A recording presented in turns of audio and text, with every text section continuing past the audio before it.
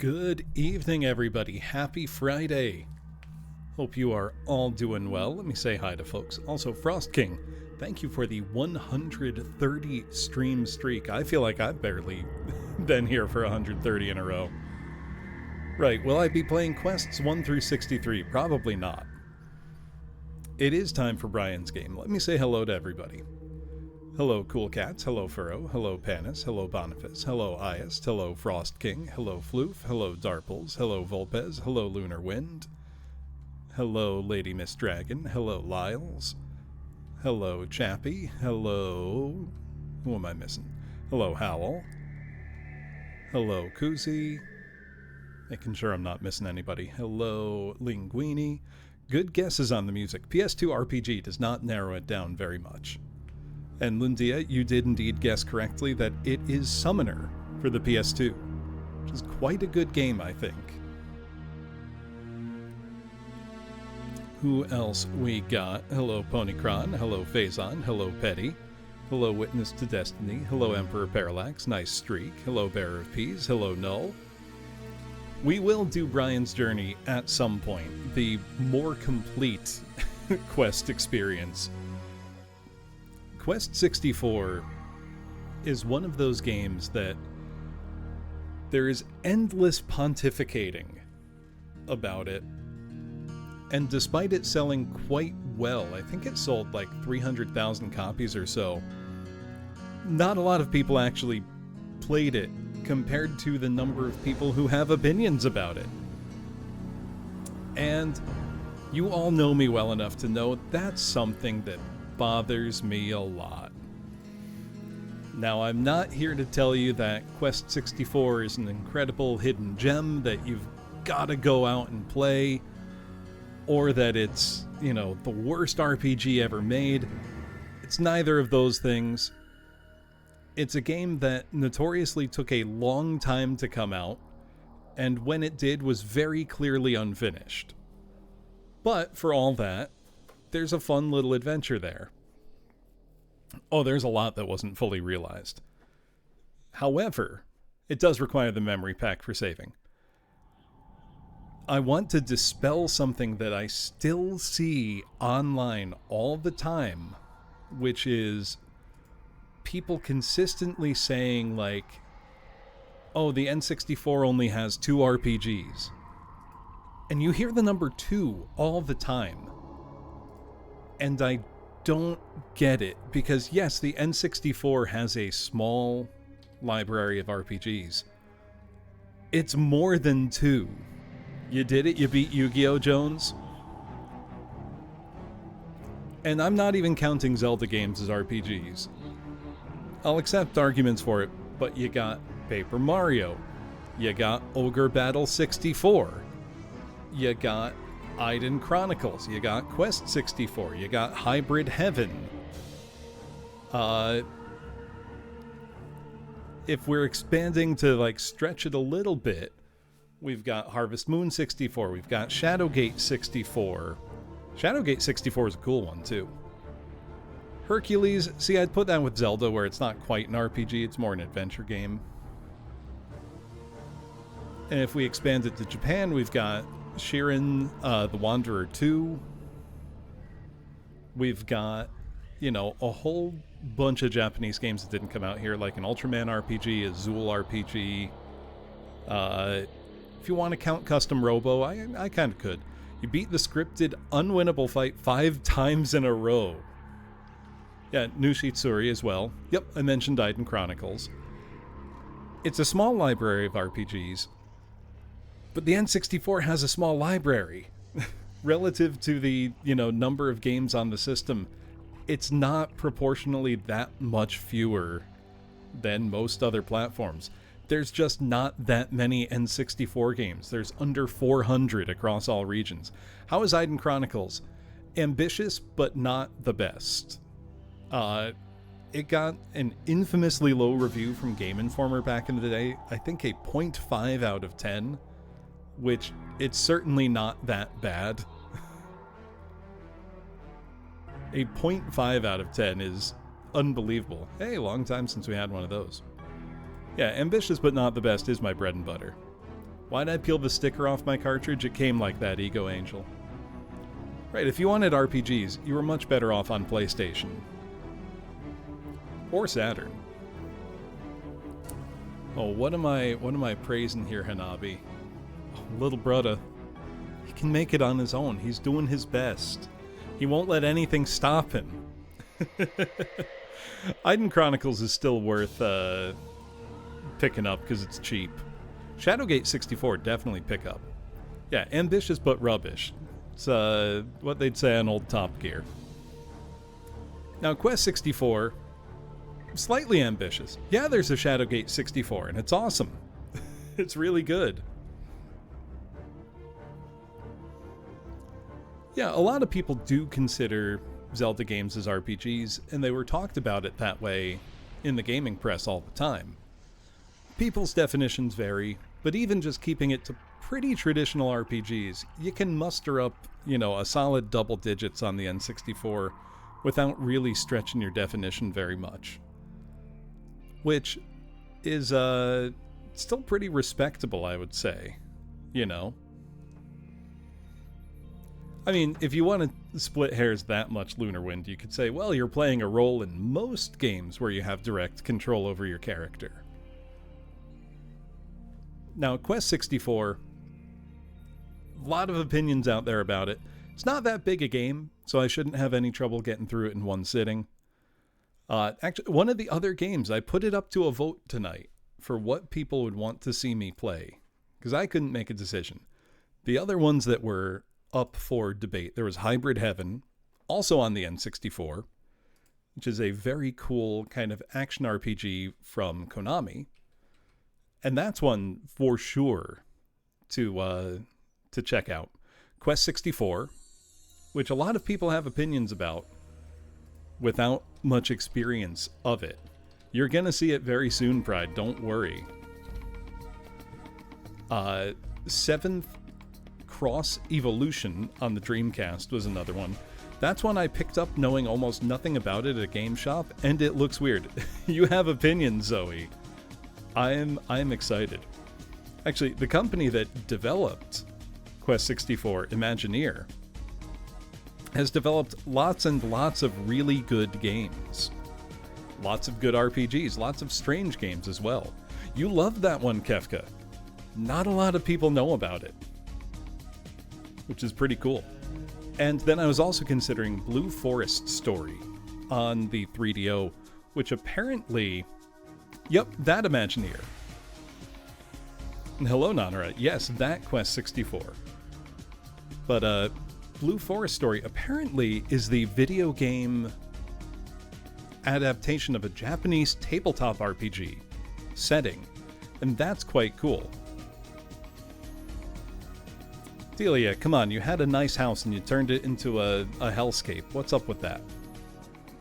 Anyway, Imagineer is quite a talented developer, so it's not like Quest 64 comes without a lineage. It's just that development took a really long time, and it got kind of rushed to market and was clearly not finished, which is why, it is the way it is. Hold on, cat, get out of there. Sorry, my cat was sticking his head in the garbage can next to the desk. Get out of there.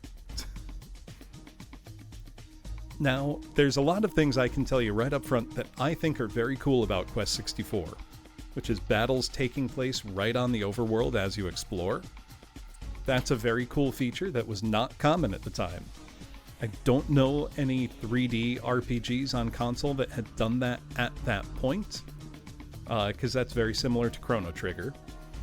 You have a large, open world to explore, even though the graphics are, I like the color palette, the textures are not very good. It's not the first fully rendered 3D RPG, I don't think, Vulpes, but the combat system's also quite cool, and you'll see, its ideas get used in other games. If you notice, say, a passing similarity to Parasite Eve, I don't think that's an accident. Also, I forgot, I gotta pour myself a beer. Hold on.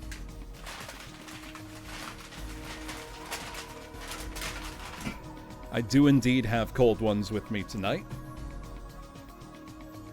Not too many, but I do have some Rolling Rock in honor of AVGN's YouTube channel turning 20. Which is going to make a lot of you feel old. I remember when you had to go to a website to buy it. Well, it's okay, Pride. I'm actually out of Malort. So even if you had some, I don't.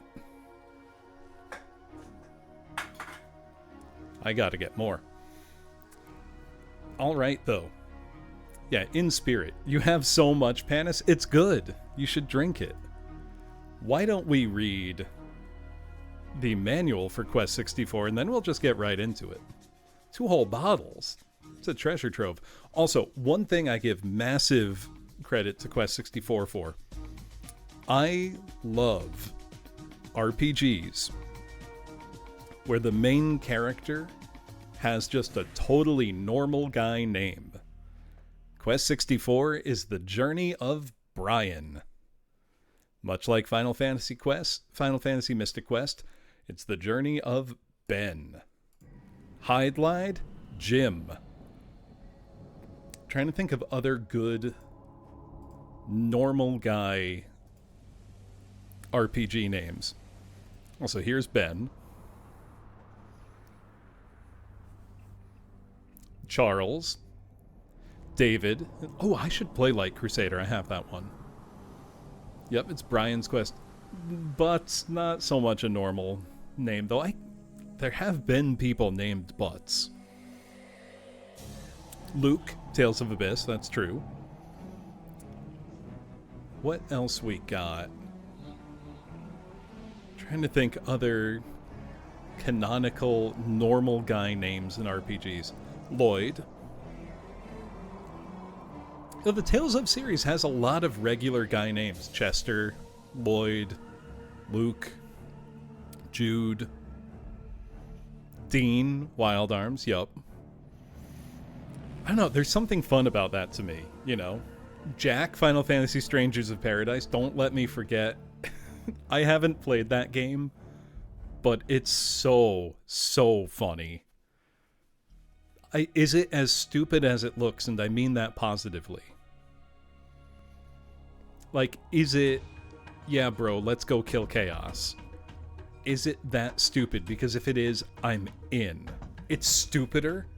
Does he actually, like, play Limp Bizkit on his Zune as he fights?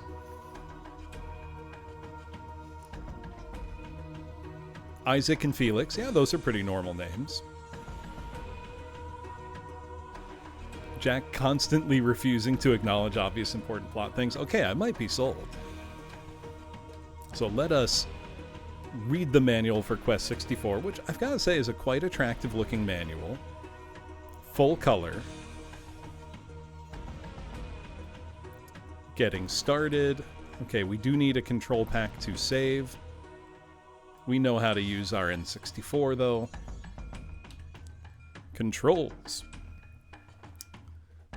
While traveling, the control stick moves us. L changes camera. R opens our inventory. Start displays the status and options screen. C button is magic. A advances through conversation, looks at things, uses highlighted item, and collects item and elements.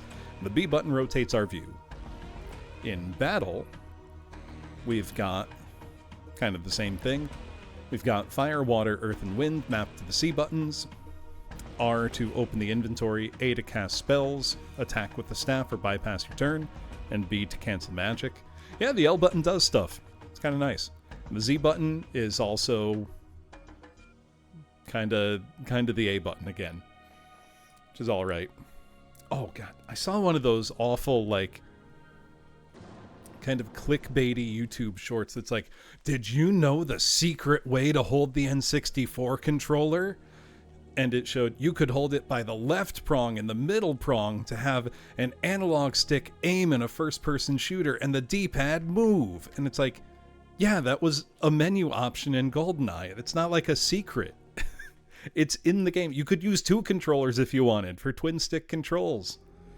It wasn't hidden. It's not secret. You just didn't read because you were 5.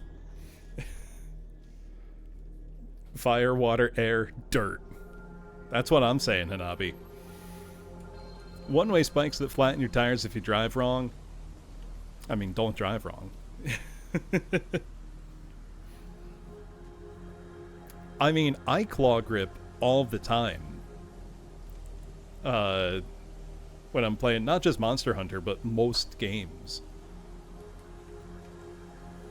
My favorite N64 game, either F-Zero X or Pilot Wings 64. I don't know that they're the best ones, but they're my favorites, and they're both phenomenal. Very basic too, but honestly, Mario 64. Oh no, I do love Blast Corps, it's just not my favorite.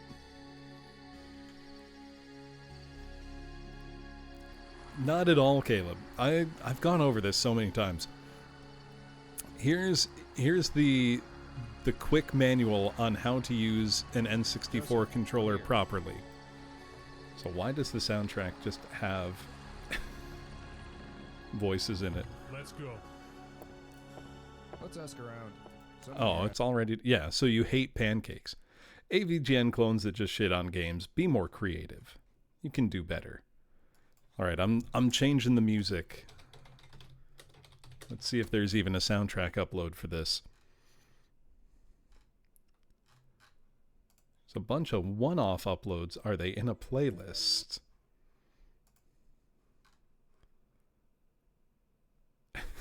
They're in a huge playlist called Tunes. Cool. Let's see. Oh, they're totally not in order.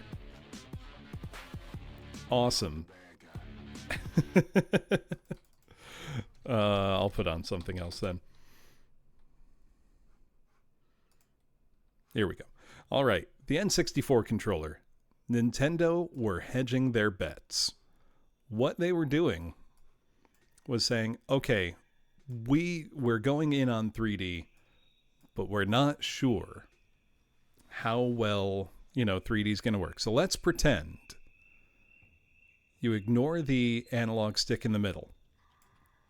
Now you're left with a controller with a D-pad, a shoulder button on each side, and 6 face buttons. Perfectly orthodox controller layout. Extremely normal. If 3D gaming hadn't taken off, the N64 would be a perfectly fine 2D controller with a D-pad, 6 face buttons, and 2 shoulder buttons. For 3D games, the thought was, okay, now you have an analog stick, 6 face buttons, 1 trigger on the back, and a shoulder button. Again, pretty orthodox.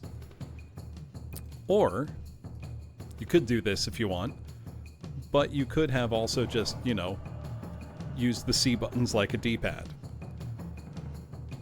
Turns out people were ready to embrace 3D. I've always found it a very simple, intuitive controller design, and finding out that there are people that had trouble figuring out how to hold the thing is worrisome to me. Sega did beat them to it. The Saturn 3D pad had been out for quite a while.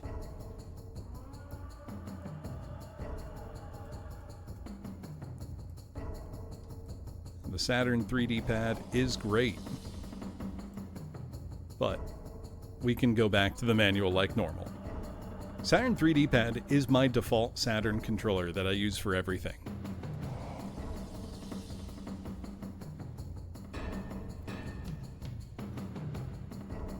Pride, you knew you needed 3 hands to wield it.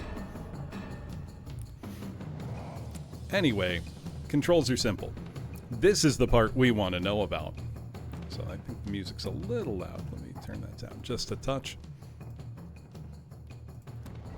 The Spirit Tamer's Quest. Celtland is a beautiful island. From a time beyond memory, a spirit of harmony pulses through the land.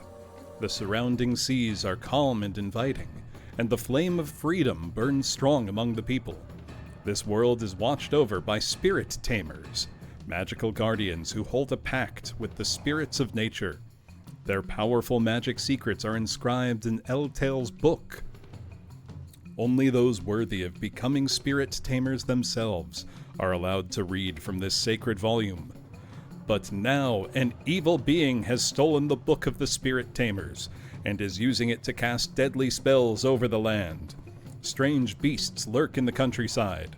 Rumors of terrible happenings run through the towns. Citizens are edgy and fearful for the first time in 1,000 years. Peace is shattered. Keltland is sinking into a dark age of chaos and misery. You are Brian, an apprentice spirit tamer. Your father, Lord Bartholomew, himself a spirit tamer, vanishes while trying to recover the book. You vow to find him and the book, restoring Keltland to its former glory. Begin your dangerous quest through uncharted lands. Travel throughout the kingdom of Kenishir, Highland, and Carmach. Search for clues and the powers you'll need to fulfill your quest. Learn harmony with the spirits of earth, wind, fire, and water. Declare war on the evil that grips your land. Battle supernatural beasts while solving mysterious puzzles. Rescue your father and return the book to worthy hands before all of Keltland descends into chaos.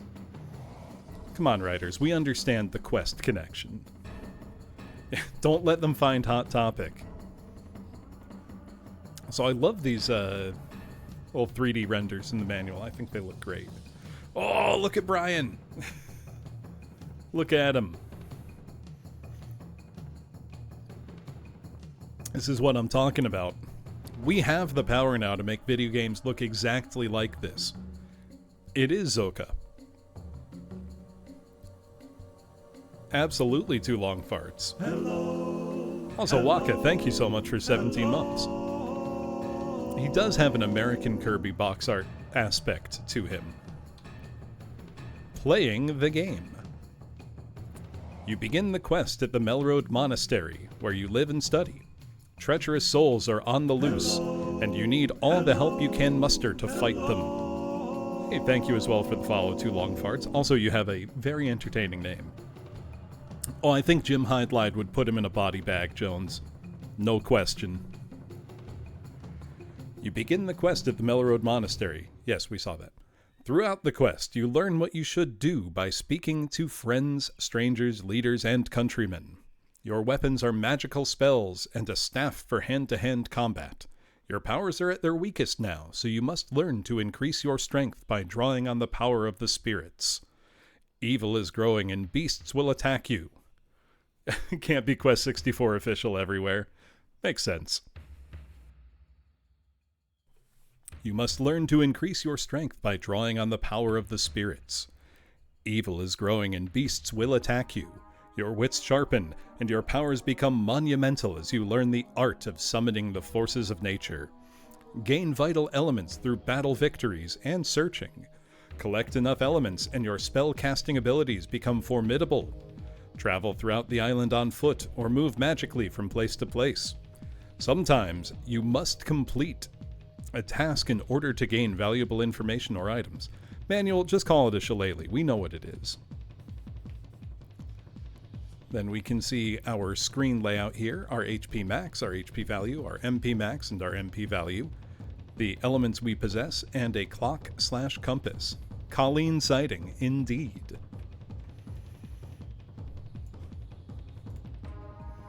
Conversing. I love when a manual tells you how to talk. Discover important clues by talking to everyone you can. Men, women, children, and beings you come across in unlikely places. Many have information that is vital to your quest. Others will give you useful items to add to your inventory. Some characters will just want to make small talk, but it's worth your time to talk to everyone at least once. Consider returning to people you have learned things from in the past to update your information. Also, thank you for the follow, Brass Monkey Junkie. That funky monkey. To converse with people, get close to the person. When a dialogue balloon appears, that person is ready to talk. Press the A button and the person will begin telling you what he, she, or it knows. When a feather appears in the dialogue box, there's more to come. Continue pressing the A button until the conversation is finished. Elements. The spirits of earth, fire, water, and wind supply you with elements that give you the power to cast magical spells during battle. The more elements you collect, the stronger your spell casting abilities become. Elements can be hidden anywhere. Be alert to find them. Special signs signal their presence. When you get close to a spirit, a question mark appears over your head. Press the A or Z button and the element selection menu appears. Press the C buttons to choose which type of element you will acquire. The numbers indicate how many of each element type you already have. Sometimes you gain elements when you're victorious in battle. You may be awarded multiple elements at one time. In this case, continue selecting elements with the C buttons until the element selection menu closes. Your element display at the lower left corner of the screen shows the type and number of elements in your possession. You can collect a maximum of 50 elements per spirit. Note: see magic spells and battle to understand how the power of the elements is put to work. Now see, straight up, I think that's a cool system. The items inventory. As opposed to what? What else would be in our inventory? You can acquire useful items such as food, mystical trinkets, and powerful magic potions to carry on your quest. Some items can revive you, be used in battle, or instantly transport you to faraway places. Still, other items will be vital later in special circumstances. You begin the quest without supplies. Search for useful items from the beginning of the journey. Many items are in chests that you can find anywhere in Celtland. To acquire items, progress through your quest. Some items, such as dew, automatically become yours as you conquer enemies in battle. Capitalizing it once was cute, but now you're pushing it. Find items in chests and pick them up. Receive items from people you talk to. Getting items from chests. To pick up items you find, move close to a chest. If something is inside, an exclamation point appears over your head. Press the A or Z button. The item appears over the chest. Press the A or Z button again and the item becomes part of your inventory. Sometimes you don't have to search for an item. Instead, a person you talk to may just give you something. When someone says they have something for you, it will appear in your inventory. Using your item's inventory. Press the R button to open the inventory. Move the control stick left or right to highlight items. A feather points to each selected item and a description of its uses is displayed. Press the A button to use the selected item. It will disappear from your inventory. Press the R button to close the inventory. Me too, Hanabi. Also, Ned, I'm glad to hear you like this one. Too many people, I think, only have secondary experience of this game rather than, having actually played it. Travel. In town. Towns, buildings, and castles have many rooms and passages. These are all interesting, sometimes dangerous, places for you to search. Open and pass through doors by walking up to them. Roam through passages and rooms using the control stick. Search everywhere you can for people to talk with and items that may be hidden in secret storerooms. In the countryside. Many things in the country are not clearly visible, so you need to be adventurous to find them. If you stay on the paths, you'll miss important things. Make off-road excursions and see what you can find. If you're lucky and resourceful, you may discover the power to instantly transport to other realms of Celtland. Using your compass. The compass shows you the direction of travel. It always appears in the upper right corner of the screen. The compass needle moves to show you in which direction you're traveling. All useful. Oh, look at this art.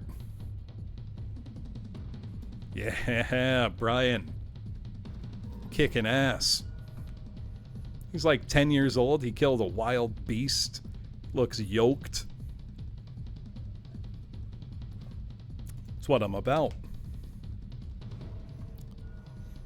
Magic spells. As Brian, you're an apprentice practitioner of the ancient art of spirit taming.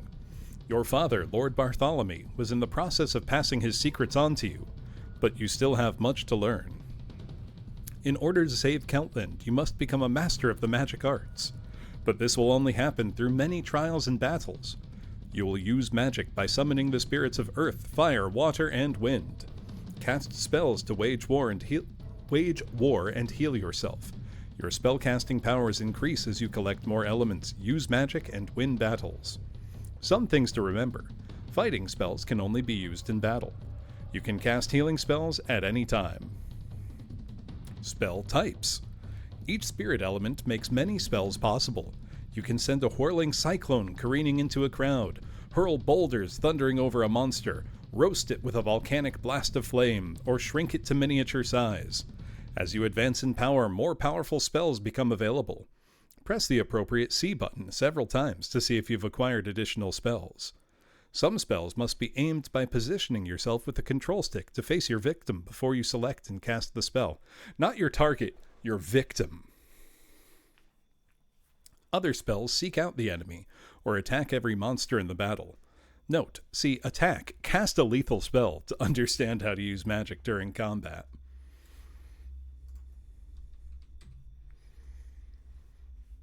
Hey, it's not a war crime. He's just doing what he's gotta. Right? You can always hit people with stick. Stick is maybe humanity's greatest weapon of all time. I've got to say. It's never become obsolete. Stick still maintains a relevant weapon to present day. Yeah, all weapons return to stick eventually. Fire spells, C button up. Cast spells that engulf the enemy in an inferno, pierce it with flaming arrows, or turn it into a memory. Turn it into a memory, you say. So we have Fireball, Firebomb, Homing Arrow, Hot Steam, Cook 'em like lobsters, Fire Pillar, Extinction, just like the dinosaurs, gone forever. Compression, shrink the monster and weaken its attack. The reduced attack icon appears over the affected monster's head. Power Staff, increase the power of your staff attack. And Vampire's Touch, increase your own hit points every time you strike an enemy with a staff. Shoot a large ball of flame at your enemy. Sounds pretty badass. What should I be speccing into? Am I going to build evenly? Am I going to go all in on fire, earth, water, wind? Maybe every time I get an element, I'll let chat choose. Fire maxing could be fun. Magic spells, Earth. Draw from the Earth Spirit to unleash the powers of stone. Rock. Hurl one big rock. Aim with the control stick before casting the spell. I'm just thinking of that, tossing aside a large rock. She said, oh, so it was a joke. Or however it goes.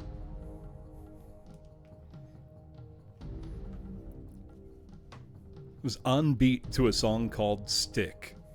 That's great. Rolling Rock. Hey, I'm drinking some Rolling Rock right now. Cheers, brother. Send a huge sharp rock rolling over multiple monsters. Raise the power level to deliver monstrous rocks. That's right. I am not on the Roland Rocker. I do not have one of those. I do have a Yingling as well, but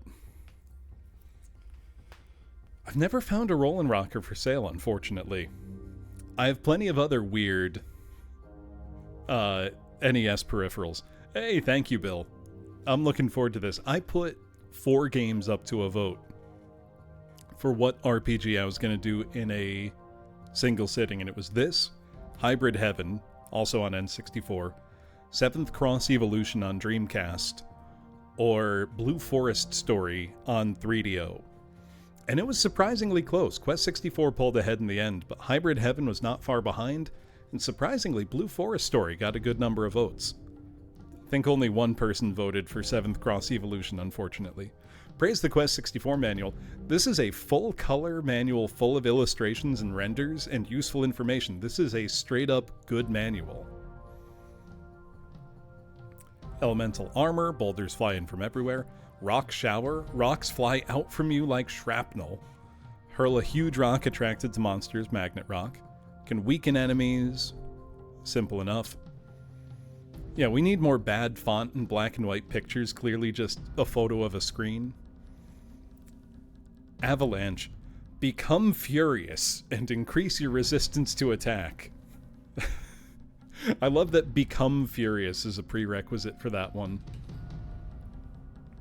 Magic spells Wind.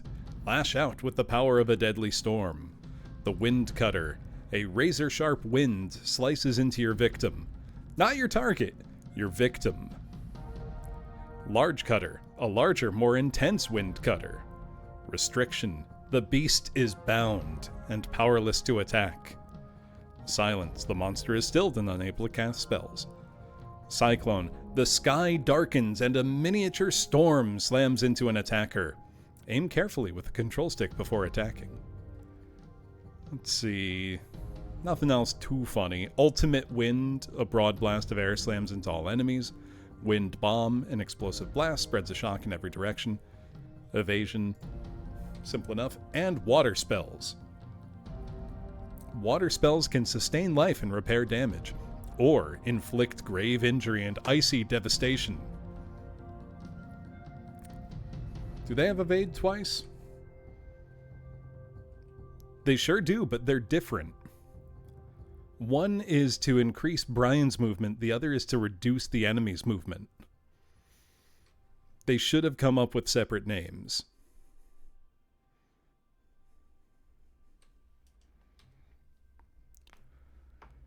So for water, we have Soul Searcher, which gives us information.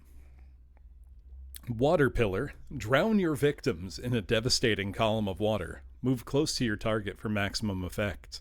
Walking Water. Same as the Water Pillar, but it moves away from you. Aim with the control stick before casting the spell. If they called it Evade and Other Evade, the game becomes a 10 out of 10 automatically. Ice Wall. Engulfs attackers in a fog of deadly frozen water vapor. Ice Knife. Huge sword-like icicles pierce downward into an adversary. Drain Magic. Simple enough.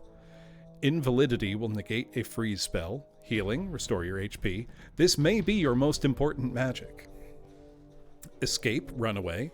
Exit takes you back to the beginning of an area. And Return takes you back to the beginning of the level you're currently on. Let's see. Battle. You will fight countless battles with fearsome creatures. Whoever is misusing the magical book is transforming normal creatures into monsters. Mere hares have been transformed into were-hares who cast deadly magic. Formerly elusive wolves prowl and attack in broad daylight. Toy puppets ambush in deadly trios. Docile frogs are now axe-wielding warriors. Even flowers have become gigantic, voracious predators. Now, if a normal hare has been turned into a were-hare, does that mean he turns into a man sometimes? Because were literally means man in Old English. I will simply not get turned around, Volpez. He turns into a man on the full moon. Spends the whole time terrified. Your weapons are your staff and magic. Use the C buttons. We know this part. They've told us this part. Yeah, come on. Frogs are not docile. Yeah, is Sonic always a werehog? God, the werehog shit pissed me off so bad. There's no man part of that. You need to know what words mean. Come on. He's not a man hog. When you're about to do battle, a force field surrounds Brian, restricting his movements. Various spells can change how confining the force field is. Another force field surrounds the battlefield. If Brian is able to reach outside of the outer force field, he'll be able to escape. Turn-based combat. You and the monsters take turns attacking and counter-attacking. Sometimes you'll be attacked first, at other times the monster will wait until you attack. Call him a man-hog. They literally did, that's what werehog means. Sonic the Wedgehog. Attack. Cast a lethal spell. When confronted by monsters, your movements become limited to a small area by a force field. Turn and face your attackers. Also monsters, it's very nice of you to wait your turn. You must aim some attacks or they will miss your prey. Move the control stick to aim Brian in the direction of the monster you want to attack. Note, not all spells require you to aim. Choose which spirit you will summon to attack. Press the corresponding C button to display the battle spell menu for that spirit element. The battle spell menu now displays magic for only one element. Select a specific spell from the menu by pressing the corresponding C button. The spell you select will be displayed in the active spell window at the top left of the screen. Selecting one spell reveals more spells on the menu. You can replace the selected spell with a new one by pressing the button corresponding to the new spell. Note: spells that are grayed out cannot be used in battle. Press the A button to cast your magic at the enemy. Note: you can cancel a spell before you cast it by pressing the B button. If you raise the level of the spell, you must press the B button multiple times to close the spell menu. It is Quest 64 time, Tetrahedra. Close combat and staff attack. When you get close enough to a monster, a fighting staff appears over its head. It's time for close combat. Press the A or Z button to strike the enemy with your staff. Close combat raises your hit points value while conserving the hit points you already have.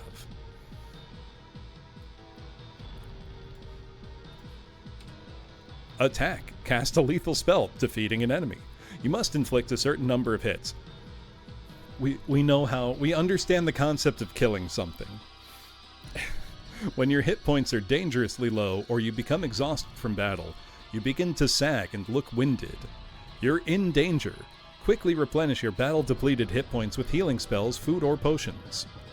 To cast the healing spell, press the C button down. Press the C button left to select healing. Press again to increase the healing power to level 2 if it's available. Press the A or Z button to heal yourself. To use a healing item, press R to open your inventory, blah blah blah. We know. We understand. Escape. Sometimes the adversary is too mighty and you are too close to defend yourself. It's time to run. You can escape in 2 different ways. Press the C button down and select the escape spell if it's available. Press the A button and attempt to run out of the force field. Run towards the edge of the force field. If you can move beyond it, you can escape. If it sucks, hit the bricks. Get out of there. Strength. Magic point and hit point values are measurements of your magical power and ability to survive. The more elements you collect, the stronger you are in combat. Reminder: you acquire elements by discovering them during travel. You also receive elements as a reward for battle victories. Hit point value is the ability to withstand attacks before being defeated. You begin the quest with a hit point value of 50. Battle injuries reduce your hit point value unless the attacks are too weak to cause damage or miss you entirely. Watch your hit point total in the upper left of the screen. When monsters attack, the damage to you in hit points is displayed over your head. If you see a miss, the attack had no effect. If attacks cost you all your hit points, you lose the battle and return to the last place you saved the game. To increase your maximum hit point value, use your staff to strike and defeat monsters in close combat. To replenish hit points lost during battle, you just had a whole section of the manual about that, you better not need it reiterated here. Magic points give you the power to unleash magic spells. You begin the quest with a magic value of 15. Your magic point value increases as you gain more spirit elements and attack opponents with your magic. As the magic point value increases, you are able to cast a larger amount of spells in combat. It sure is Cinco play. Each spell you cast reduces your magic point total. The more powerful the spell, the more magic points that drain away. Level 3 spells require more magic points than their level 1 counterparts. If you run out of magic points, you cannot cast spells. Simple enough. And to increase your maximum point value, use spells in combat. So we got a little bit of a saga thing going on where, you improve stuff by doing it. Very intuitive, very natural. Defense and agility help you wage war against the monsters. As you engage in more battles, your defense and agility values increase. Defense is the ability to take attacks without losing a lot of hit points. Your defense increases each time you're injured. Agility is the ability to move quickly in battle, avoiding enemy spells. Your agility increases each time you successfully avoid an attack. I sure am Syncoplay. Also, thank you, Doc Irving. Gonna pour myself a rolling rock. Consider it in celebration of AVGN's 20th anniversary on YouTube.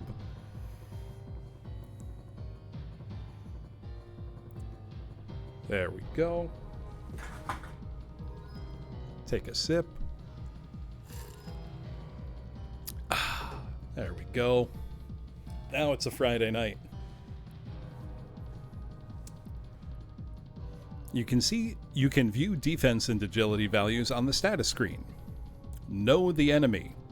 When the Soul Searcher spell is cast on an enemy and they attack, an information window opens, revealing the type of beast and how powerful it is. Judge how tough your enemy is by reading its stats. They're measured in the same way as yours. Simple enough. Note, some monsters can heal themselves. I don't have any Malort blue sharks, I wish.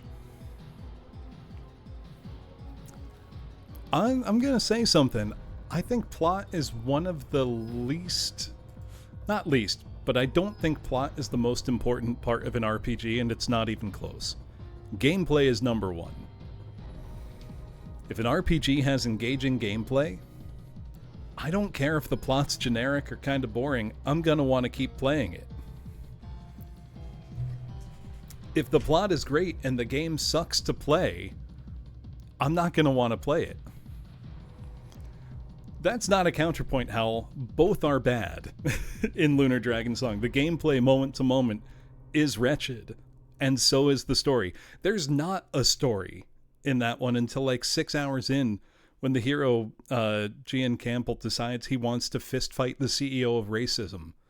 For no reason. He had never explained that before. The true story is Gideon 3. Also, we can see our battle icons. Right, exactly. If the gameplay is bad, nobody's going to care that much that the story is good. And if the gameplay is good, people are going to handwave the story being fine, you know? Or even barely having one. Some of my favorite RPGs, you know, Etrian Odyssey games. I'm making up the story as I play it. You know, who cares? My characters don't need to have backgrounds other than what I give them. You know? The important part is the gameplay. If your RPG doesn't have good gameplay, I don't want to play it. Yeah, there's some world building, but I wouldn't say there's much plot in Etrian Odyssey games. It's not a story-focused game. It's an exploration and mechanic-focused game. God. The evil Bad and his dog pills syncoplay.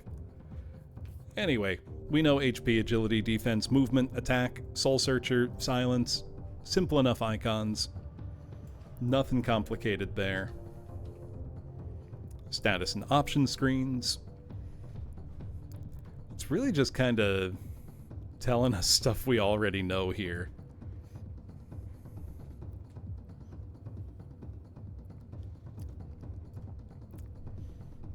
Just, you know, now you can see it on a different screen. Saving and loading the game. I know I'm probably going to need to clear some room on my memory card for N64, because again, I play everything on real hardware. So we'll need to address that at the start, I think. Defeat. Victory. Despite your bravery and magic, sometimes monsters will overwhelm you. You're defeated in battle when all your hit points are used up. But this is not the end of the quest. You are transported back to a previous scene, your last save point. You keep the elements you've collected, and half your hit points are returned.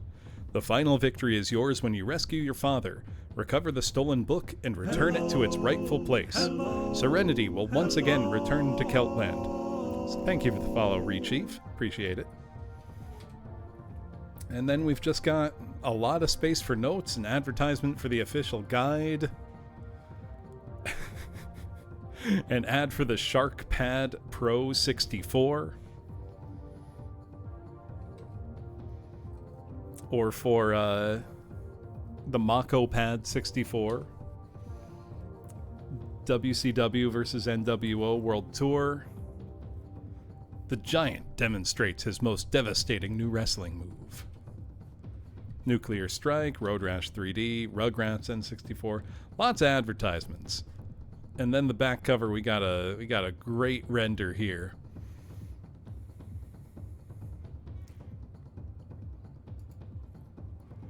But I think it's time to play. How about all of you? Are you ready? I sure am. Let me just make sure I'm looking the right way here. I don't feel like Road Rash 64 was that bad, was it?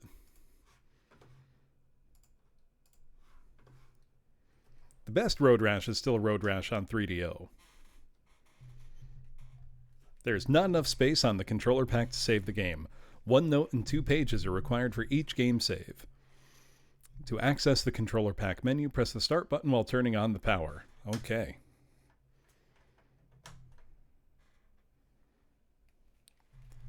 Let's see, what am I going to delete? I don't need that many Blast Core files. What's even on this memory card? Let's see, we got Bust a Move, Blues Brothers 2000, San Francisco Rush.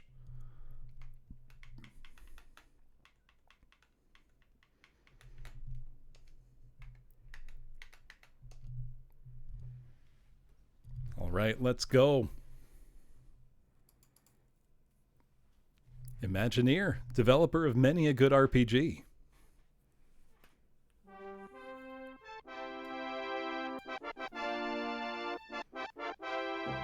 Quest 64.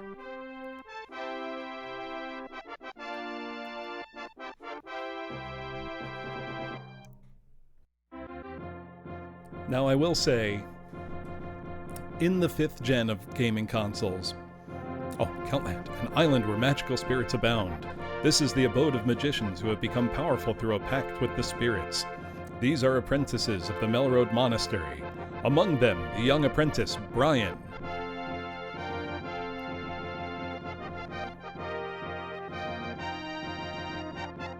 Look at him! Kenishir. This is the Kingdom of Northern Magic, home of the Melroad Monastery. This kingdom is ruled by King Scott something. That text moved too fast.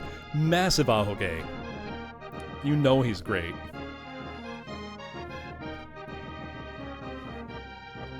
Karma. The Kingdom of Merchants is situated in the central region of Keltland, the richest and most beautiful of all the kingdoms, ruled by the lovely Queen Deanna.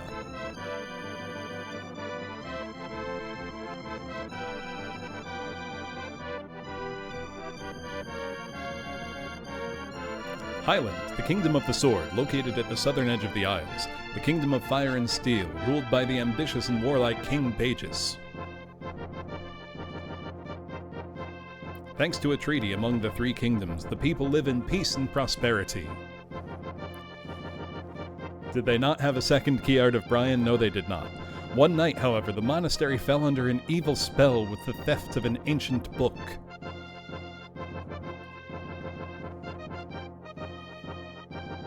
Because of the theft, Keltland now faces dangers it has never before known.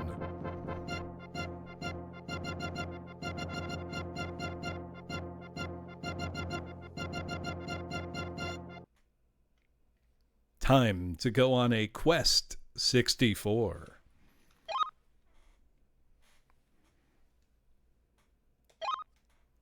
We make a new save file. Brian. Even though I've begged you not to leave, you still say you must go after your father. No matter how wonderful your powers may be, you are still a child. Your father, Grand Abbot's I should put on an older voice.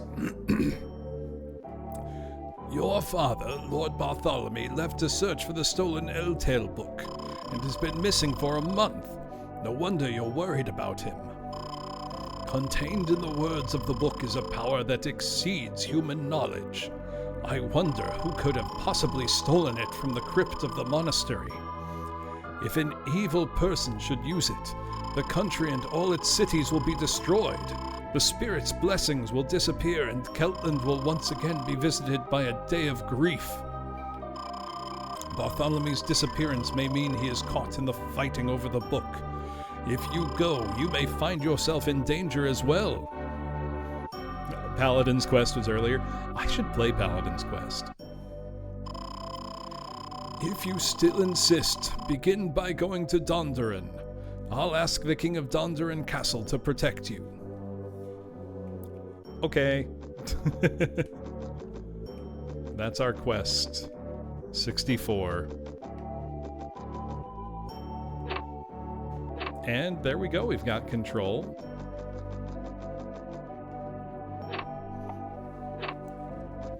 I know that the texture work in this game is not the greatest, but I personally think the game's color palette looks quite nice.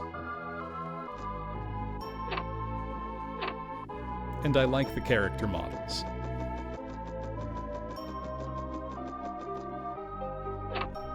The music's pretty good.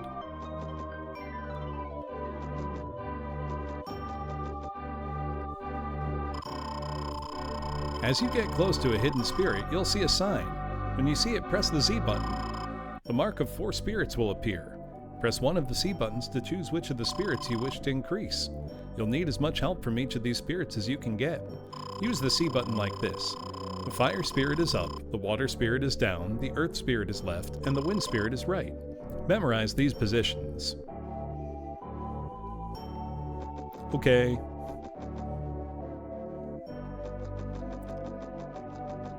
Don't see anything hidden in this room. Doesn't mean there isn't anything, but...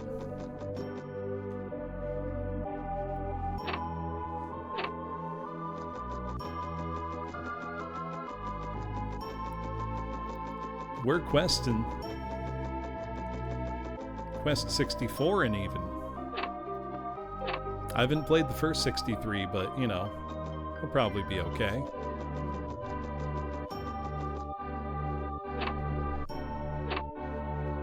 There is Dweller Dark. They may or may not be in the room with us at this very moment. I was saying earlier, while the N64 doesn't have that many RPGs, it doesn't have nearly as few as you'll see online discourse claiming. Like, somehow there's this notion that the N64 only had 2 RPGs. And it's so blatantly on its face false that I don't know how it persists. Because even not counting Japanese ones, you got a good handful. Certainly more than 2. Offhand, Quest 64, Iden Chronicles, Paper Mario, Ogre Battle 64, Hybrid Heaven,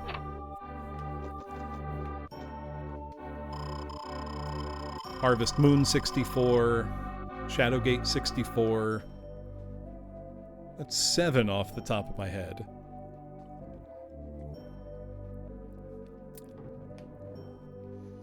Brian, the wooden scepter you carry and the magic spells you acquire throughout your journey are your only means of defending yourself against encounters with the enemy. Shadowgate 64... Oh yeah, did I forget Iden Chronicles in that list? Shadowgate 64, kind of halfway between adventure game and RPG. I would count it.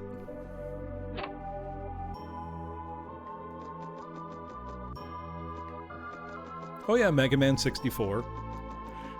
I'm split on if I call that an RPG really, but...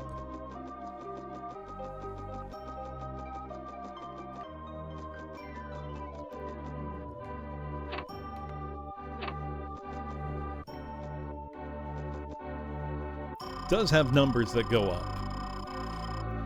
Spirits are hiding everywhere. Look for them in the town, the countryside, and every last nook and cranny. You can sometimes find them after battles, too. Be thorough, laddie, and you'll find everything you need. Okay. Dewdrop obtained. I like the little bounce animation. When he bonks something with his staff. How's my Irish accent? Terrible. Not worth doing. Oh yeah, Gauntlet Legends 64. Bonk.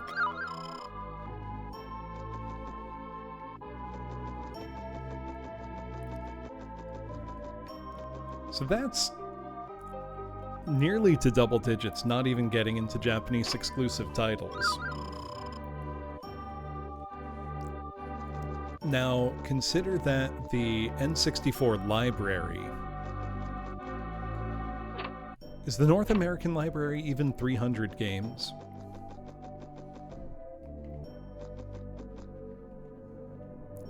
It's the sense of acceleration. No, not really. If anything, I feel like we haven't been taking advantage of the hardware we have at our disposal for quite some time now. Just shy of 300. So let's say if we call the number 10. Now, I don't know if it is 10.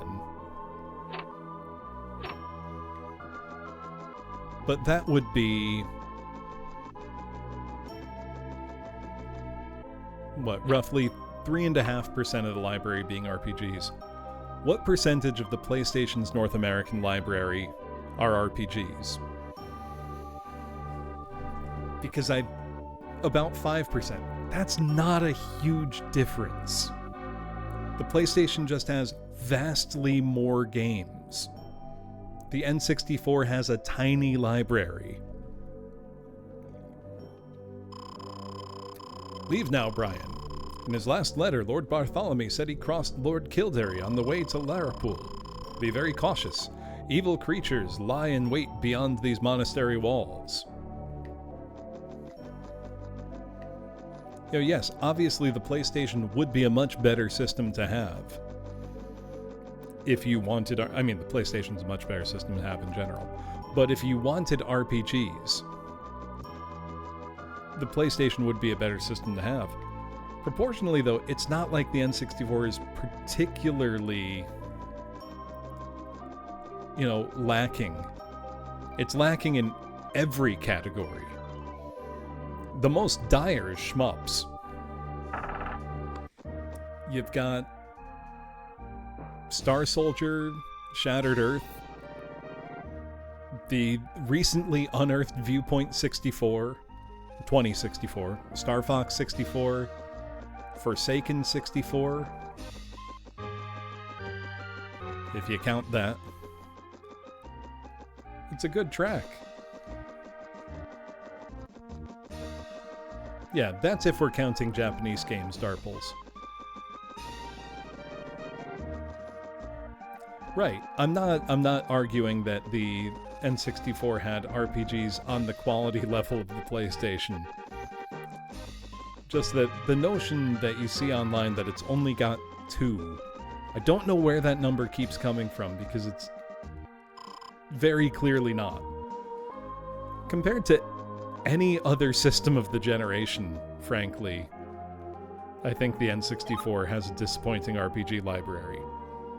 But, right, Mother 3, you know, or Mother 64 would have been a big boon. I mean, I personally wouldn't count either of the Zeldas, but I often hear people just forget that Paper Mario's an RPG. Boniface, I'm gonna throw you. And you know I can. Yeah, one day it will be leaked. I know. You know how strong I am. I could do it.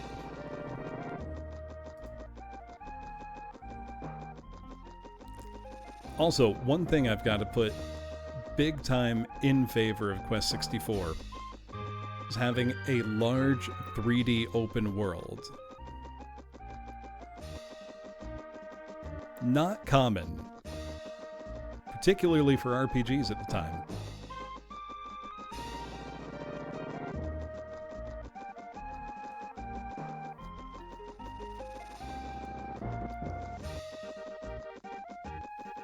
Why haven't they made Quest 65? Somebody tell Imagineer to get on it.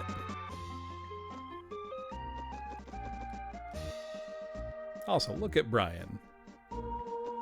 Cute little guy.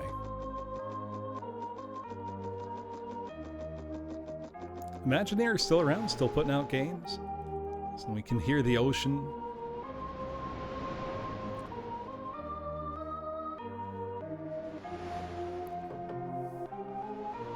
Quest 6-7. That's it. That's how you get the kids to play Quest. It's a story from long ago, but terrible misfortunes fell upon Keltland because of the Eltel book. I don't know Witness to Destiny. Name, Ralph. It's great, Takako. Everybody's got normal people names. Hello, Felly. Green fields were turned into deserts overnight. Busy, prospering towns disappeared, and the people became lazy. Also, look at the size of Brian's ahoge and how it animates. It's adding a full head of height to his head. The music is great.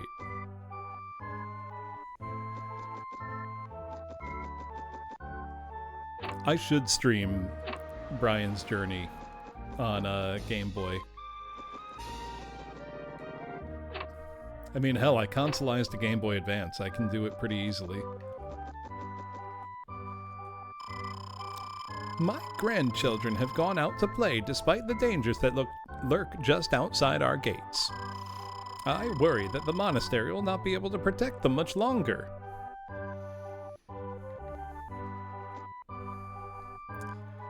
You know, I'm willing to bet that her name would be better transliterated as Elsbeth, which is a name, rather than Elspeth. That would be my guess.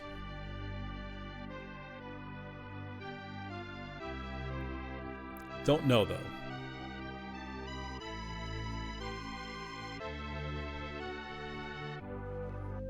Elsbeth is a name, like Elizabeth. Different form of it. You're named Elspeth, and that comment really hurt you, Karine? I'm pretty sure you're named Karine_channel. But maybe I can't read so good anymore.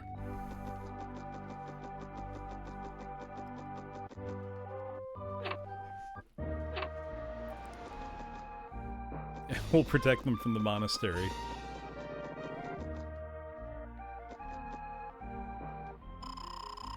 City of Chicago, don't be that slow. Come on now. Your father used to visit us often. He brought prosperity to all of us in Melroad. Lately, I've heard that monsters have been seen along the roads. Even say a thief is hiding in the woods. With your father gone, there's no one to tame the evil spirits. We pray Lord Bartholomew can find his way back and save us. I don't know if I need it, Volpez.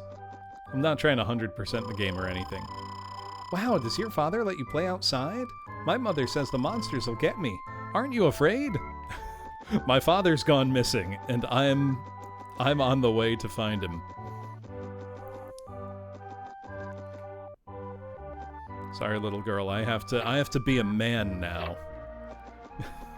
Brian's childhood is over as of this moment.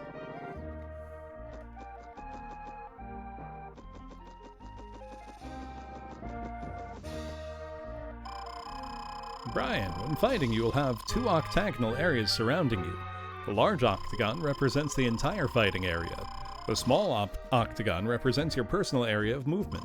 Use your area of movement to avoid enemy attacks. If you move outside of the large octagon, you will have the option to escape the fight. Just go into everybody's houses. That's right. I stole your bread. What are you going to do about it? This game does have plenty of good ideas.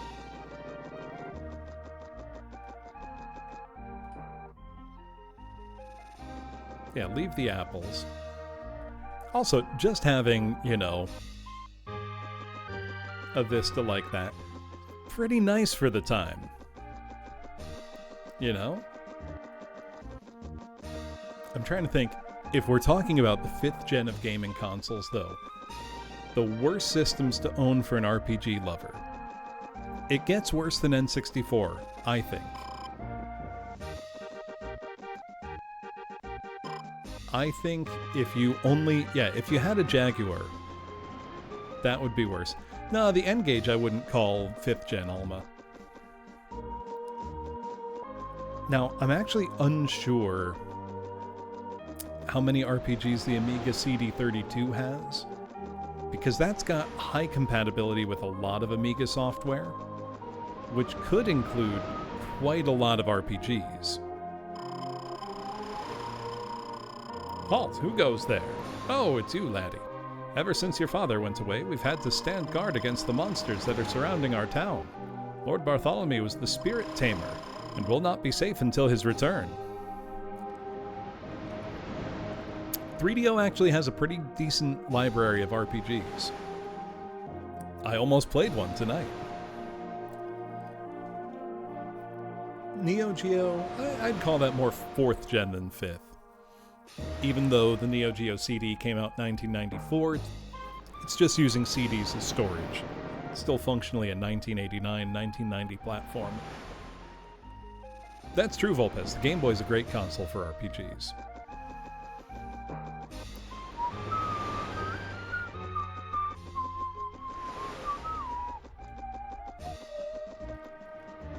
.3DO actually has a number of Japanese exclusive RPGs, some of which look really funky.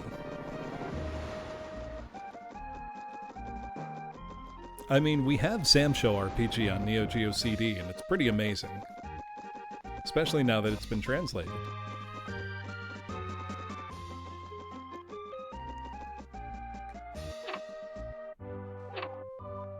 .3DO does have The Horde, which is a great game.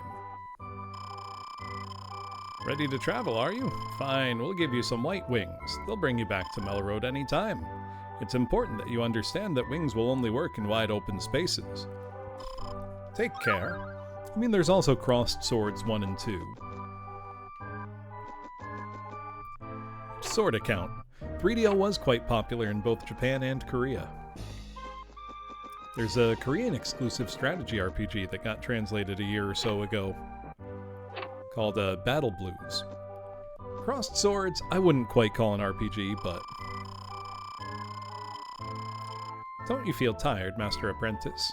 Please, rest here for the night. I'll take good care of you. Will you stay? Sure. I know. And we can save.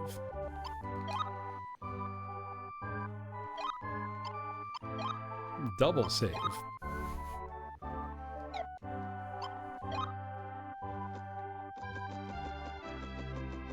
No in jingle. Disappointing. Inns should always have a little jingle that plays when you sleep. There are many spirits in Keltland's fields and valleys. Probably around the towns, too. Only a true spirit tamer knows when the spirits are near. Yeah, people of Keltland, you deserve credit for actually treating an RPG protagonist properly and helping him on his quest. Instead of just saying, damn, that's wild, bro, give me 5,000 gold for this sword you need to save the world. They understand. They know Brian. Well, that's the thing, too. They would know Brian. You know, he's the son of the Spirit Tamer. People know who he is.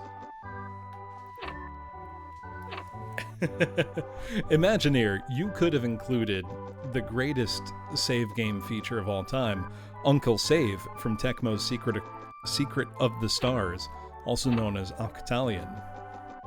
But you didn't. You didn't include Uncle Save, and you should have. Hello, Master Apprentice. I'm Shannon. I've been traveling hither and yon all over Keltland.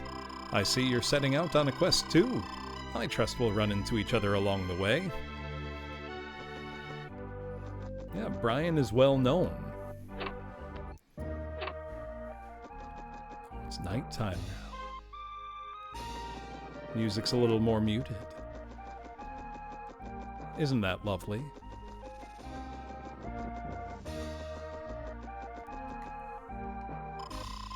I'm a pirate. Those monsters out there don't scare me.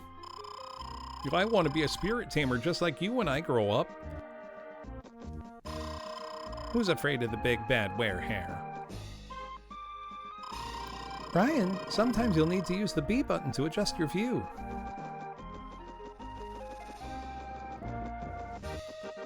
Look, pirates can fight monsters if they want to. Chex Quest and Quest 64. Chex Quest 64. I'm picking up what you're putting down, Dweller Dark.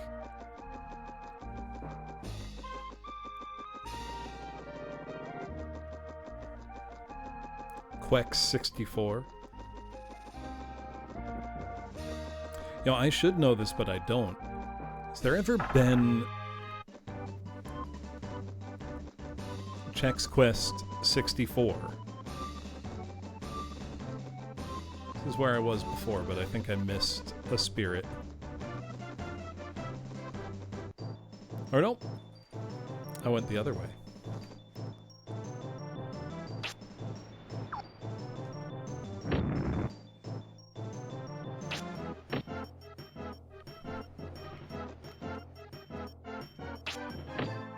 I'm gonna bop him. I'm gonna bop him.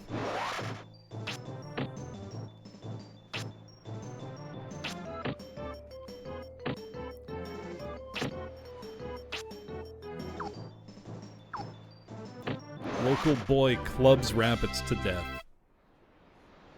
Oh, I know, Jones. I've streamed them.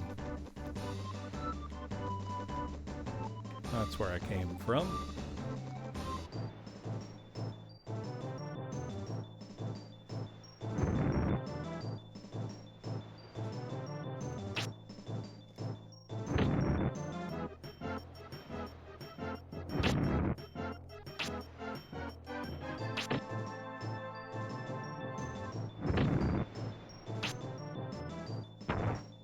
Oh, that's only super close range.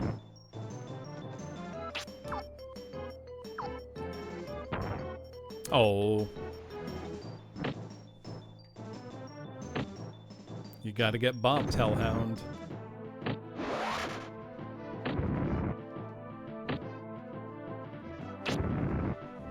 Yeah, this is badass. They said hell. Ooh. Should I build evenly?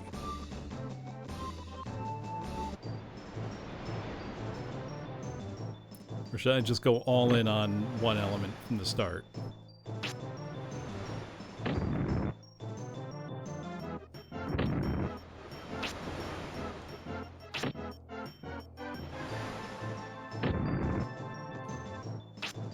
Oh no.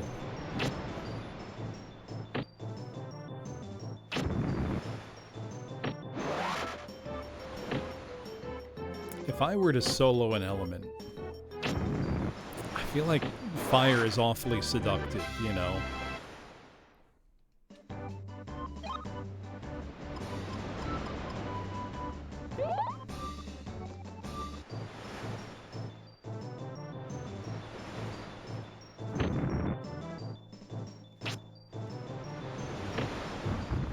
Love Big Rock.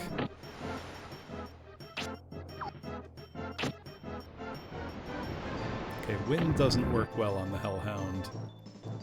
Boppin' sure does. Oh, what do you mean the Big Rock missed?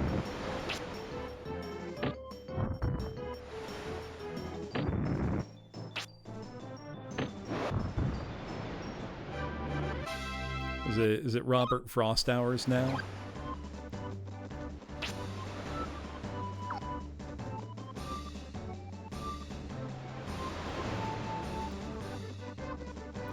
Remember the recent homebrew N64 game I played last week, Junk Runner 64? Imagine that 3D engine with a game like this.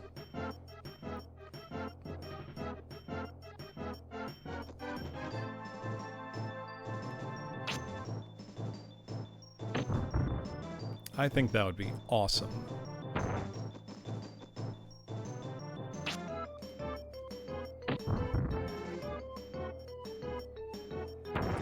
Run, Brian. Oh no. Oh, he's fine. The monster is called Big Mouth. We got him.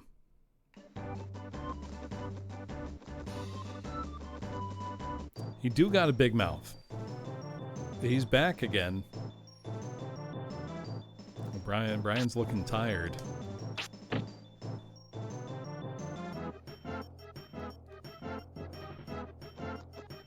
Kind of understandable.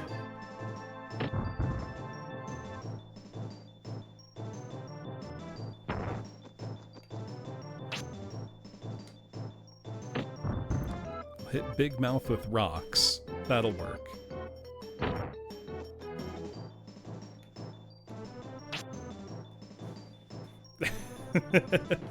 I will not imagine that, Karin. In fact. Would Brian be a grown man?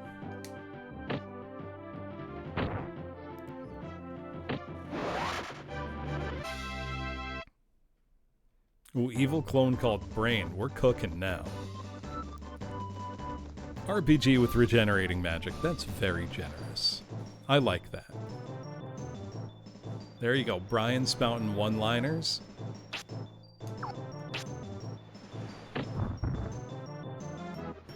Right, he'd be jacked. Edgy teen listening to Limp Bizkit. These are solid ideas.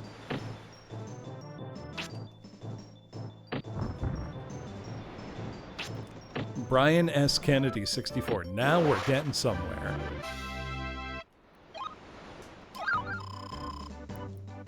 Hey, we got some fresh bread. Kind of want to go back to town and make it daytime. Yeah, Stranger of Paradise featuring Brian from Quest 64.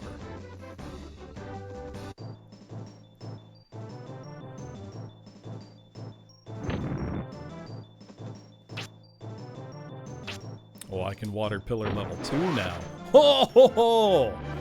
Get fucked, Hellhound. Get out of here. Look at Brian, he's all tuckered out. Tired little guy. Life of Brian 64. Now we're talking. I should get the Monty Python game for Philips CDI.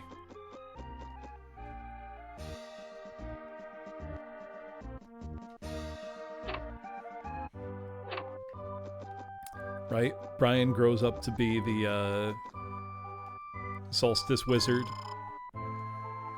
Blazing Dragons is good.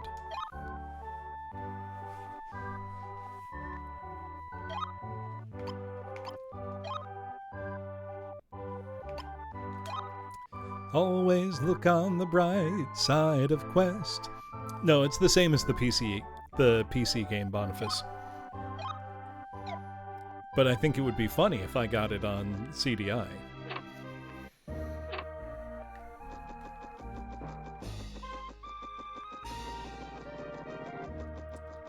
Alright, let's have our adventure on a sunny day.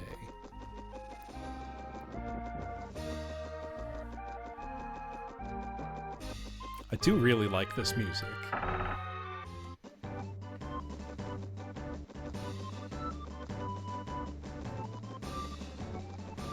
Draw distance is quite good.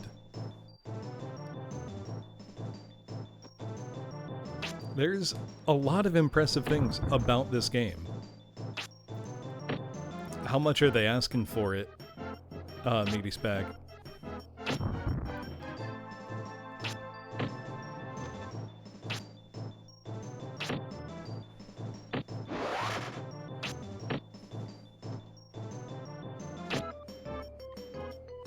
It sure was, Hanabi. $40. I would probably buy that. I'm not proud of myself, but I probably would. Yeah, awful Hulk Hogan show is redundant. 3 of them this time.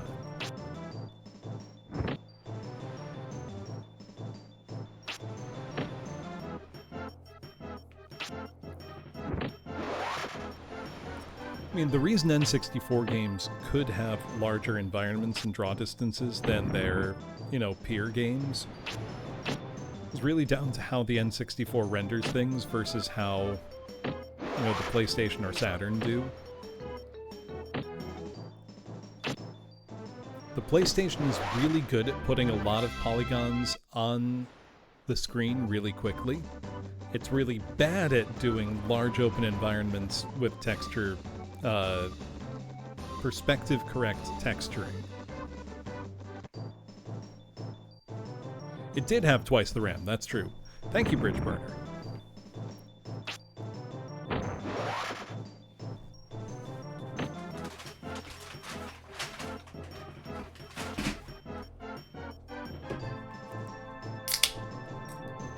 Is there a finer sound?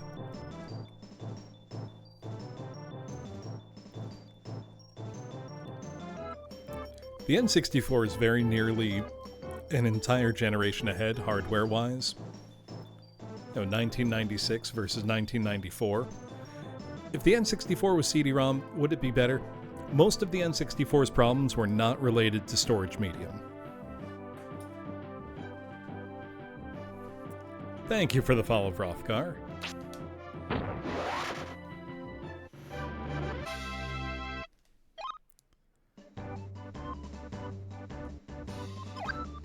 So, as an example, the game I played last week, Junk Runner 64, that recent homebrew, doesn't require the RAM expansion and only takes 16 megabytes of storage space. 2 analog sticks, would it have been better? No, wouldn't have been any different. Right. Cartridges alienated publishers because of the high cost, and because, Nintendo's competitors were willing to let people manufacture their own discs, as opposed to Nintendo themselves getting much of the profit from a cartridge. There just wasn't much reason for most third parties to even want to put a game on the N64. Hello, Imva. Couple that with some really restrictive business practices, like not, giving good documentation to third-party developers.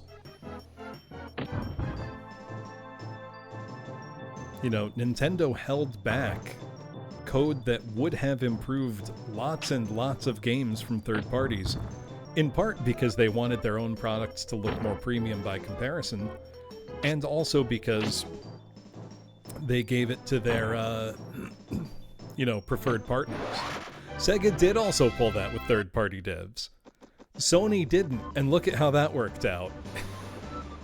It's almost like giving, your partners good dev tools results in good games. Who would have known? Truly shocking.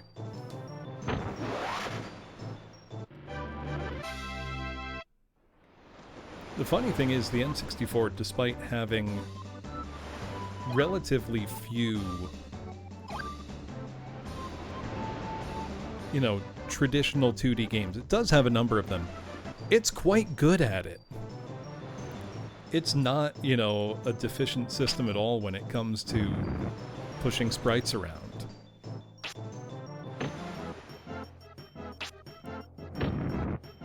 But unfortunately, Nintendo really at the hardware level was pushing anti-aliasing, which was a very, advanced feature at the time. But ended up not really mattering for much. Could it have done Street Fighter Alpha 3? That's a great question that I'm not really qualified to answer. Right, any CD-ROM attachment for the Super Nintendo, unless Nintendo had decided to develop it internally, would have basically been nothing but downside.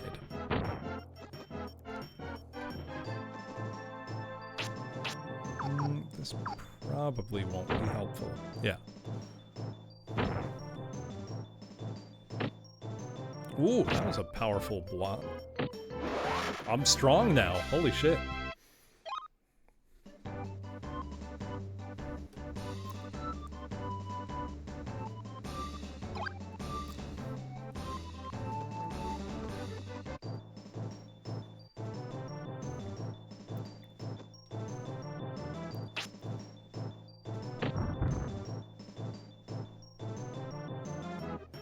Get out of the way, Brian. There we go.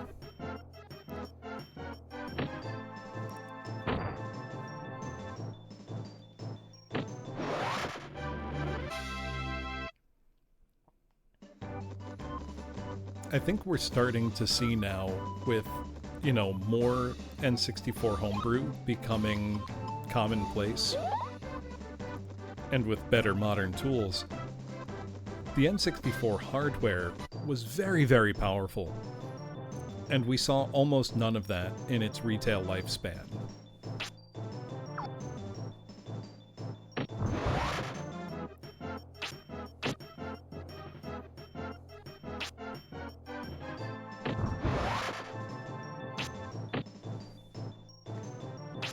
It really does, Panis. It goes to show what the system had to give.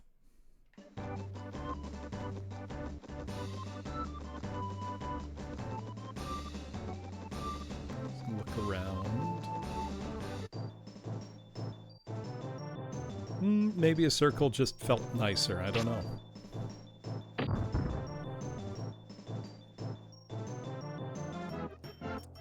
So there's one other guy to watch, and I feel bad I'm blanking on his name.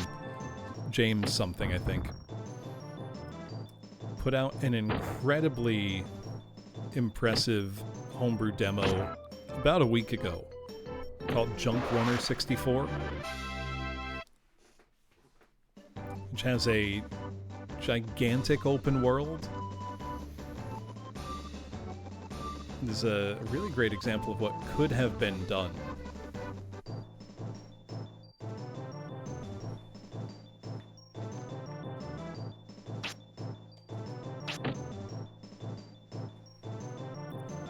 Got a man-eater coming after us. Watch out, boys. She'll chew you up.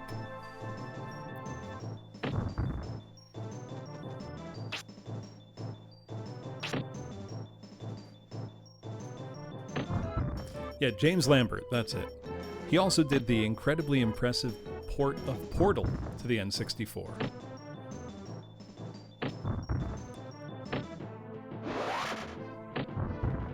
These might chew me up.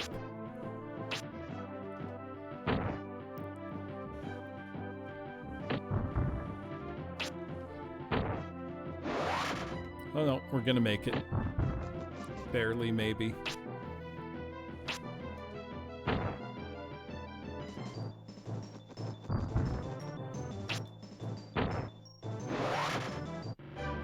Got him.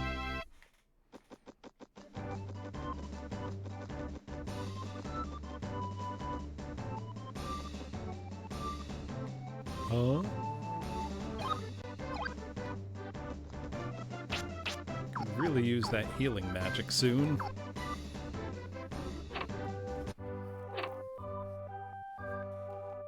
I know there's an ending cutscene in the Japanese version that's not in this one. Farther along this road is Dondoran and the Connor Forest. Don't get careless in the woods. A robber is about. Yeah, that's great, but can I sleep here? Might be at 7. We're very close then.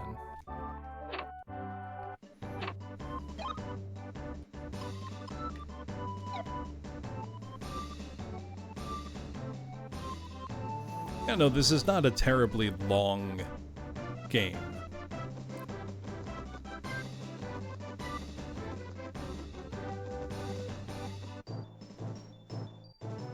Oh, what are you?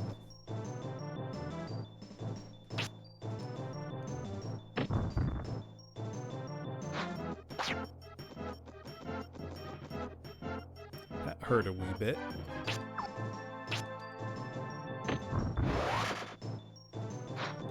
Holy Magic Century is a much better name, in my opinion.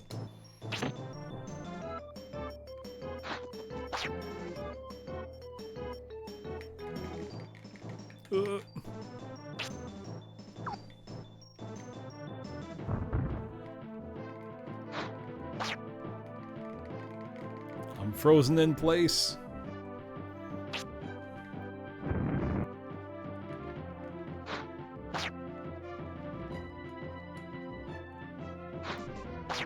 This is bad.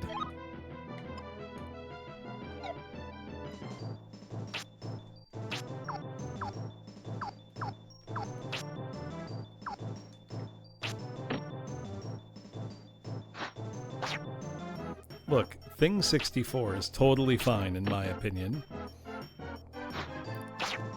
Oh, clutch miss. Oh.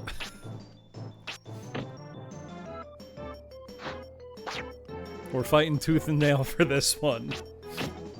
Oh, we might be toast. Oh, we're toast. Brian fucking died.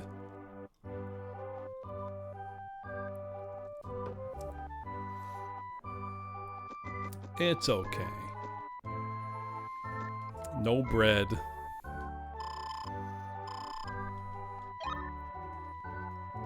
Dead Child 64.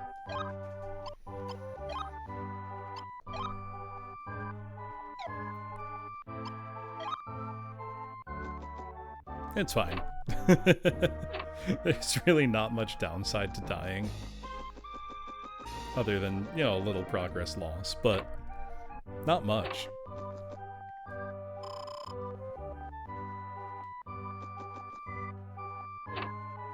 You lose half your gold. I'm not even aware of how much I have.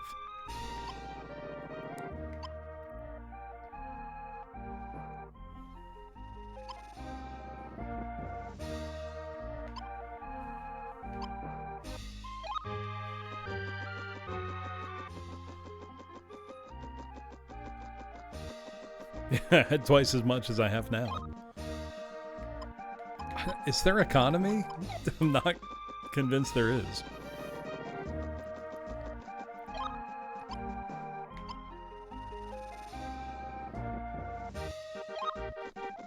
Yeah, there's no economy. Just bread.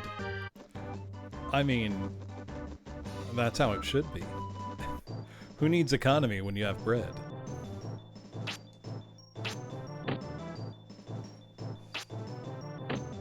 Bread is the economy.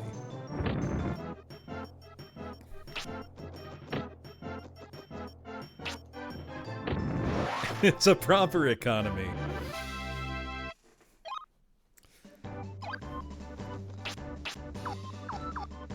Now I've got healing.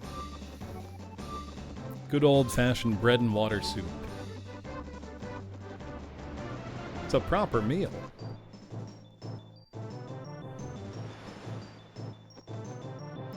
Do I have an element focus in mind? Not really. I'm gonna mostly build evenly. Focus on water and bopping a little bit at the start. I do like Brian being able to just bop and bop good, you know? I like that rock. I like Big Rock quite a lot.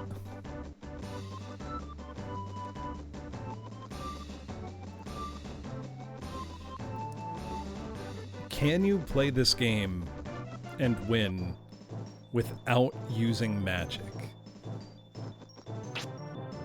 Is it possible? Well, yeah, it is Saga-style growth. Very directly, Felly.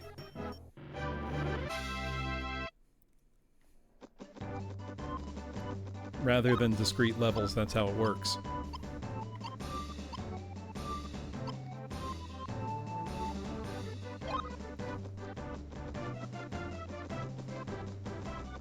Oh, that's the way I just came.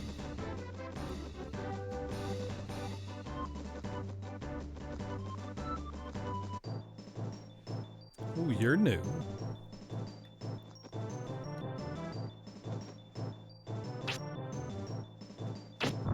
Oh, the rock missed. I don't want to get pinned again. You're getting bonked. Bumbershoot.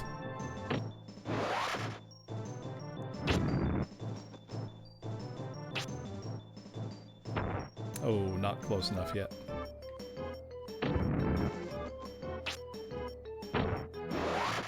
Eat a water pillar.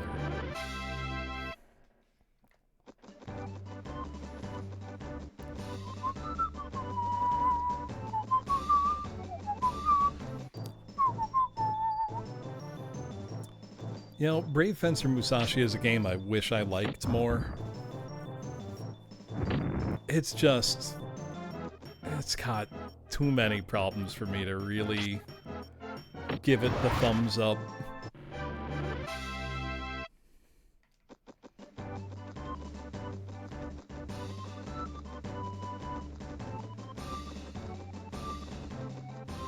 I know a lot of people love it, but its style is not enough for me.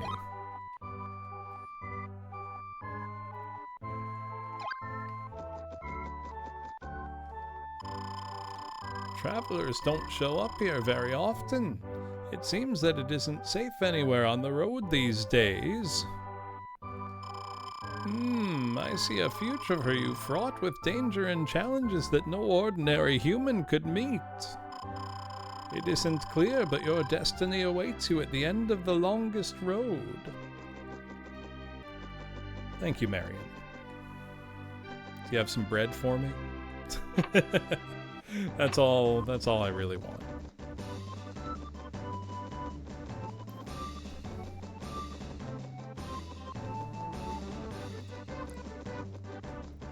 It did indeed come with the Final Fantasy VIII demo.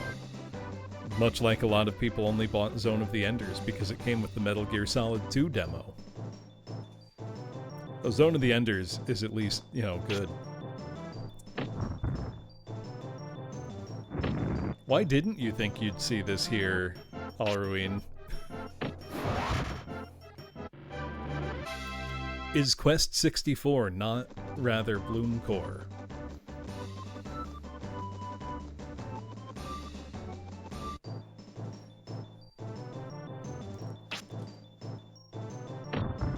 Rock can hit from quite far away.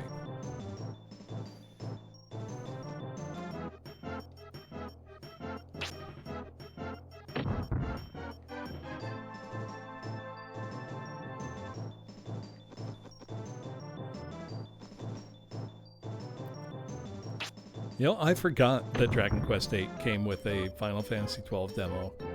I'm pretty sure mine is the one that came with it. Dark Convergence was hysterical. I haven't streamed it before, believe it or not. Actually, no, that's not true. I did briefly put it in once while I was drunk. Just to say, what's so bad about this? Look, it's fine. But I've never done a full playthrough of it. So I'm quite looking forward to it.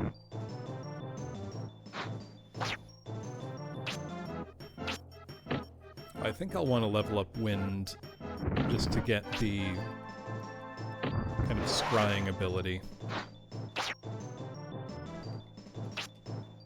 Oh no, I'm stuck. I haven't beaten it off stream either.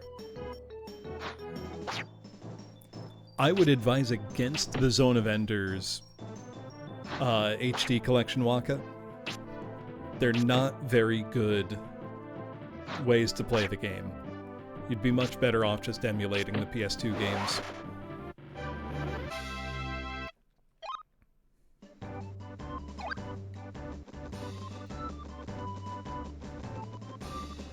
Or, I think they're still cheap games, aren't they? For years, Zone of the Enders, nobody wanted it. So they were cheap, cheap, cheap. I don't know if they still are, but...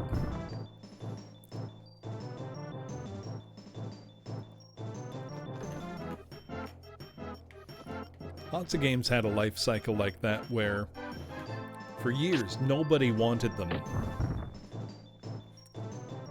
So they were, you know, dirt cheap. You could get them for nothing. I think I got my copy of God Hand for $12 used. Because nobody wanted it. Yeah, under 25 bucks.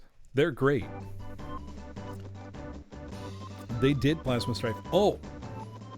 I've not played through Great Greed Syncoplay. I watched Hungry Goria's video on it. and it looks super up my alley. Unfortunately, Great Greed is really expensive. Thinking of Kojima titles, though, it came shockingly quickly. My copy, the incredibly generously viewer-funded copy of Policenauts for 3DO, with the mouse and mouse pad, came in the mail. It's gorgeous. It's one of the nicest like packages I've ever seen for a game. And I'm very excited to stream that in the very near future.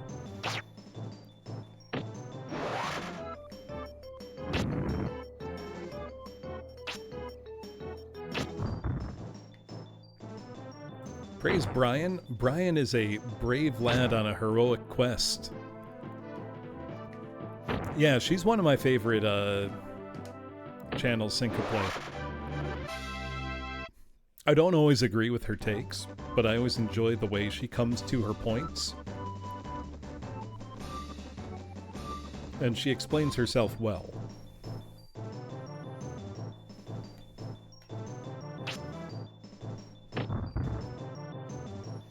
Monsters should be like that, Volpez. Show me a weird beastie I ain't never seen before.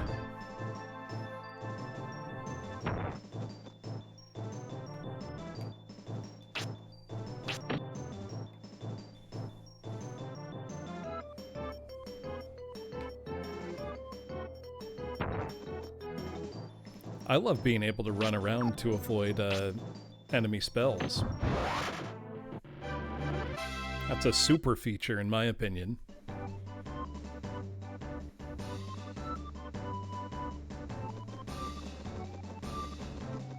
I don't know if it would have harmed God Hand sales all that much.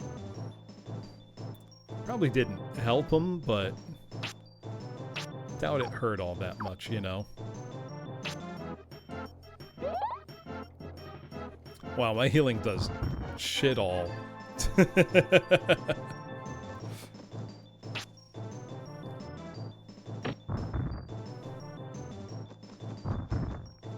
Good thing they're easily dodged.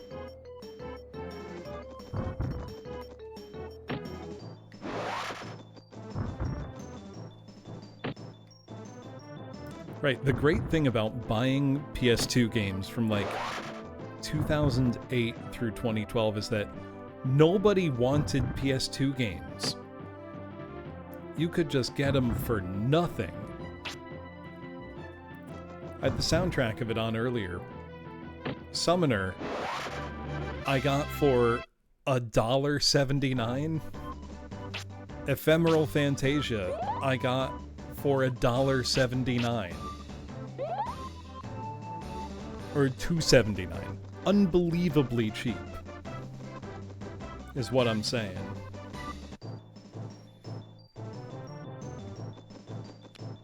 What was the reasoning back then? Nobody wanted them. The next gen systems were out. They were old. Nobody wanted them.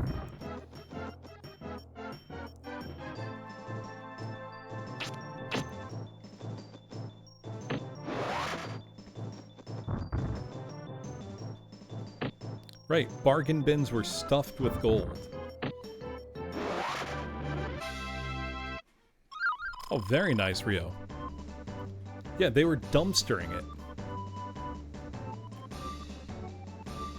Fresh bread obtained from a man-eater. Concerning. You can see the forest is that way, the town's that way.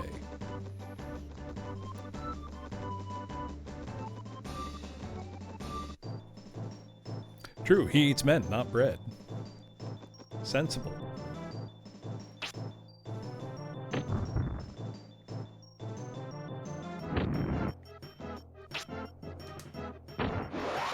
Have a water pillar.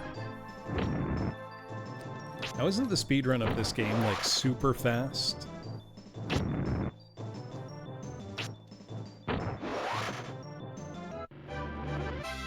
Like, like sub 2 hours. I will not be doing that, obviously. I will be taking my time, enjoying at my leisure. 1 hour, 6 minutes. That's nuts.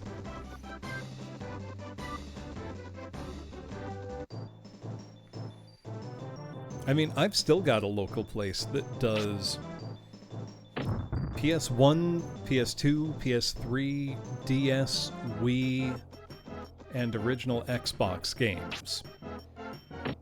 Are all buy 3, get 1 free. Oh, and 360. Are all buy 3, get 1 free. As long as the third game is $10 or less. Which means, if you spend, if you buy 4 $10 games, $30, walking away with 4 games. I do it all the time, almost once every other week. Because why wouldn't I, Battalion Wars for $5? Hell yeah. I'm gonna go big bonk early on. I do like the bonking. It's quite effective. So is the water, though. Oh, I wasn't close enough.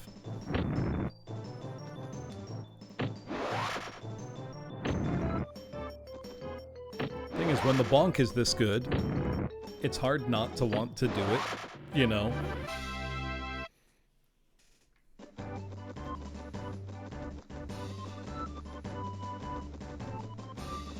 Yeah, $10 for Alundra. That's right.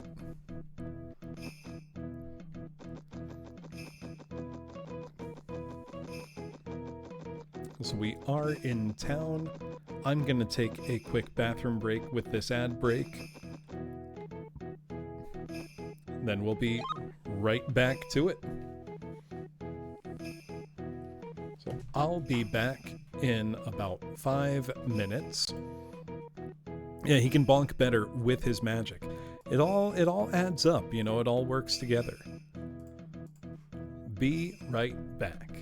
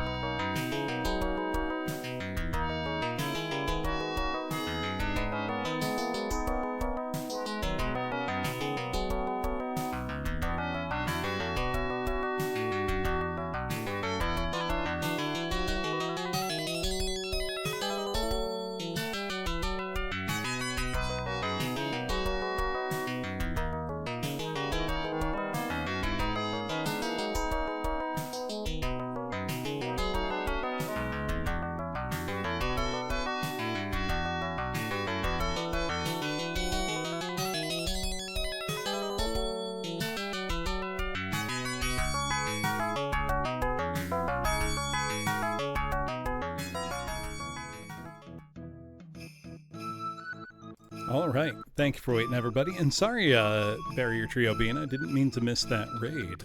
You caught me while I was taking a bathroom break. Welcome on in. What were you up to? Let us continue Brian's quest here.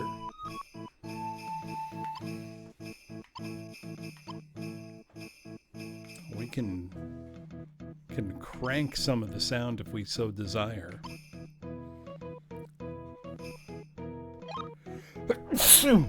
Oh, excuse me.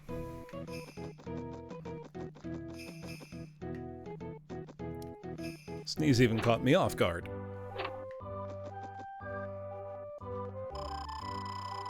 I'm a clay digger, but I can't go into the woods because of the robber. What to do? Can't work. They say the robber is using an old fort in the forest as a stronghold. It's dangerous to set foot outside the city while he's about. Dangerous, but not for me. I thought I'd treat you to a drop of morning dew, but you already have some. Well, next time, perhaps. You're a Brian respecter? Glad to hear it. There's always some fresh bread for you. Come again when you've run out. I'll just eat some fresh bread. Give me some. Welcome to our tavern. You must be hungry. Your journey ahead will probably be difficult. Please help yourself to some fresh bread. Thank you.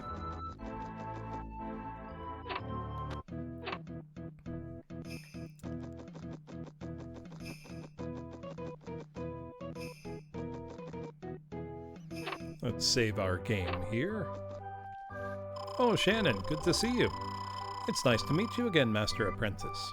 I'm surprised you made it this far so quickly. I assume that you've heard a robber is hiding in the forest not far from here. He's blocked off the road to Loch Kildare. Just our luck. We're stuck here until the road opens again. What if I go kill him? Welcome to Dondoran, the town of pottery, Master Apprentice. What can we do for you? Won't you spend the night? Yes, I will.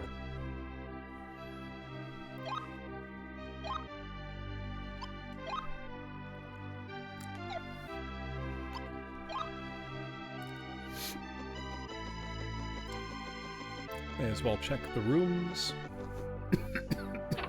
Excuse me. This is my compulsion in every RPG. I must check the rooms. You never know when there's a trinket for you.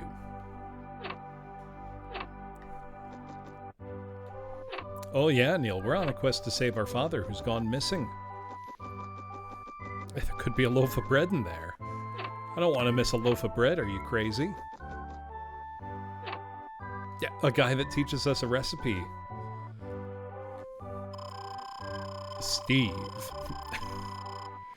I've just arrived here in Dondoran from across Loch Kildare, but there's a robber in the woods and there's no way to get back. That's tough out there, Steve.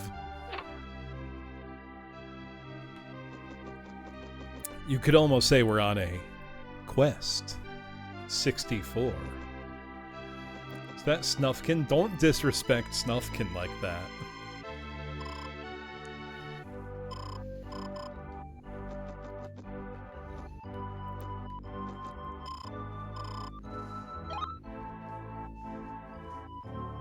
I feel a kinship with Snufkin. I also like to walk on long journeys.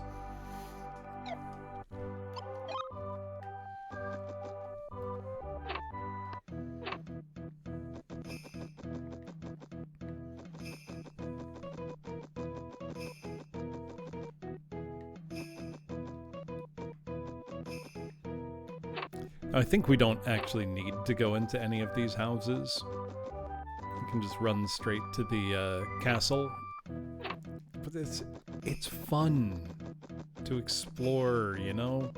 So that's where we came in. Just go all around, go into every building you can. It's part of the fun of RPGs.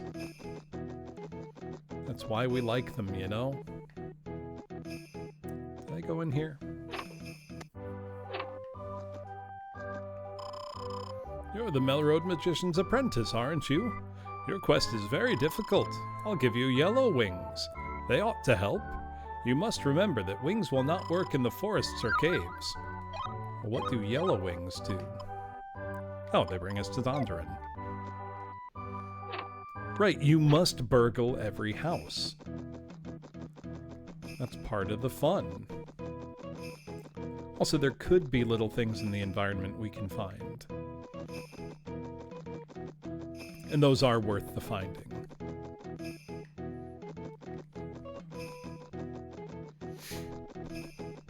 Because that levels up our magic. We want to level up our magic. Have you heard the news? A robber is living in Connor Forest. He's become so bold that he stole a precious treasure right out of the castle. It's unbelievable. I believe it. You just told me. That's exactly what I was imagining as well, Hee-Ho.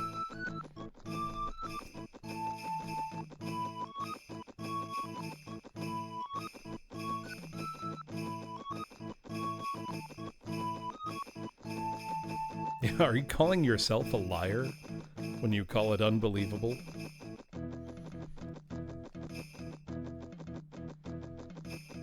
No, can I not go any other way? I suppose not.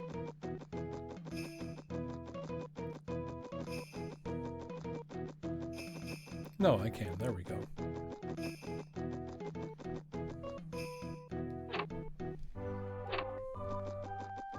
Look, what if there's stuff in the house and I can take it? Yeah, Kingdom Hearts 1 is still a very cheap game.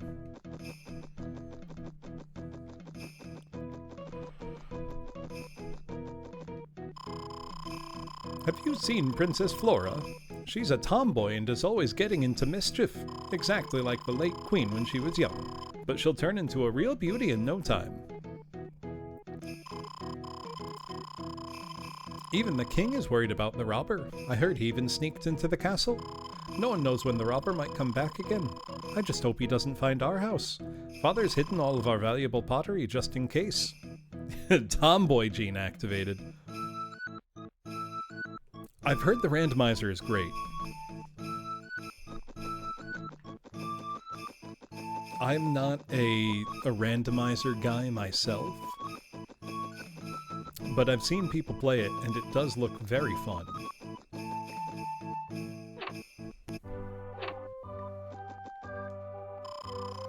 I make pots and vases, but because of the robber, I can't get any clay. If I don't get some clay soon, my business will be ruined. The agility pit? Is that where people just run around to boost their agility? Have you seen my husband, the potter? He's so depressed I worry about him. People used to come from far away to buy my husband's wares, all the way from Limlin and across the loch. But with the thief about, there's no one to buy our wares. Keep the console running at night. Rubber band on the stick. I feel like we don't have that kind of stuff in gaming anymore. That's a shame, you know?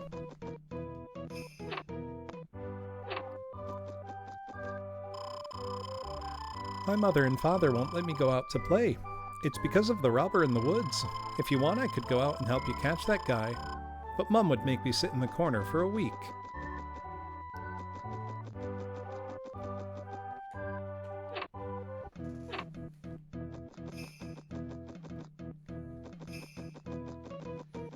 Now, can I see my agility? I can. Okay.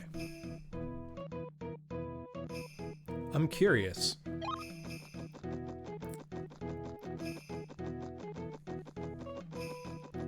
How long does it take to level it up?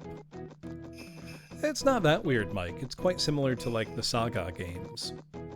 The things you do are the things that increase.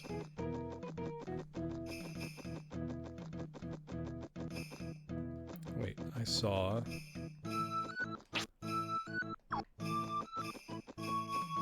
I think there was a... Yep, there we go. A little tough to see. Oh yeah, that's 7%. How long would it take to go up 1 percentage point?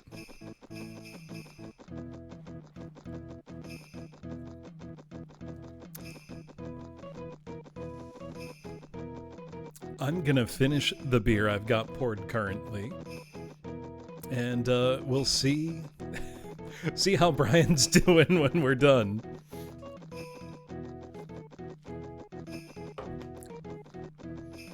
Right, people who know Saga would not, disrespect Quest 64 for doing the same thing, basically.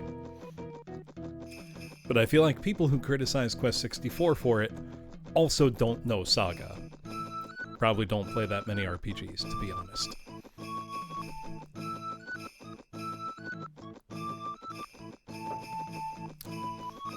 I'm trying to level up Wind a bit, because I think that's the one that gives me the spell that lets me see enemy stats. I'm double checking the manual right now, however. Let's see.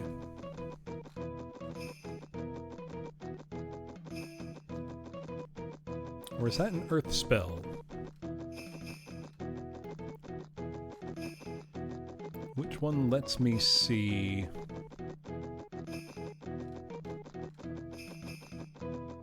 Oh no, that's water as well. Soul Searcher.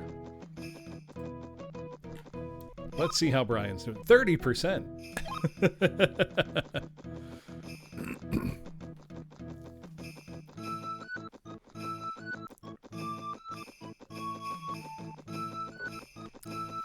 I can see what you mean about, rubber banding the analog stick and just leaving it.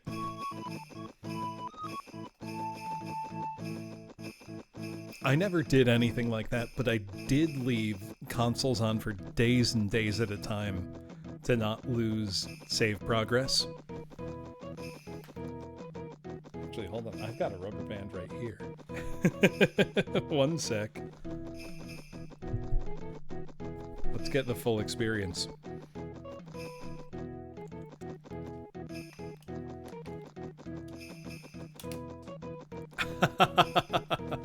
I've rubber banded the controller. I'm hands-free now. Oh, this is great. We're getting the true experience. That's good. I can stretch my hands a bit. Wind is a favorite for you? Yeah, now this is pod racing. Oblivion grinding, it really is Jones.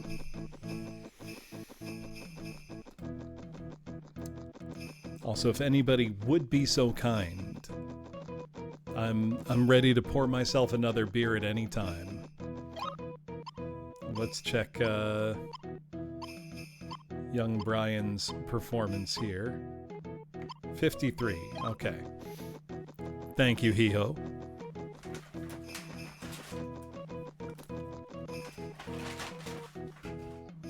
Whoops. Drop the controller. Oh. Walking won't do, Brian. You gotta run.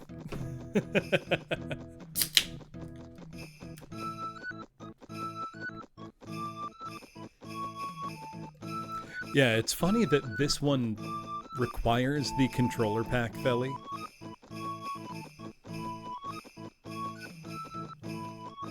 It's always funny to me, Hanabi, with things like that Mewtwo requirement, that there are people pissed off about that. Where it's like, what? They want you're supposed to play the game a lot. You get it as a reward for playing the game. What's bad about that? You know? Always seemed like a weird thing to be upset about to me.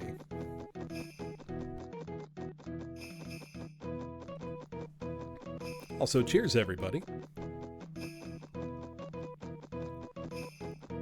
My beers tonight, I've got Rolling Rock, because AVGN's YouTube channel just turned 20, seems fit tribute, and I also have some Yingling for when I'm out of the Rolling Rock.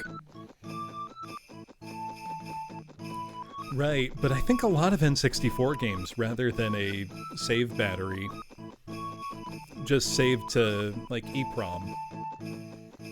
It is beer o'clock. It's a Friday night. Yeah, I've got some Karin. But I also have Rolling Rock. That's what I'm drinking right now. Which is not like... I mean, neither of those are great beers. But they're cheap and they're cold.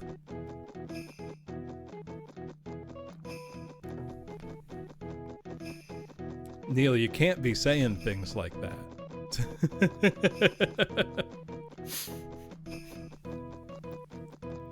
Right. I mean, if you see a weird kid just running around in circles, whatever, kids do shit. Who cares? Kid running around in the sand, good for him. He's staying out of trouble. Let's see. Oh, we're almost there. I was gonna say, I know that can't be you. No, it wouldn't faze me in the slightest, Hanabi. I'd be like, yeah, that's fine. Knock yourself out, kid.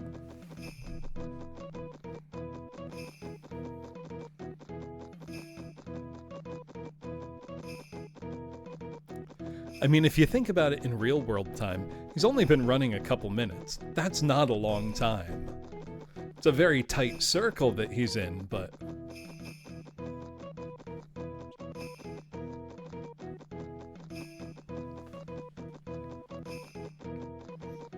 You know, if somebody said, hey, I'm gonna go run around in circles for an hour and a half, it's like, oh, they must be training for a marathon. That's just not even strange, you know? So some weird kid, hey, we leveled it up. I'm gonna take the rubber band off the controller now. Now this is where it would be great if Brian could just, like, fall over and vomit because he ran in a circle for an hour. The sun is going down. The game does have a day-night cycle. It's quite fetching. Right, he's got a big staff. He's got a cape on. He's a cool-looking kid.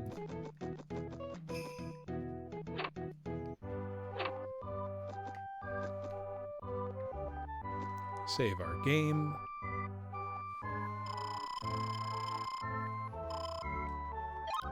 Oh, I'm trying to think what the first game I played with the day-night cycle was. Castlevania 2.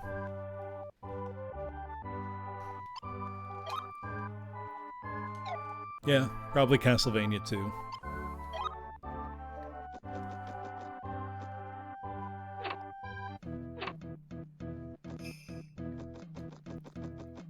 One of the first RPGs I played was Final Fantasy Mystic Quest.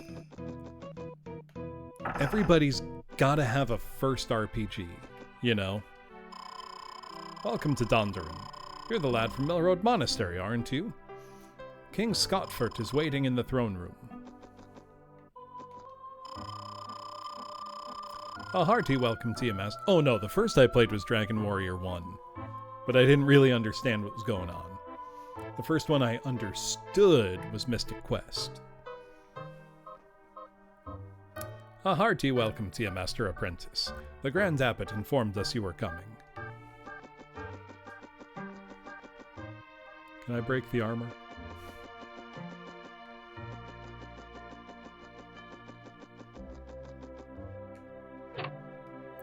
I like Mystic Quest. I think people are way too hard on it.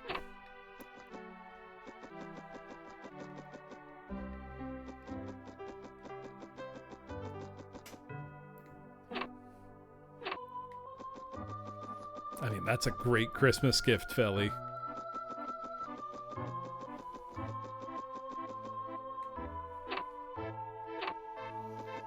I mean, whatever you think Mystic Quest's faults are, all is forgiven when you hear the battle theme.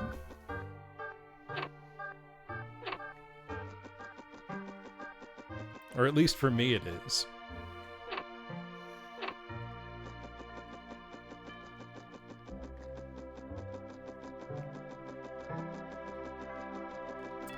Yeah, even with that market mentality that led to it being made, though, people do need a first RPG. You know? I don't think there's anything really wrong with that. And it eventually got released in Japan as Final Fantasy USA, and people liked it. So, I mean, it's a fun game.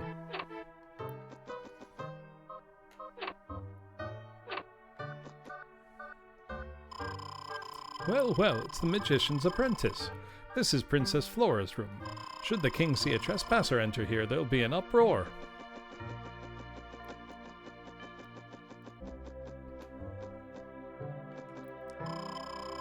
You enter unannounced. Your manners are worse than a thief's.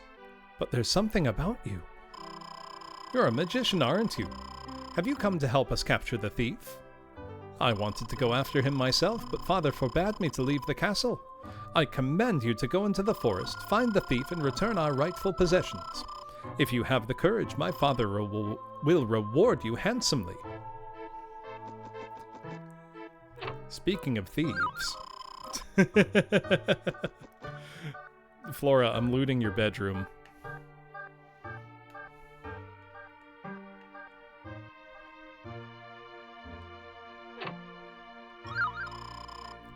Dewdrop obtained. Can I not open that one? There we go.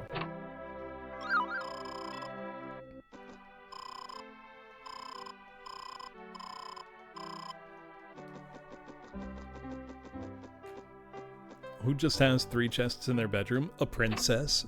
Duh. Obviously. Well, if it was called Dew Prism, that's an entirely different game then. And a very good one, I might add.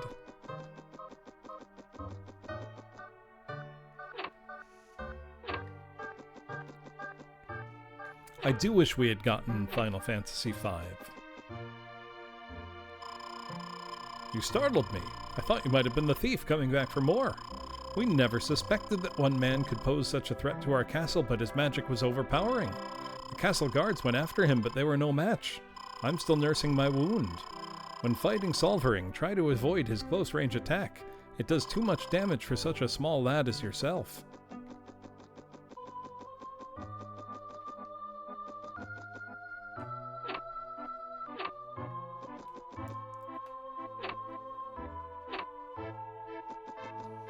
It is sometimes a little hard to see that, Mike. Did I walk right by one?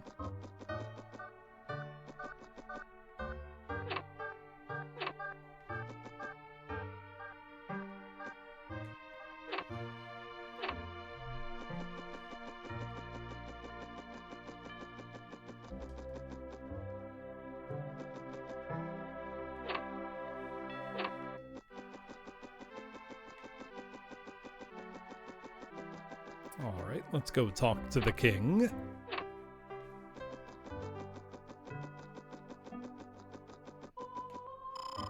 The throne room's through these great doors. You've been cleared to pass. Please proceed. I did get that one, Volpez.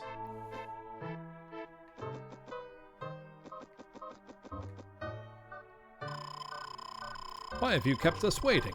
We've had a serious robbery here, and the king has no time to waste, so be quick about it. So, you are the master apprentice that the Grand Abbot has written about. Welcome to Dondoran. I know you're searching for your father, Lord Bartholomew, who is missing on his quest for the Elldale Book. I would like to help, but first I must take care of a most pressing matter. You may have heard of the brazen thief who stole the Earth Orb from my secret treasury. I sent my troops in pursuit, but they were helpless before the thief's black magic. He now blocks the road to Loch Kildare. If you are to continue your quest, the roads must once again be made safe. Okay. I'll do it. Is this your secret treasury?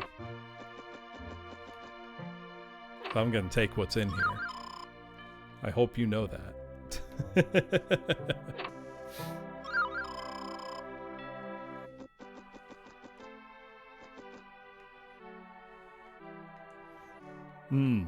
He might be an uncommon thief.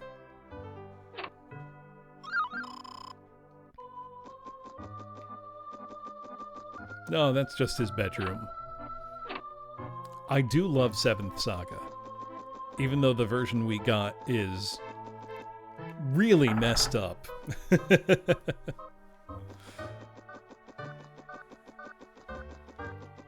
The Japanese version, Elnard, is much better balanced. The SNES game I like that gets, I think, a lot of undue criticism. I really like Draken.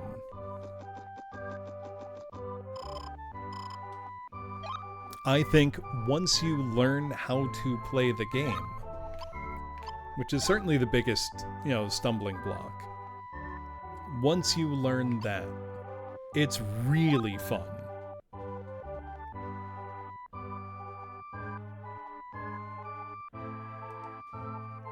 Seventh Saga is fine.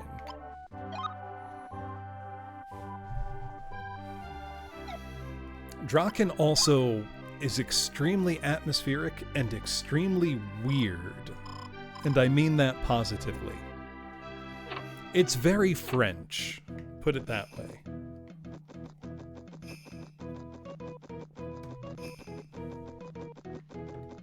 That's the wrong way.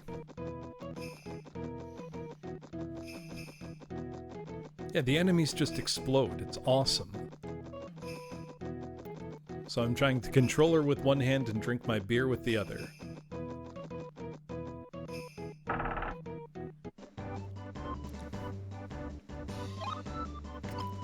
Alright, let us continue southward towards Connor Forest.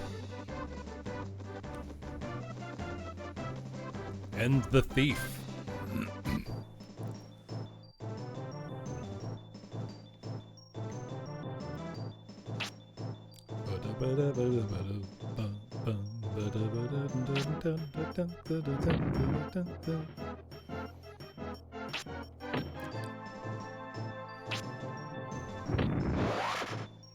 You spent days on this section. Oh, you're bad at getting to the forest. Do you mean you would just get lost, or you love this game, Hickory? Okay, see, that's what the compass and the map are good for.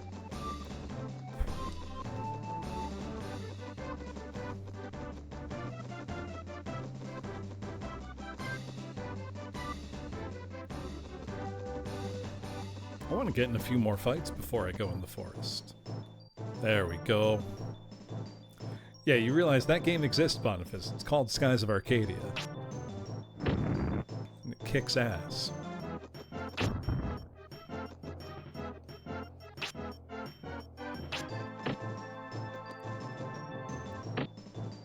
Got a real strong bonk going. Oh, we've got a great bonk going.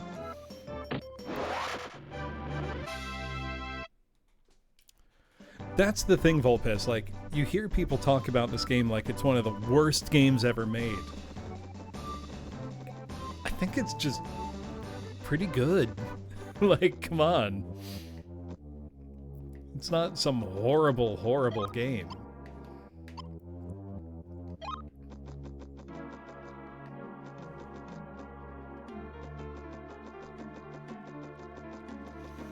Right, you can see tons of potential.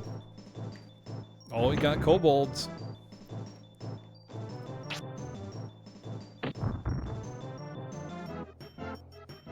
And in true Japanese fashion, they're little dog guys.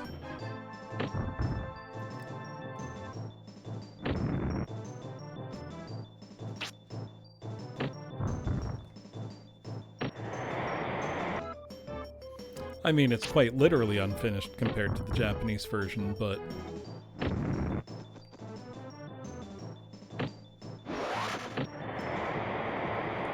this guy's pretty tough.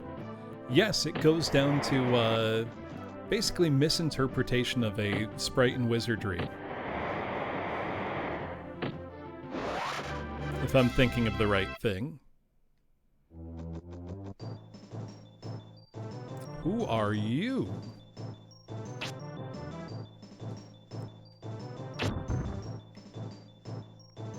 Mario Nasty. Well, that's delightful.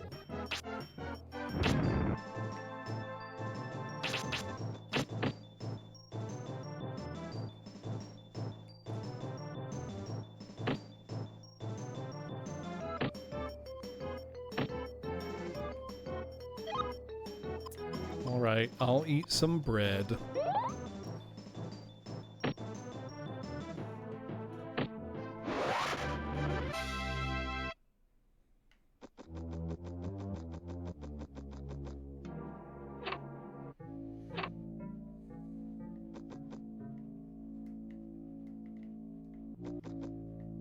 Come on, go to the chest. There we go. Giant's shoes obtained.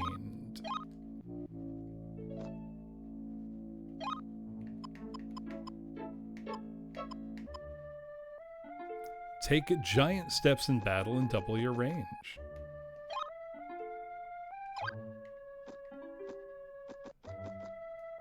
Was it only one?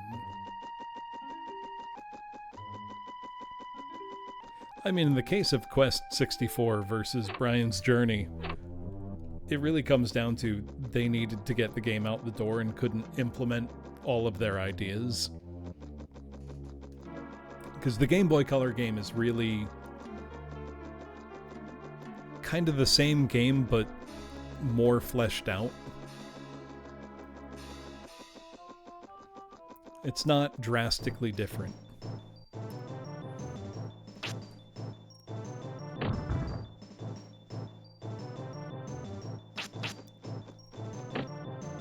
Beyond any what-ifs, though,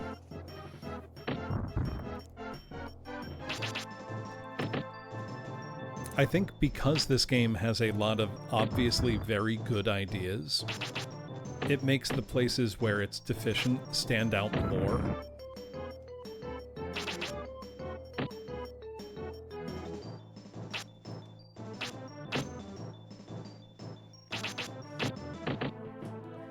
Because you can see very clearly the bones of a much more robust adventure are here.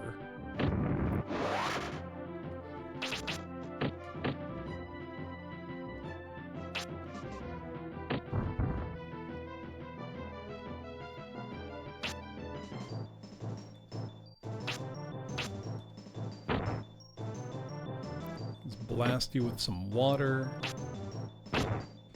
What do you mean, miss? There we go.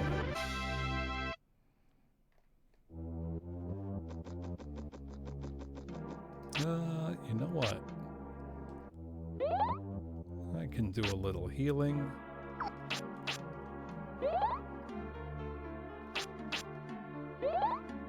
I'll just do some bonking in the next fight. Also, it just kind of restores. You know what you can thank a lot of your restoring HP or MP for? Who can name one of the first action RPGs to incorporate regenerative health and/or MP? Hydlide. No, East gets it from Hydlide. If in doubt, it all comes back to Hydlide.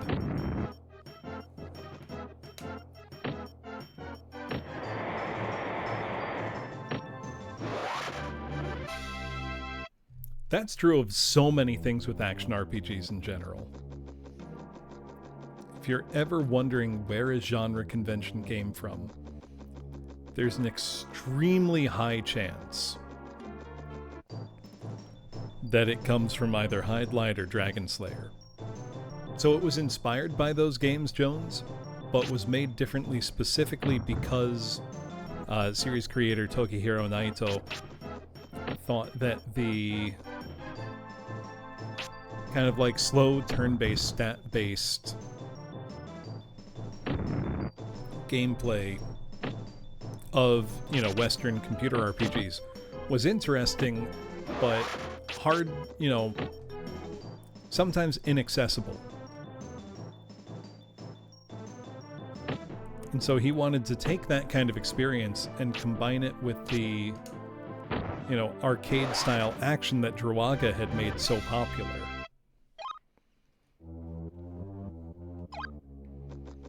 So that's kind of where it comes from.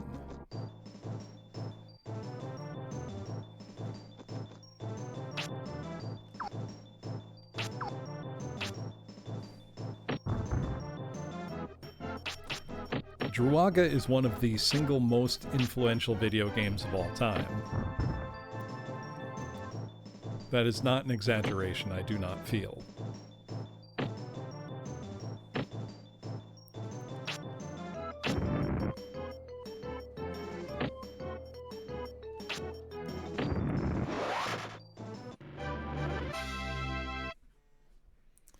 Right, in practice you don't really get to do all that much dodging.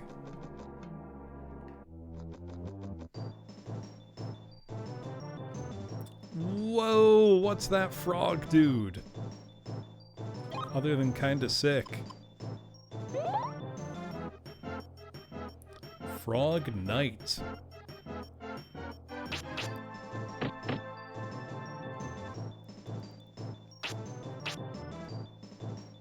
How's he like a big rock?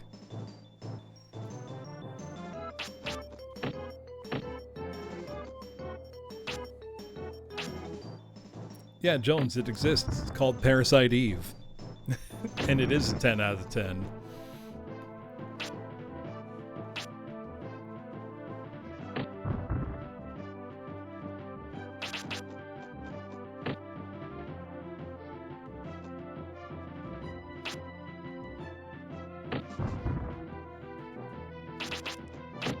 How much health does this guy have?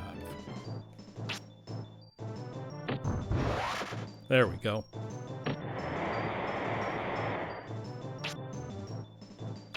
No, more talking about the positioning. Actually, if you want this with elemental spellcasting, the game you want is Skies of Arcadia.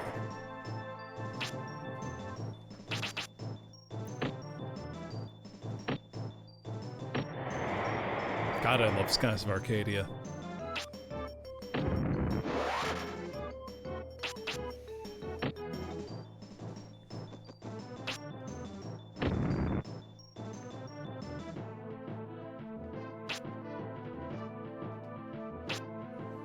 Hey, remember when Parasite Eve the Third Birthday came out? That was a shame.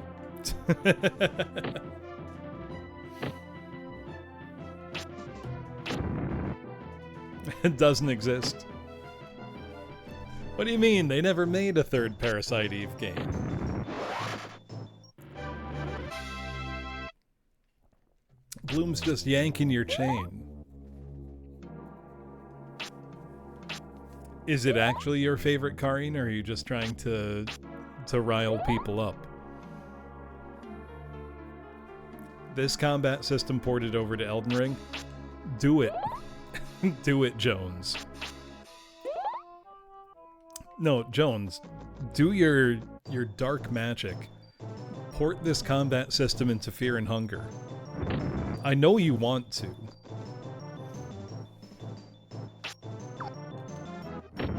I know you're considering it.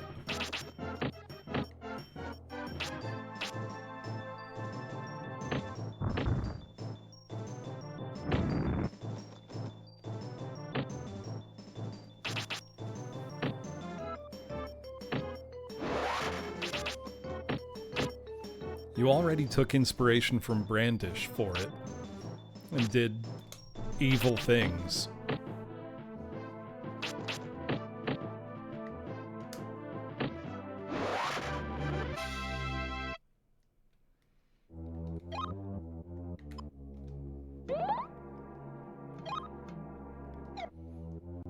Elden Bus?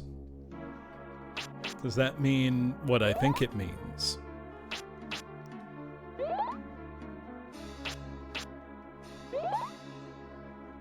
Like Desert Bus, but in Elden Ring.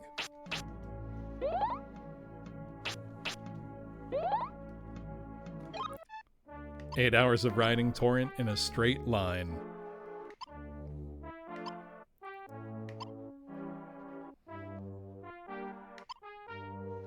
Now, do you need to occasionally course correct? That's important.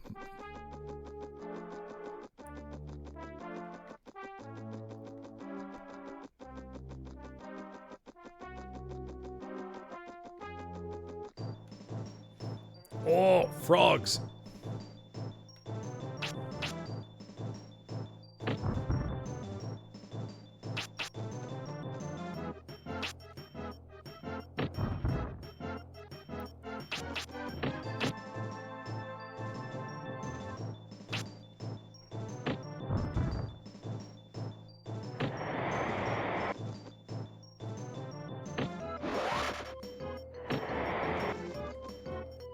we're gonna bonk these guys. Bonk seems one of our best weapons.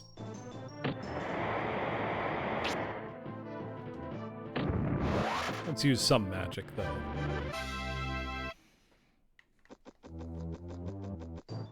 Getting a kill with magic where we can is good. What are you? A bat. Okay. It's not like any bat I ever seen.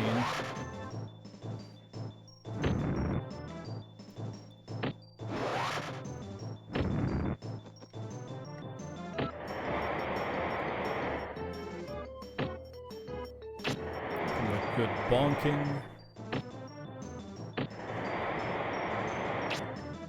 Fireball to finish him off.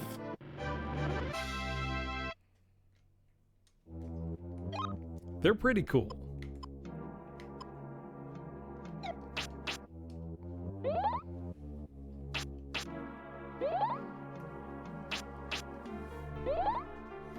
Is it possible to do a pure bonk run of this game? Has anybody done it? I feel like surely someone must have.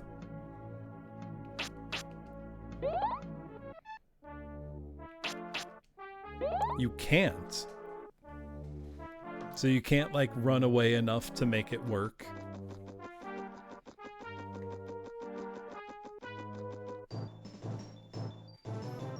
Just feel like with the community that exists around this game, someone must have tried. Well, I'm here for Quest 2, Bergonia. I'm glad you're here.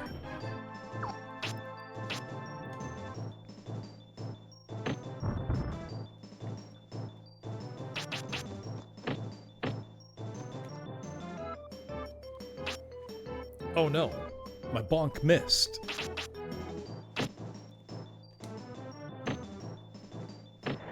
You have wonderful, horrible news. Is the horrible part that no one's done it, and the wonderful part that I could be the first to do it?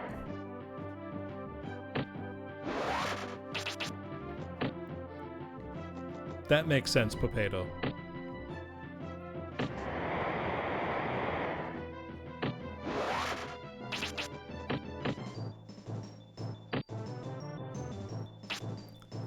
Marianasti is such a good enemy name.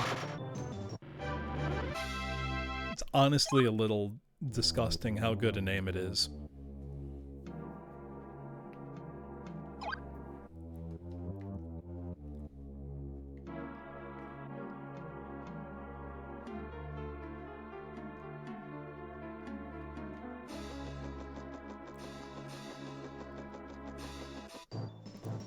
Over 40 hours of grinding for the stats alone. That's insane.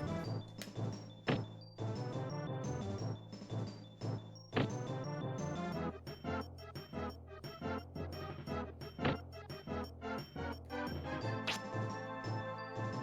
was a lucky miss.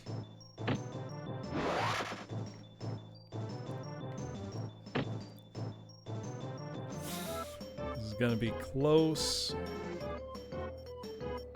Let's see.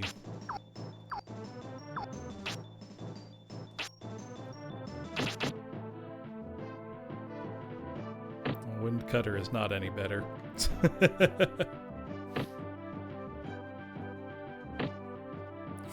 1 HP in a dream. Fuck. Oh!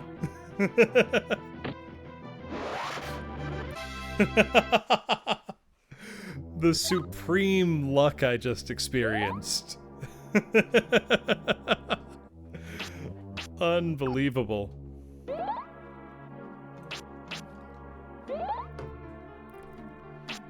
You know it, Omega Paladin.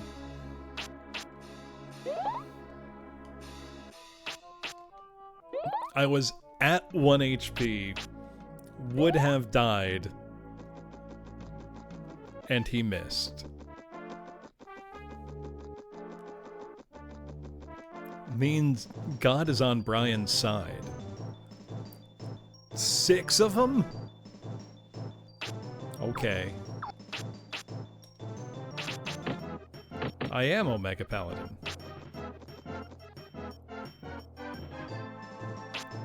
Just playing it straight up.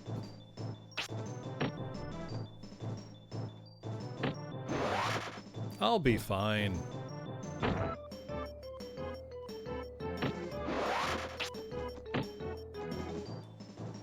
kind of accidentally specced into Bonk very highly.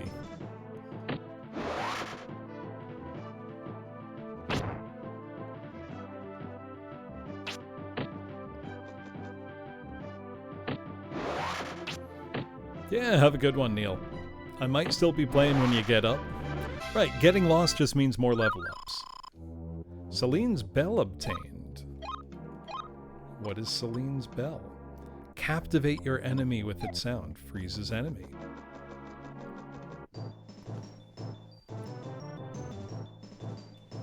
These guys were surprisingly tough.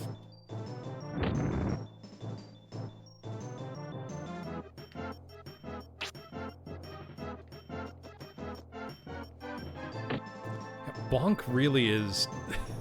It's becoming a thing feeding into itself because it's so much stronger than most of my spells that I keep using Bonk and then my spells aren't getting stronger because I keep using Bonk.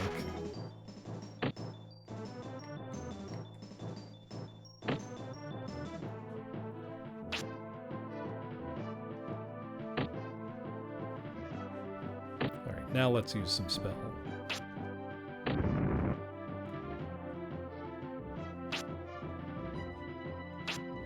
Right, it does mean my staff is my strongest spell. Also, Karin, thank you for converting a Prime sub to a Tier 1 sub. I appreciate it.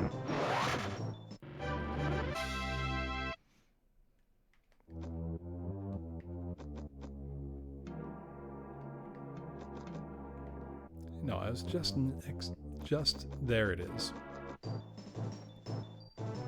The dreaded Muscle Wizard, as prophesied by the Solstice box art.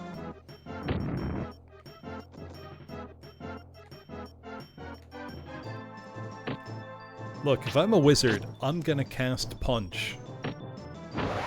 You better believe it.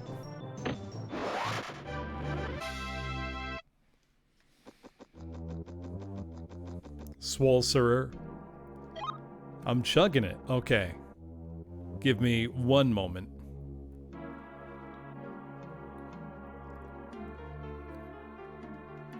I was just finishing what was in my glass already. Now, Karin, can I pour it into a glass before I chug it, or do I gotta go straight from the can? It is up to you.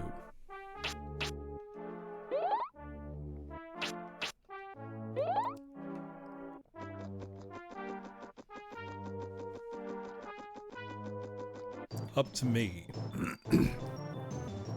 In that case, I'm going to... You know what? I think I'll just chug it normally. Straight from the can. Oh, can I time it? Sure, give me a sec.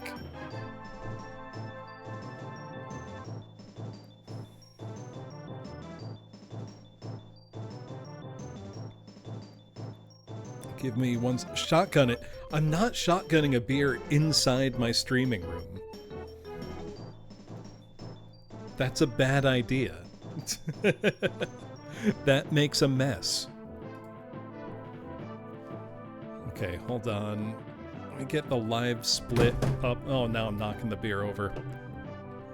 Coward? Sure. You can call me that if you want. I don't want to make a big mess.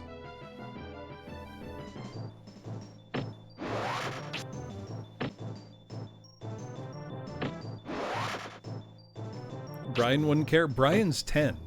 He doesn't get to shotgun beers. Not yet. Right, I've got the live split pulled up. Let me get... Okay. Just need to know my buttons. So I will crack the can. I'll start the timer when it touches my lips. And I'll end the timer when it goes down. You'll hear it. Chugging it from the can. Also, let's up the fire. Grog? Grog is rum and water, with a little lime. It's actually quite refreshing. He is Irish. He does need to start early.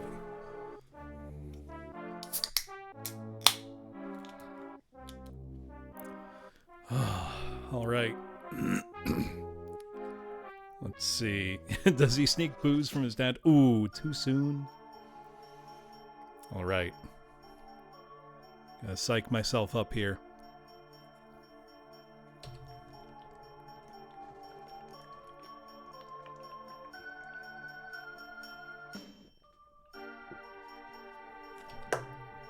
Oh, slow, slow, slow. 926. One topping left to add, mushroom. Embarrassing.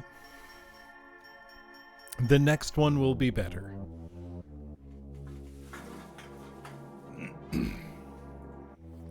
Mushroom's already on it. Double it up.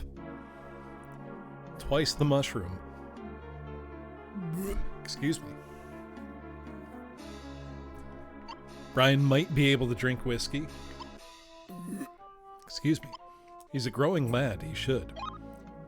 Also, it's time for an ad break, which means it's time for a pee break. I'll be back in 5.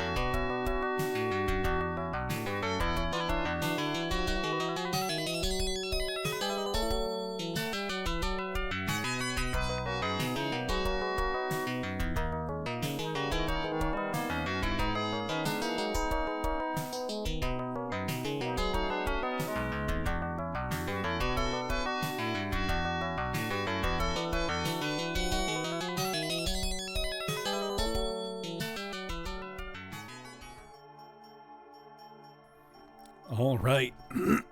Excuse me. Thank you for waiting, everybody. We are back into the forest. Let us find this ne'er-do-well. Put an end to his reign of terror here. Which, frankly, you would think that, you know, the king of the nearby kingdom would be able to do something about it, but he is apparently useless.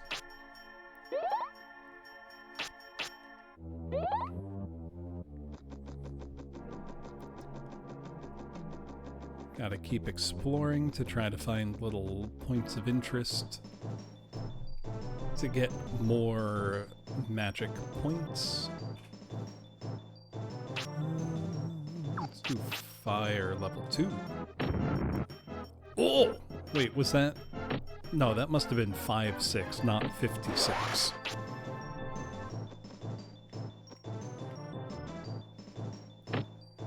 There's no way it was 56. King, your daughter is clearly a capable warrior, and yet you don't let her go on the quest? 64? What's wrong with you? How was that?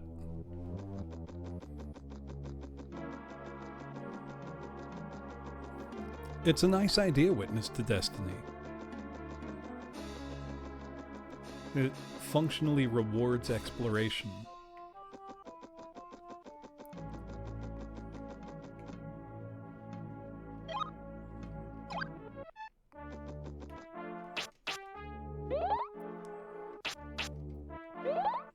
Let's heal up a bit. We've been building pretty even. Not, you know, emphasizing one stat greatly over another. Slight priority to water for better healing. But it looks like we're coming up on our first boss fight. Get excited.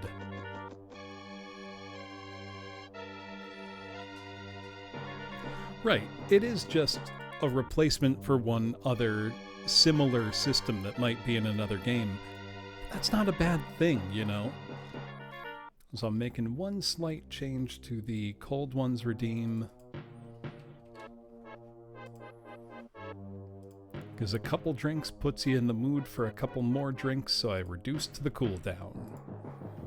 Plus, once I run out of cold ones, it's just water after that point. So it's not a problem.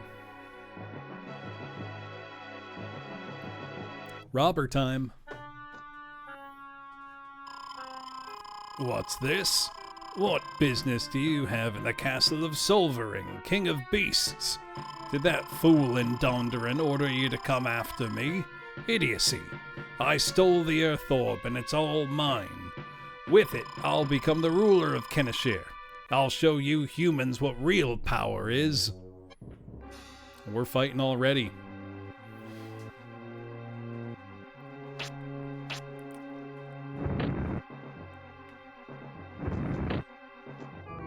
So I've been advised not to get too close to him.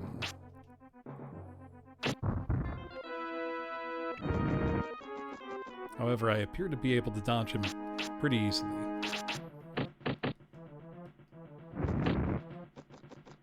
If I keep my distance, that is.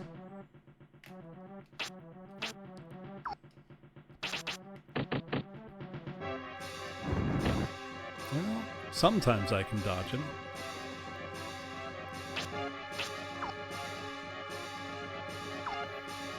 The agility bit helped us.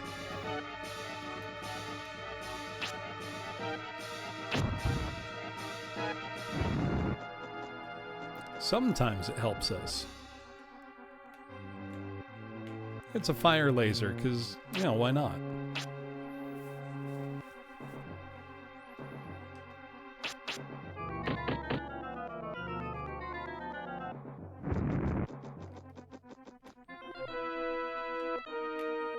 If he walks too far forward, I don't think I can dodge that.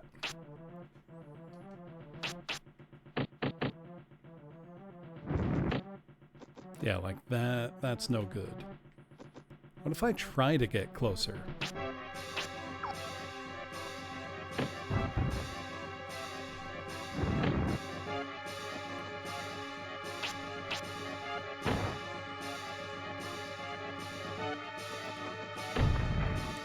Okay, so if I get very close, he's got that attack.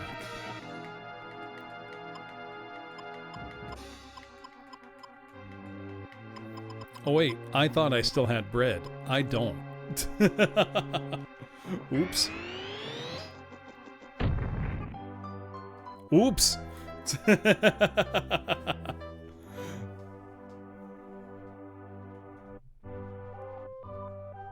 My mistake. Let's try that again. Brian's fine.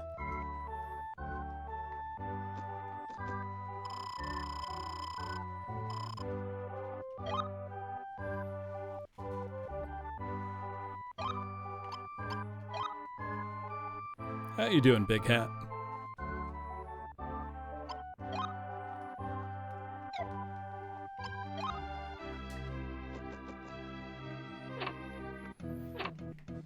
Not a problem. We just try again. It's not so serious. Time to drink again? Hell yeah. Am I putting it in my glass to enjoy at my leisure, or am I chugging it?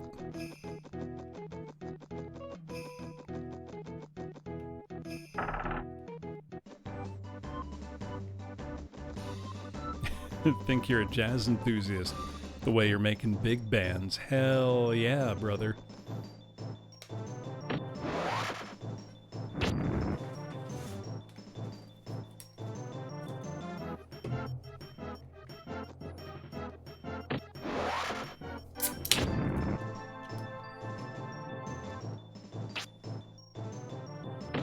So it does seem like it's not worth trying to get close and play the bonk game with the robber, because it looks like he'll win that game.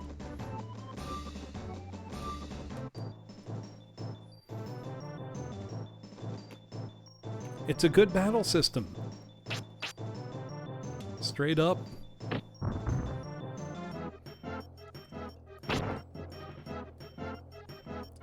pouring my beer. Big Mouth can wait.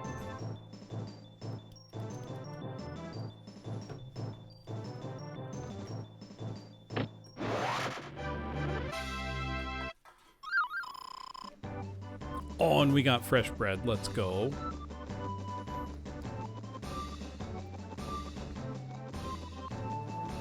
Brian is crazy jacked.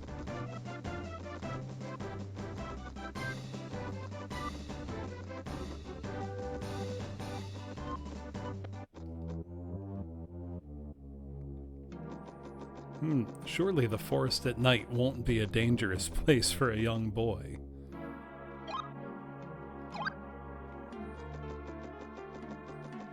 I don't know, he's getting pretty Shadax tier buff. The thing is, Shadax, the wizard from Solstice, is super duper buff on like the in-game art. But then you play the game, and he's such a wuss, he dies in one hit to everything. Like, everything in the game.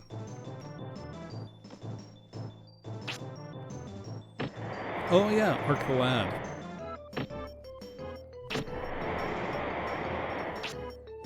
That could be a fun series to go through on stream eventually.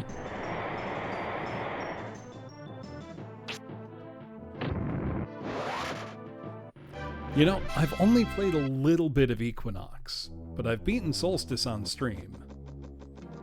I really enjoyed Solstice.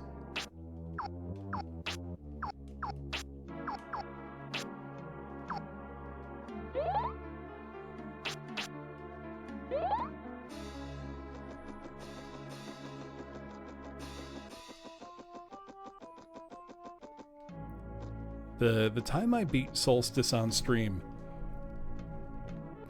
I had an insane week.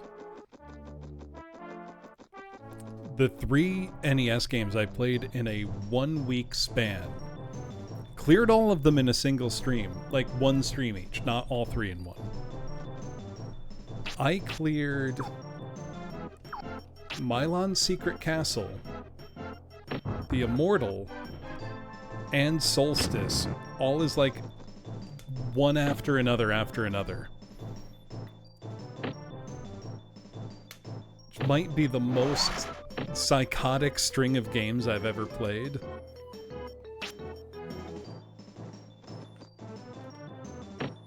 There's a lot of badass NES games. What do you got in mind?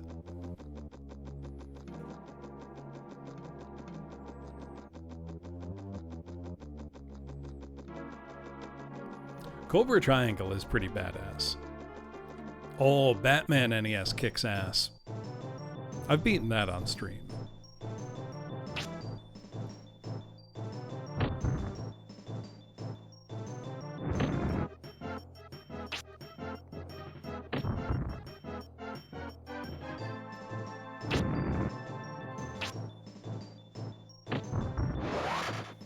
Oh, Xanadu kicks ass. Legacy of the Wizard really kicks ass.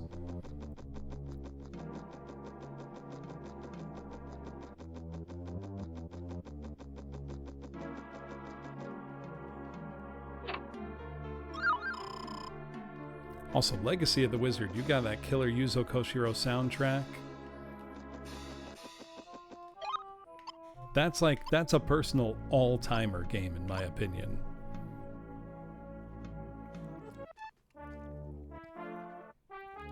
I have not beaten it Synco Play.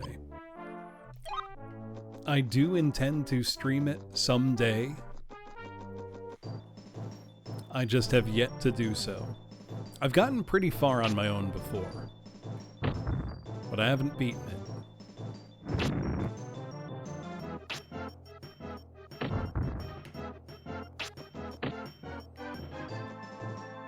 Bonk. And the bonk. And the bonk. Brian is insane with these bonks. Also, it being nighttime makes it very hard to navigate here, but quite easy to find the little treasure points.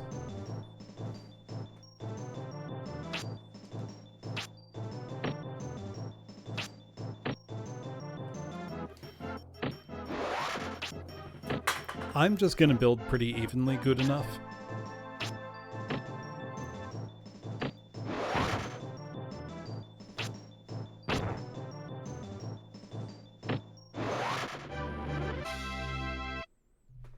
You are making a promise to me, Blossom, that you have no current or future plans to follow me into an elevator and fart profusely. Well, I do appreciate that.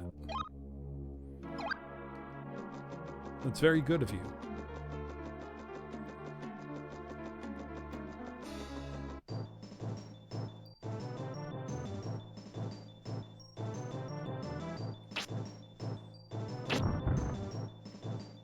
How'd that miss?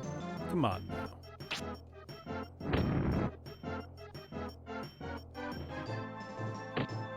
Marianasti is such a good enemy. Oh, I got a new spell for water level 10.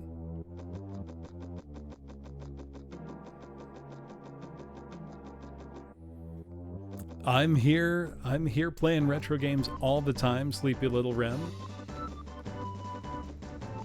Every Monday and Friday you can find me here playing retro games on real hardware. Wednesdays I play Doom 2 Custom Megawads. Appreciate you being here.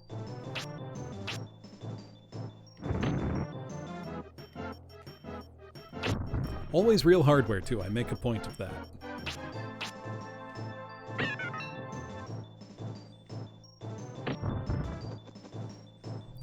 It's funny, Blossom, because the N64 actually does not have dedicated sound hardware the way the Super Nintendo did. Instead, it relied on CPU cycles to play back, essentially to code samples that are on the cartridge. Same thing that Nintendo then did with the Game Boy Advance, which is why they sound quality of the Game Boy Advance is often quite poor. Now, I'm not talking about the composition quality of the music of games on the system. Lots of great soundtracks. But because of the lack of dedicated sound hardware, a lot of soundtracks end up being quite low bit rate, which in turn means that they sound tinny or shrill or muffled. You know, choose your unpleasant adjective, and it will apply. N64 has the same thing, but because it had kind of more CPU overhead, it was just a faster CPU. It meant it wasn't as much of a problem most of the time. Right, if you wanted a GBA game to sound good, you had to dedicate a lot of CPU cycles to it. Now, technically, every Nintendo system from the Super Nintendo forward is capable of quote-unquote CD quality audio. Say, 32,000 kilobit bit rate and up. But you would need to dedicate essentially the entire, CPU clock speed to playing back that sample, and most of your storage for something at that high bit rate. There's actually a SNES homebrew demo, I think is just playing back some Beethoven at CD quality. I think in that case 44,000 kilohertz bit rate. Extremely impressive. Totally impractical and useless in the real world. But it's why a lot of Genesis and Mega Drive games sound much better in terms of sound quality than Super Nintendo, because FM Synth is not sample-based. You are hearing the sound being generated in real time by discrete audio hardware. It's why actually even the NES and Game Boy can, in terms of sound quality, now we're not talking about complexity or composition or anything like that, just the actual quality of the sound can often sound better than, say, Super Nintendo or Game Boy Advance. And actually, a great example of this in practice on the N64, Factor 5, who made the Star Wars games like Rogue Squadron, Battle for Naboo, etc. They had a great audio decoding playback system where they would have a high enough quality sample that could be looped quickly enough to make a convincingly high fidelity sound with relatively little impact in terms of storage. They licensed that technology out as well.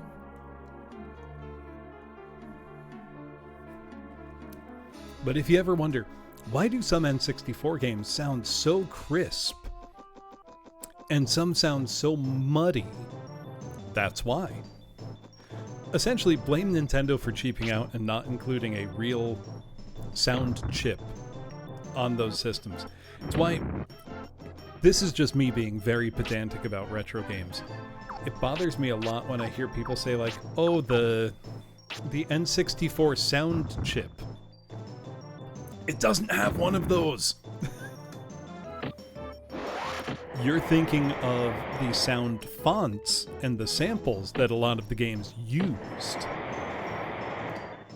But it does not have sound hardware the way the Super Nintendo does, where it has a discrete Sony chip purpose-built to play back samples.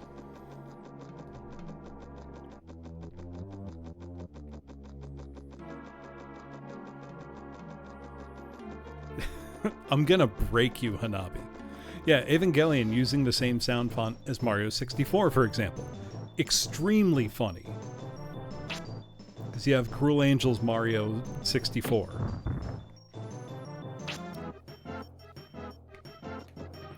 Oh, see, Blossom, my favorite console is the NES. for anybody who might be their first time here, I often describe myself as a professional Kusoge apologist. And what I really mean by that is my approach to games. I always want to find what's fun in a game. I don't like tearing apart a game. Too many pixels. Very sad, Karin. Many such cases.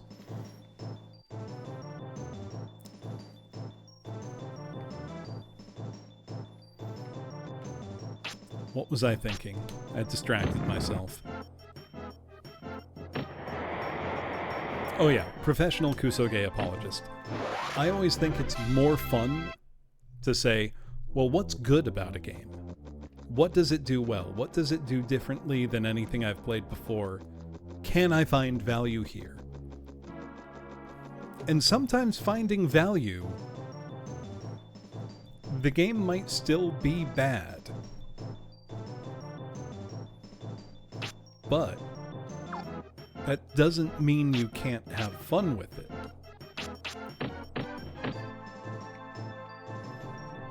Great example, the game I played on Monday for the Sega Genesis, Sword of Sodan. It is an Amiga port, which for a number of you I know will be already sounding alarm bells in your head. It's an Amiga port, and not a good Amiga port. Apparently the original game is quite a lot better, with the Genesis/Mega Drive port being pretty universally acknowledged as quite bad. So naturally I was playing it Monday. I want to say I beat it, but I can't quite say that because the final boss kept glitching out on me. Over and over and over. I mean, 5 times in one fight. He's supposed to transform into a phase 2 and just didn't ever. Like, not one time.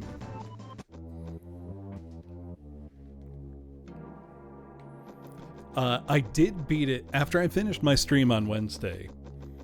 I started playing Sword of Sodan again because I have problems.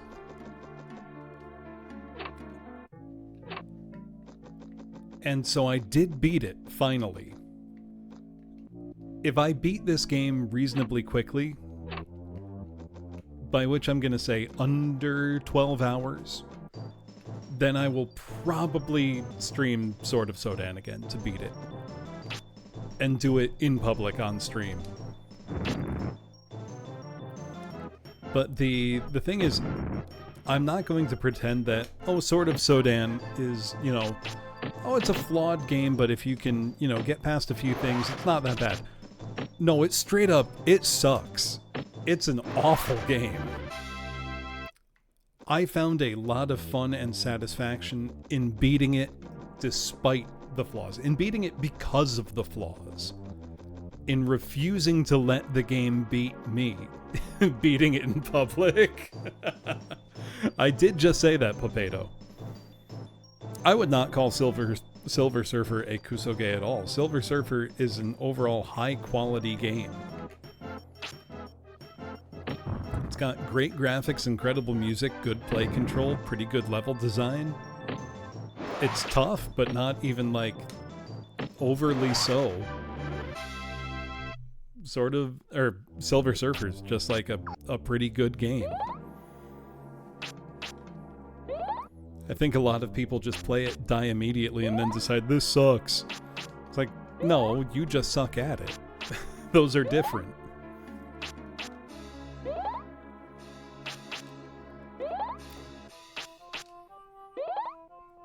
Whenever I have a strong negative reaction to a game I play for the first time, I often try to ask myself, is the game bad or am I bad at it? You know, do I not quite understand what the game's asking of me? Is that why I'm bouncing off of it? Or is it bad? Sometimes it's halfway in between those things. Sometimes it's straight up a bad game.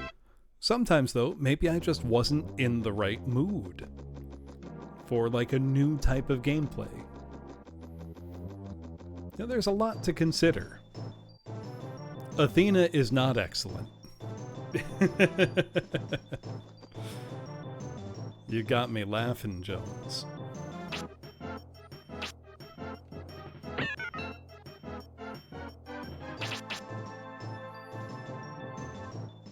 Does it function as intended is often a good question.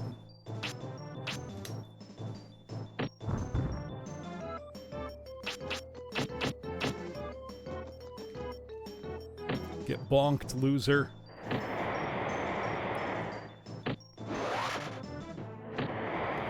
I do need to go and beat Athena eventually.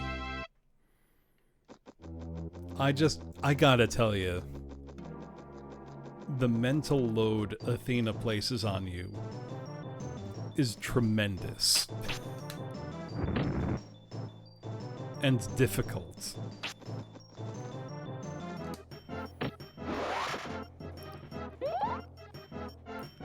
Athena is a taxing game in every sense of the word.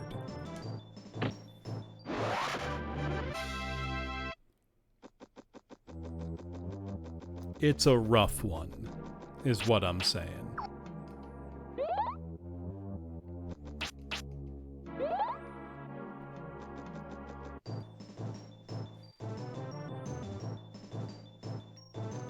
Just like that, right on the road, right in front of me.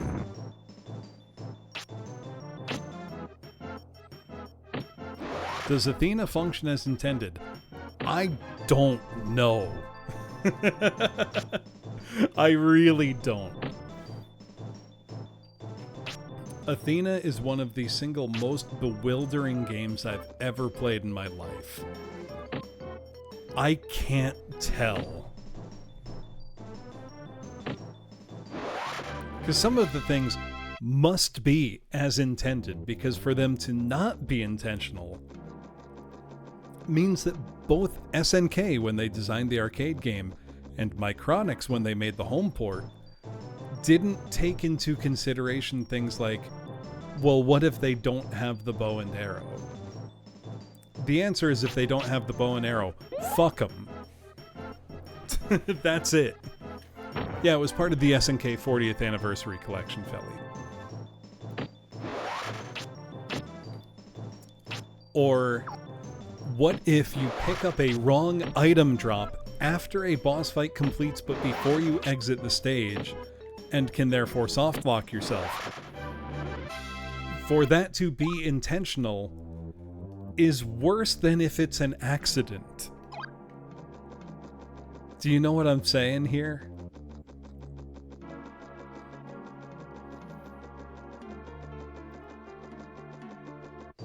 Like, there are levels of, I guess I'd call it incompetence, that are frankly just hard to believe.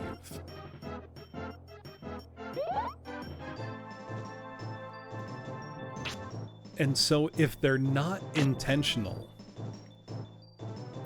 that's horrifying.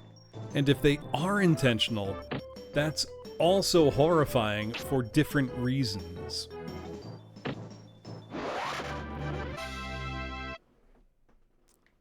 Athena is not a game that feels like it was made by humans.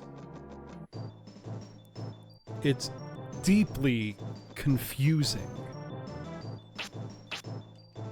I need to beat it. I really do. Please don't think less of me. I'm aware that whenever I play it again, will be my 4th time streaming it in the past 3 years. It can't be that bad, Karin. It's not even bad isn't the right word. Inscrutable is the right word. Try it. Give it a play. Maybe you're secretly the world's best Athena gamer and you just haven't played it yet. Now, Romancia, because it's so short and limited in scope syncoplay, I kind of fuck with that. Do you know what I mean? Because there's obviously a lot of intentionality in Romancia's design.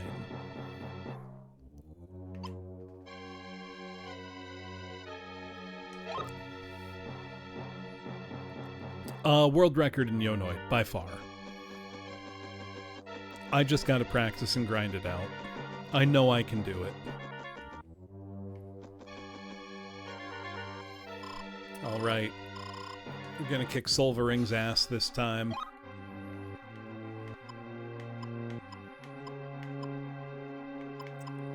Let's use the Silver Amulet. Up our defense a bit.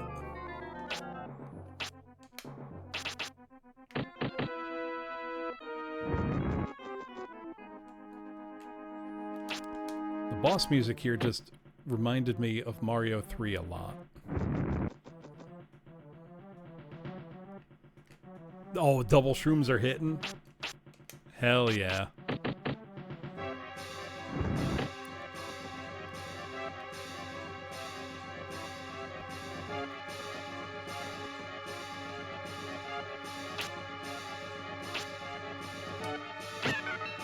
What do you mean Soul Searcher missed?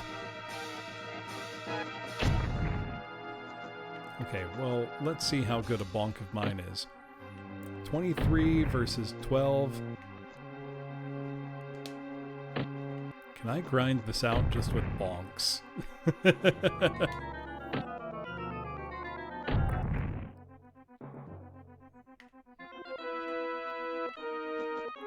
Anybody offhand have an idea of how healthy this guy is, for lack of better phraseology? Because I can't get out of that range.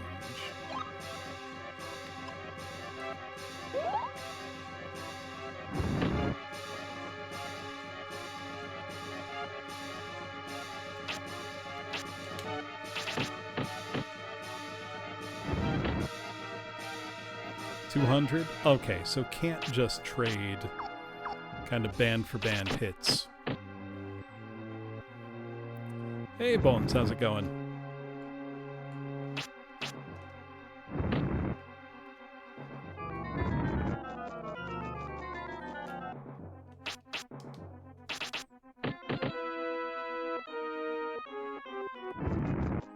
I am also having a beer and relaxing. And playing Quest 64. And having quite a good time, I must say. We're on our first real boss fight here.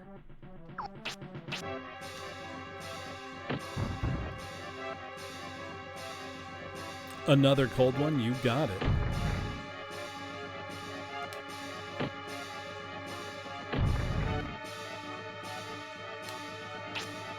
Oh no! That was a bad miss.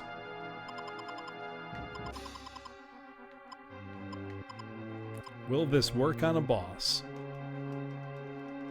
No. Turns out, the answer is no.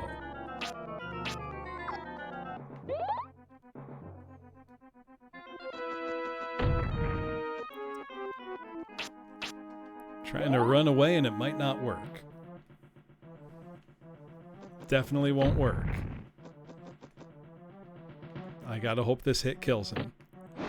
Oh, let's go!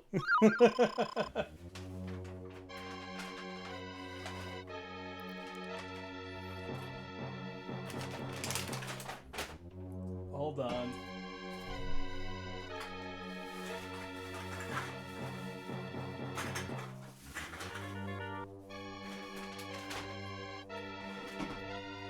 This merits a celebration.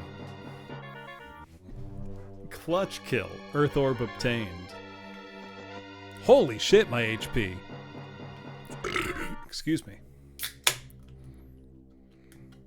That was sick. It's been going well.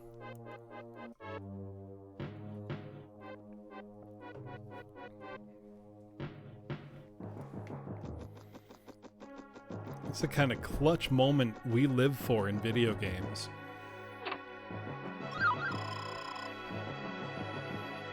I was a tad understated. I love living on the edge of how leveled up a game thinks I should be. Do you know what I mean?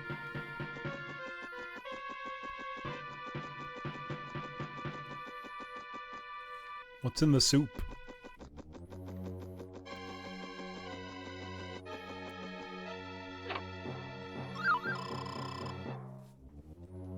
Oh, we got honey bread now. Let's go. The famous item. Soup made out of man-eater.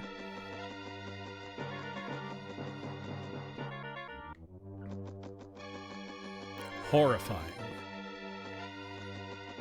Alright, guess that's all that's over here. Now I could use my wings to warp back to town. I probably should use wings to warp back to town. But what fun is that? When I could walk there instead.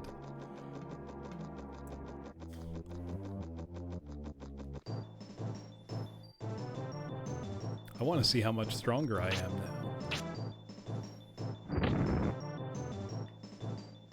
Oh right, I couldn't do it from the forest to begin with anyway. 33's pretty good.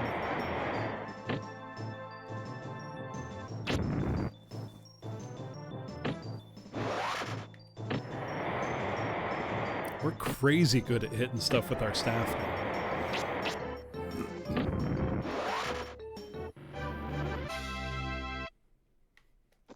Try to remember to use magic sometimes.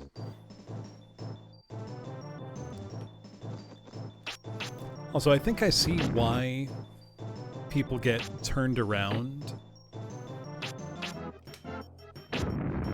in navigation when you get pulled into a battle. Because very often the enemies are directly behind you. So you end up facing kind of the wrong way. Which is why at the start of every battle I kind of make a mental note. Okay, which way was I going relative to the compass? So that I can always get back to where I was.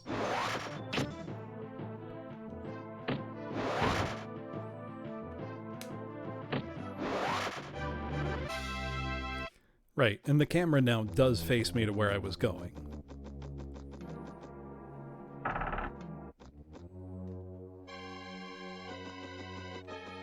Which turns out was the wrong way. But the camera didn't betray me. That much I know. Right, he turns back to where he was going.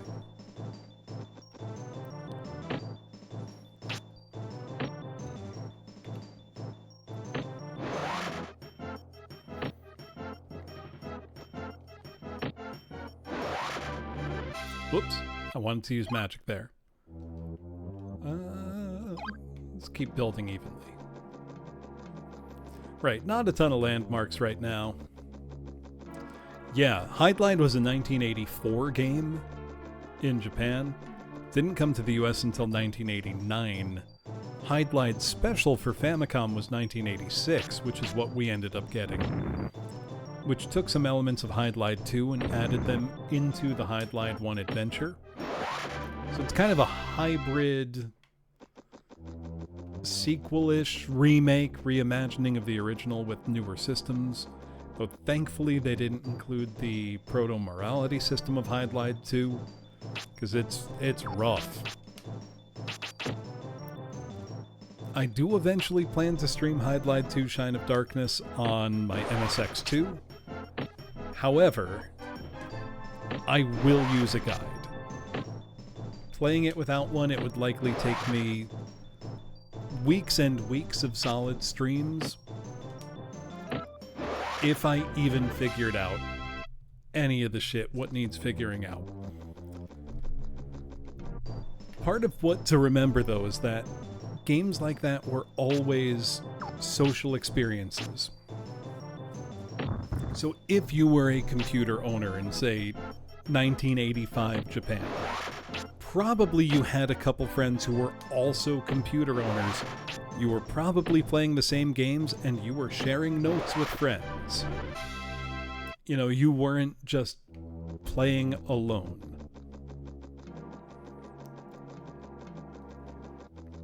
Right, Hydlide NES came out so late that there were 2 generations of games already on the market that had learned from its design and been inspired by it. With all that, I will still maintain I don't think NES Hydlide is a bad game. But I have the luxury of hindsight. You know, as a game to play in 2026, you can sit down and have a very enjoyable afternoon blasting through NES Hydlide. If you had chosen that over Crystalis, you would have been suicidal. You would have been so upset with yourself at the time. You know, one thing that we do have the luxury of when we play retro games now, you know, old games, is that there's no stakes here. You know? Quest 64 is not a big outlay of money in 2026. I think I bought my copy years and years and years ago. Point being, if you had spent $60 on this instead of, let's say, Ocarina of Time, yeah, you probably would have been mad at yourself. Also, I don't think there's a single person who did that, being completely honest. But, you know, it's the kind of thing you've got to keep in mind for context. Secret of the Stars, Toka. Oh yeah, that's what I mean, Witness to Destiny, when I say that, you know, games that came out contemporaneous with NES Hydlide were really 2 generations ahead of it. Hydlide is fundamentally a 1984 game. In 1989, you had already had 2 generations of action RPGs iterating on the ideas that Hydlide originally introduced back in 1984. Which is not a knock against Hydlide. If anything, it's a credit to it. And it just means that I don't know what FCI were thinking by bringing Hydlide to the US in 1989. If it had come out in 1985, maybe it would have resonated with Americans. Yes, I am talking object.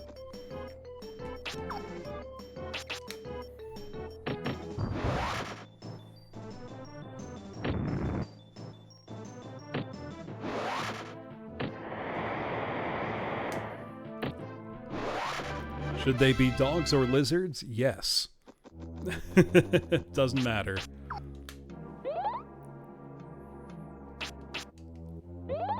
Our healing's getting stronger. That does 6 now. What build am I going for?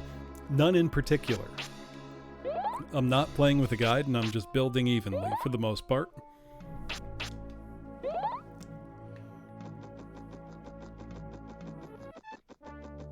Bonk build, mostly, yeah.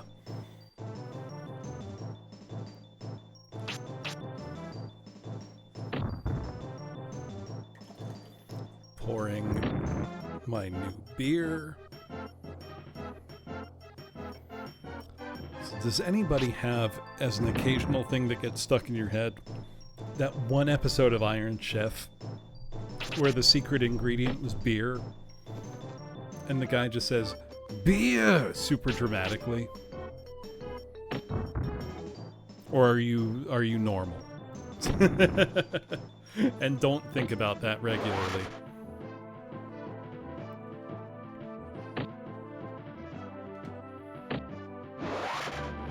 That's a one-shot, baby.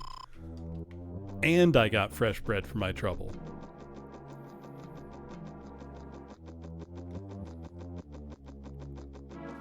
I've reminded you of it? Good.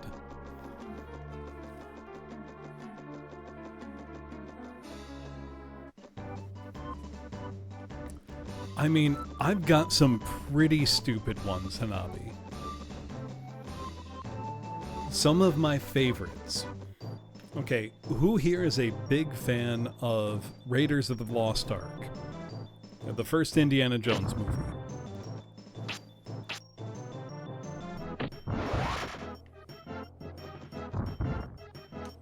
There's that one line. You don't know what that is. That's a lie, Kari. You know what it is, you just haven't watched it. There's one line where Indy is eating some dates. They're in Cairo. He's just eating some, like, sugared dates. Marion asks, what are those? And in this very particular voice, he just says, they're dates. You eat them.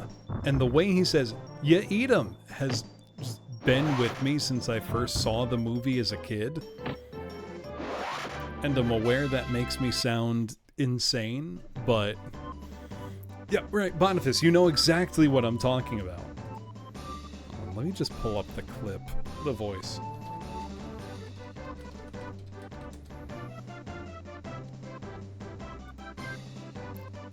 It's just something about the delivery. They're dates. You eat them. I always think about it. Yeah, do you not eat dates? They're tasty, you should. They're very good. Yeah, that croissant. It's just one of those things where the line delivery is so peculiar that it works. Also, yes, that does mean I'm pulling up the clip right now.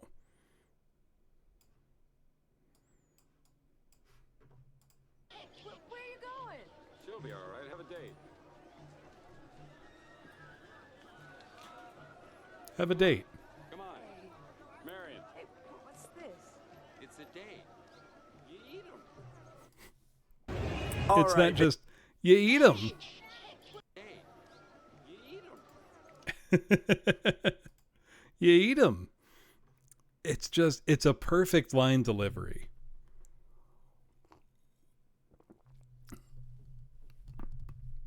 Why does he pitch that? You eat them. I don't know. Harrison was just feeling himself and delivered it that way. And it's great.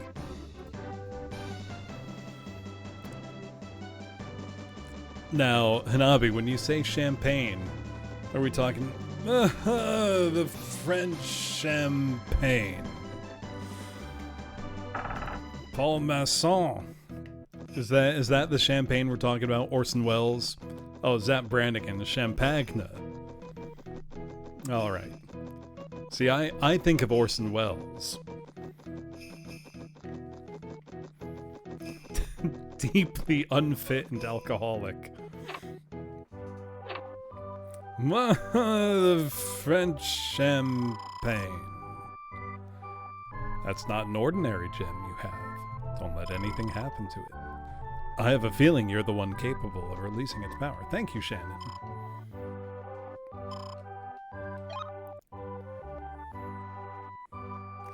It's crazy to me that, like, 40% of the Futurama voice cast by volume, it's just Billy West.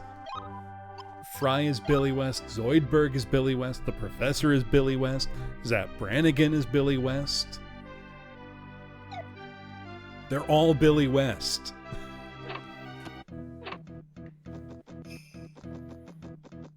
He sure does talking object.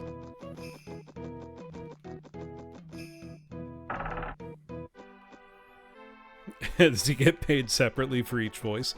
Probably not. I mean, it's really the main three. Him, John DiMaggio, and Katie, what's her name, from Married with Children.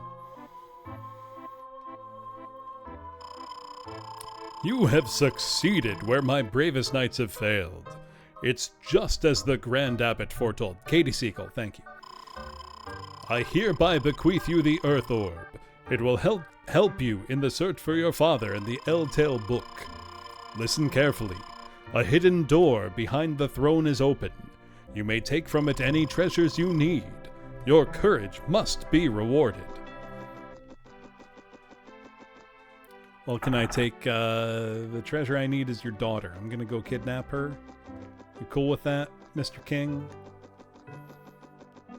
The kingdom's prized loaf of honey bread. You must understand it's vital to national security. I don't think I'd gone in here earlier. There's nothing in here, but... I mean, what do you mean, becoming? We've already stolen so many things.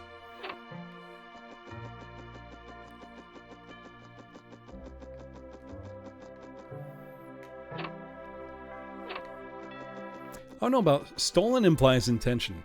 We've just taken them. We didn't stop to think about it. We see, we take. There's no mental process in between. Well, well, it's the Magician's Apprentice.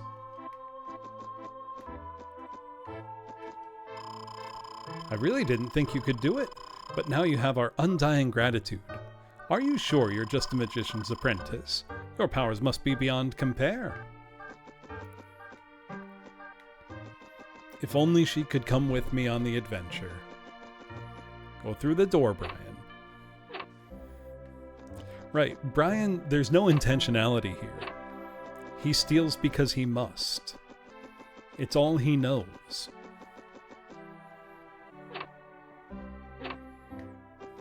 Yeah, I didn't think you could do it. I just wanted to send a child off to die because my powers as king allow me to do that. It is within my rights as king to send a small child to certain doom.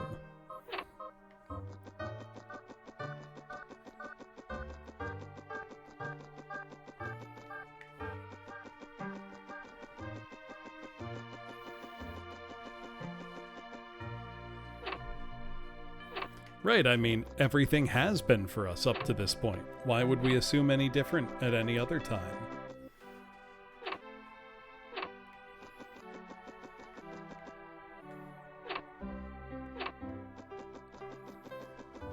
Alright, let's go back to the king, go behind the throne.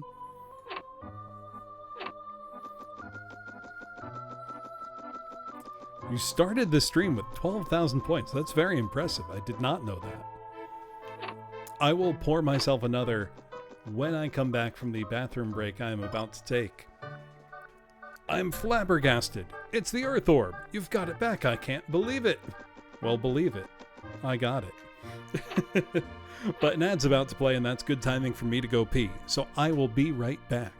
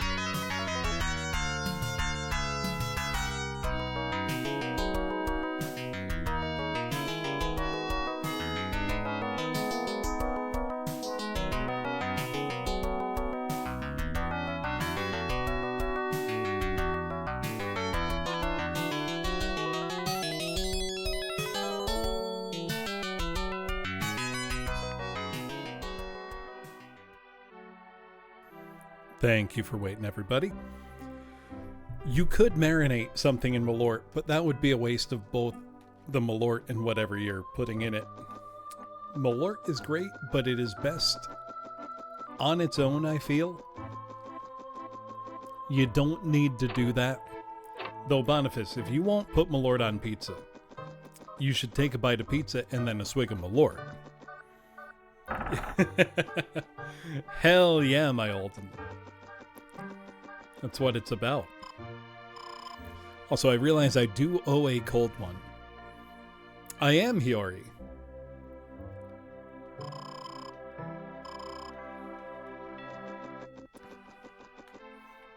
Very hidden door.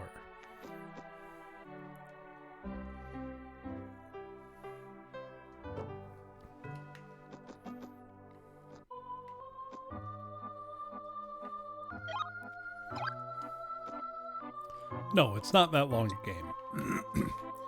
So I think at this point I've stopped keeping track.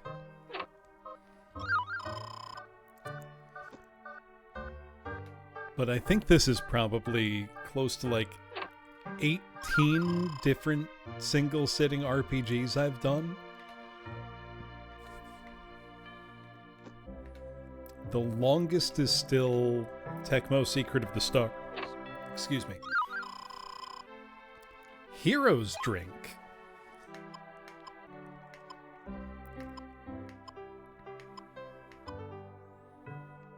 $150 HP. My goodness. Oh, those are quite the items. It's got to be whiskey.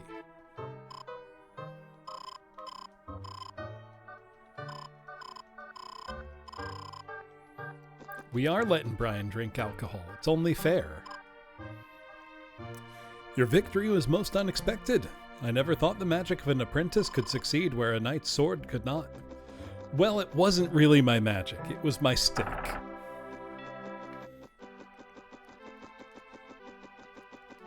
I just bonked real good and I won the fight.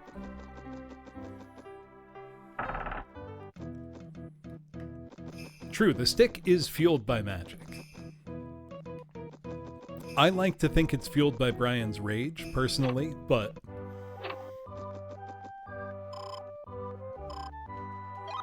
we shall stay the night.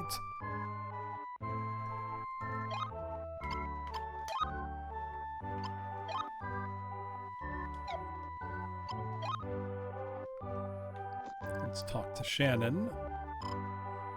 Nothing new. He stores all his rage in his little ahoge.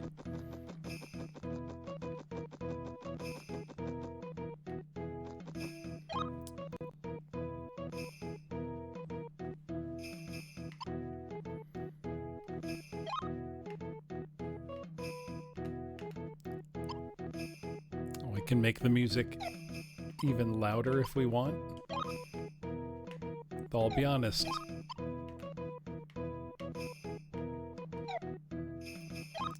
I don't think that's making a difference. Does this just not work?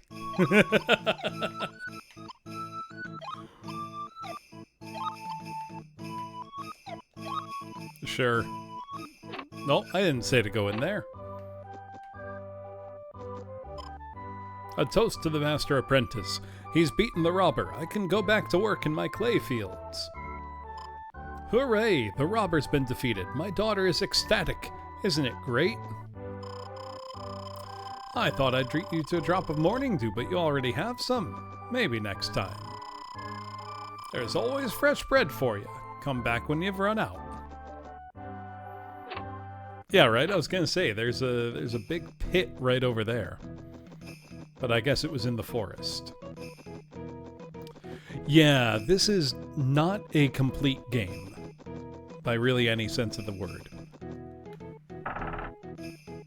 However, I still think it's pretty fun.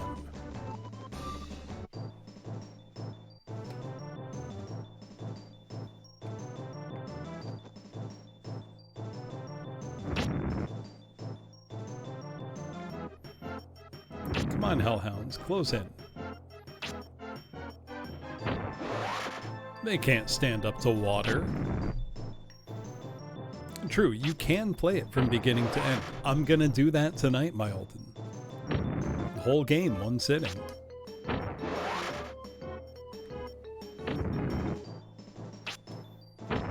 It is very bare bones. In a way, though, I find that charming about it.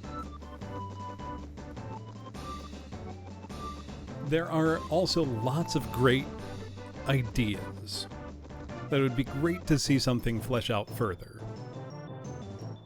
It is a cromulent game. You can finish it. It exists.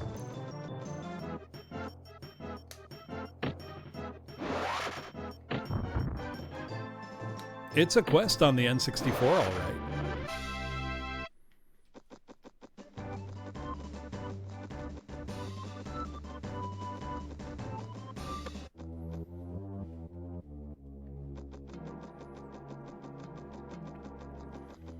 And honestly, there are things about it that I do think stand out well among its contemporaries. For example, the size of the environment. Quite good. Also just being a 3D environment you can explore. Pretty good for the time. You didn't have a game that looked like this on PlayStation or Saturn, is what I would say. You know what I mean?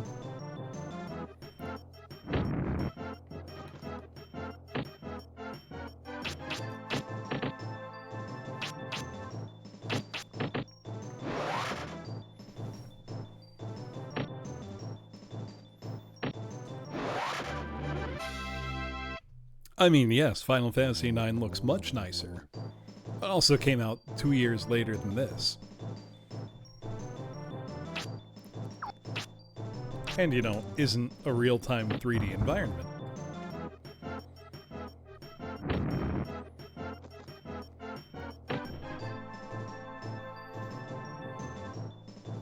Yeah, I was too busy looking at this. The kind of funny thing is, N64 games could also have taken great advantage of pre-rendered backgrounds to look good. You know, look at Final Fantasy, or not Final Fantasy, Resident Evil 2 on N64. Looks great. Fits within 64 megabytes.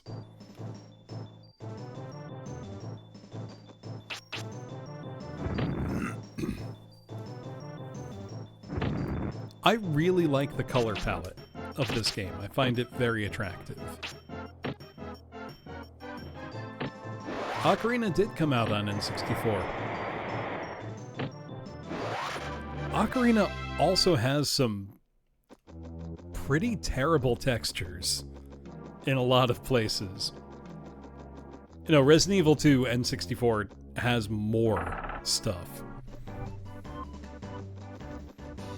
It's nuts. It's one of the most complete versions of Resident Evil 2. They cut frames out in the FMV, but that's about it. It does have a randomizer. I do know a PS1 game called Galarians.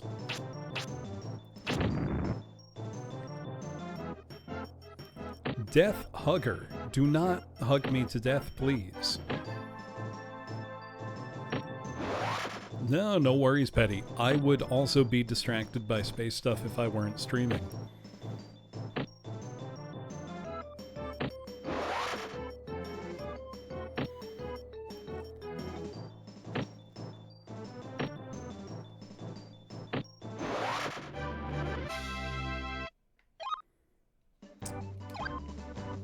There we go. I'm building very evenly.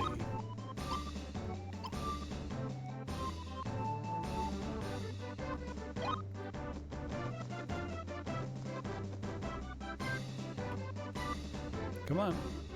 There we go. He's very good at that, my old.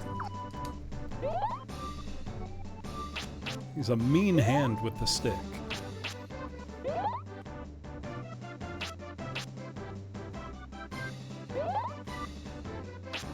Artemis 2. Not 1, but yes.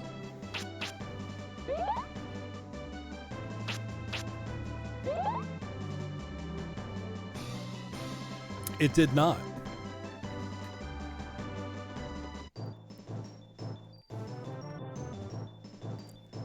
I did not know that syncoplay.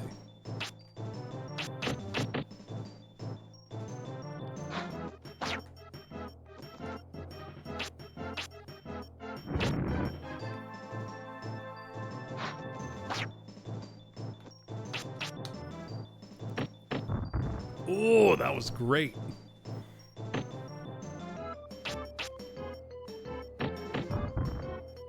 Love when stuff hits multiple things. Do it again. Oh, I want to kill all with one.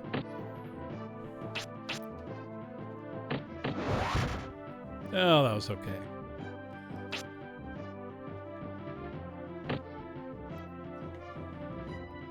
Bonk.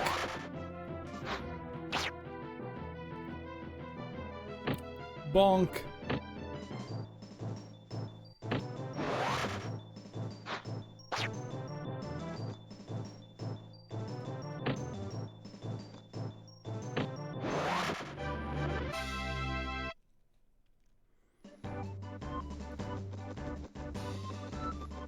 Right, yeah, the AoE. It's smart. Same with being able to run around to try to avoid enemy attacks. It could be more fleshed out or better implemented, but it's a good idea.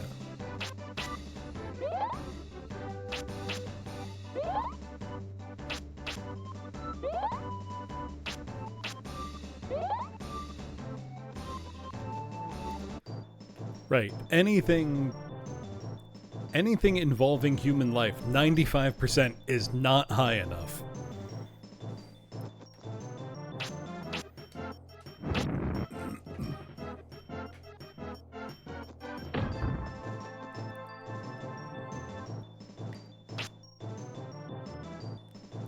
Give him the old bonk. The enemy designs are great.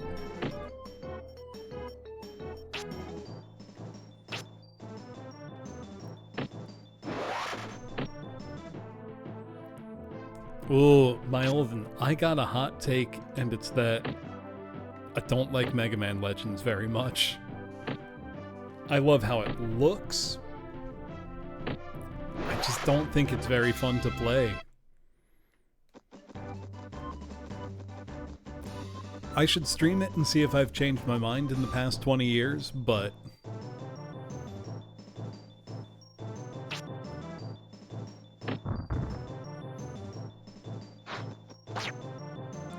See, I feel like it's not that hot a take, because a lot of the things Mega Man Legends does,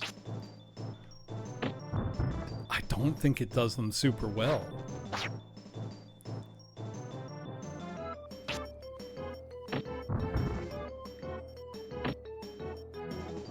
We will never get Mega Man Legends 3, and you know what? That's fine. We don't need it.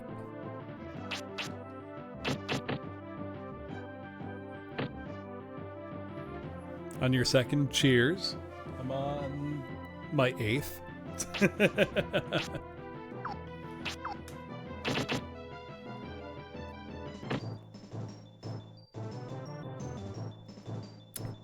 The rough edges it has do not prevent me from enjoying it. But I think it's a game that gets...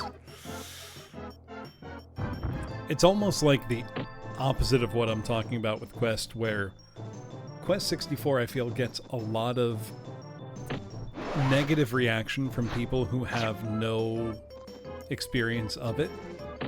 But I feel like Mega Man Legends gets a lot of positive attention from people who have no experience of it, other than just seeing it. Does that make any sense? It's the same phenomena, but positive instead of negative.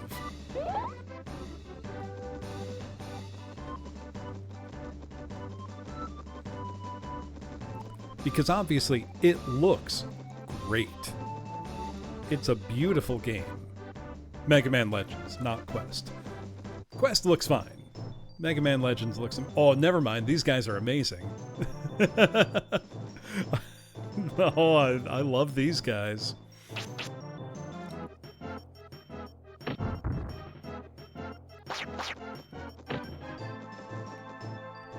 Why are they dancing? Do you need a reason?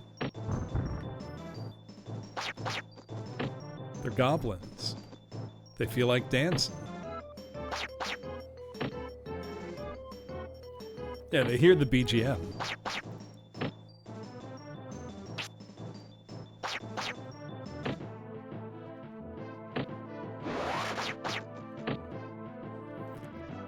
I mean, but if they don't dance, Petty, are they really any friends of theirs?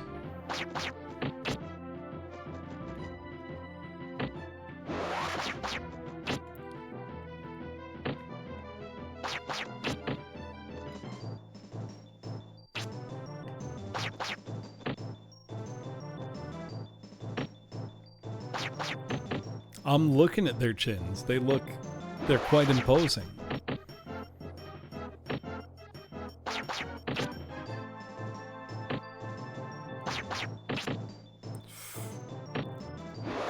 These guys are pretty tough.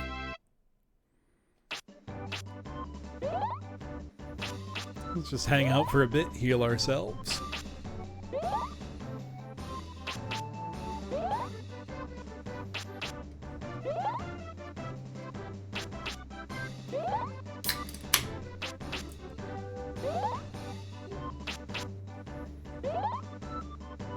Let me pour my beer.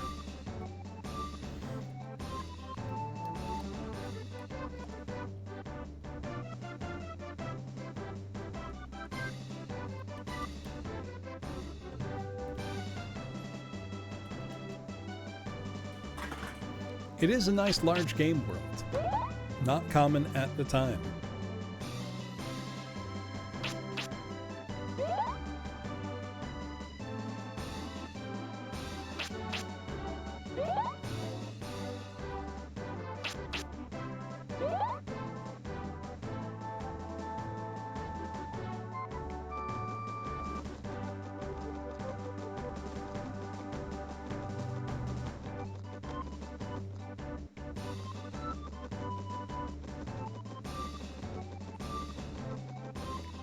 Nothing over here.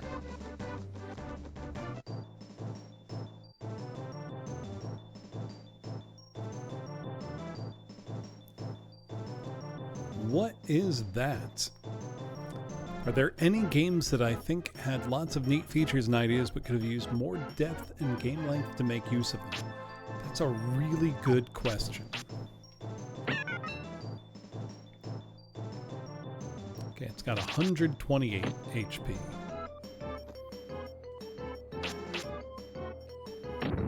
Right, usually the opposite, where a game overstays its welcome.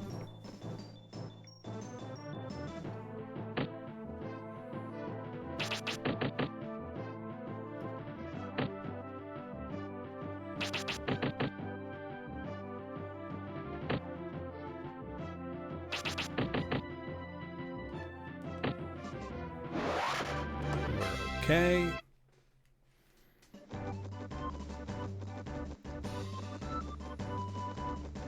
I feel like there's gotta be a little hidden environmental thing around here somewhere, and I just haven't seen it in a while. See, I kind of like that, Ned, where a game has like a weird little something that it just uses once and never again. Almost like a little treat, you know? Oh, we got a lot of guys.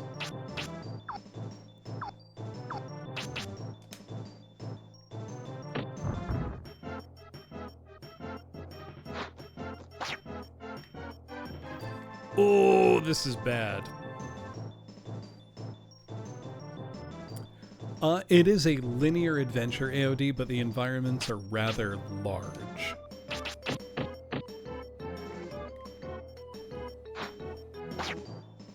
I think that would be the best way to describe it.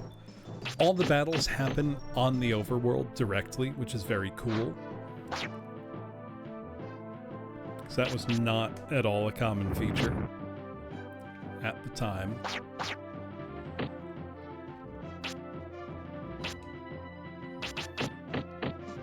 And the magic system and leveling are quite cool. I think I just want to peace out of this fight if I can.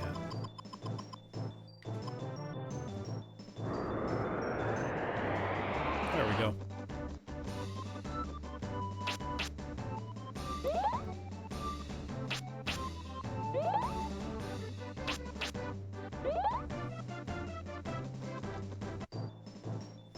Overall, though, the highly negative reputation you see this game getting online, I don't feel is warranted.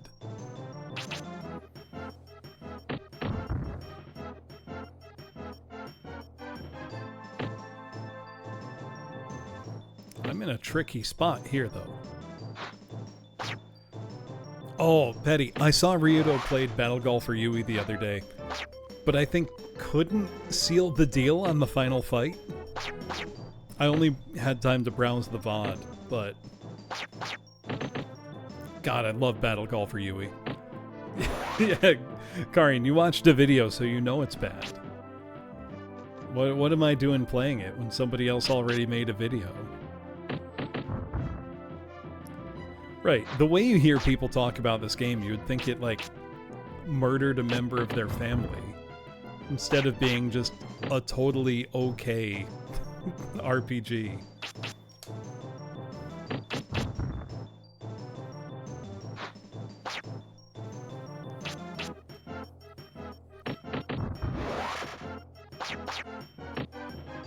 Right, I hate this game I never played because a YouTuber said so. It's the saying, oh, cute opinion, which YouTuber gave it to you? And this isn't to say that you can't form an opinion about something by, you know, watching a video, but it is to say that there's a difference between primary experience and secondary experience. And I'm going to take you a lot more seriously when you're drawing on your own experiences rather than somebody else's. We got a funky little guy made of wood over there.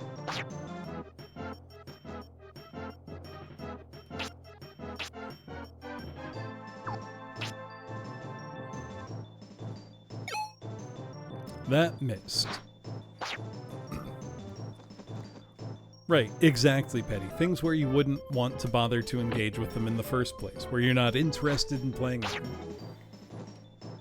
Like, you don't need to play Custer's Revenge on the Atari 2600 to have an opinion about it. Its gameplay merits are not what's up for discussion.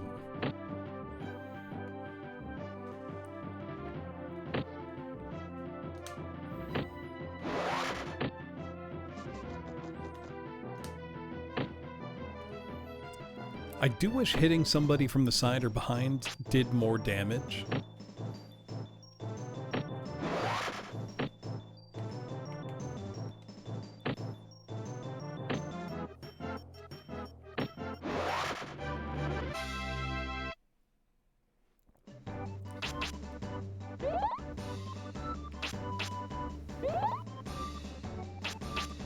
The game is older than almost everybody in the chat, I would wager.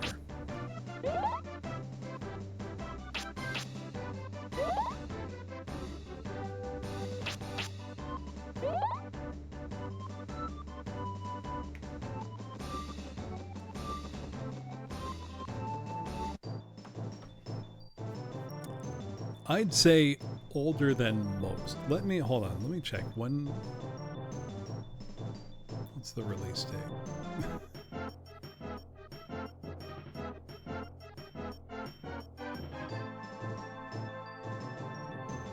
Okay, that's 83.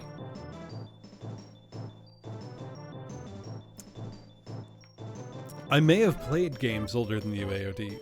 If,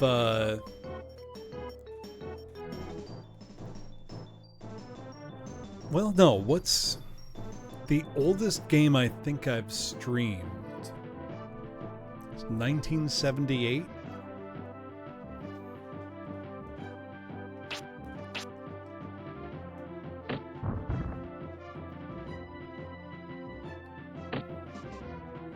Yeah, that would be Computer Golf on the Odyssey 2. I don't think I've streamed an older game off the top of my head. No, we're talking about Custer's Revenge on the Atari 2600, which came out in 1983. It's alright, AOD. you don't have to say it. No, I was gonna say, my Alton, I'm pretty sure you're younger than I am.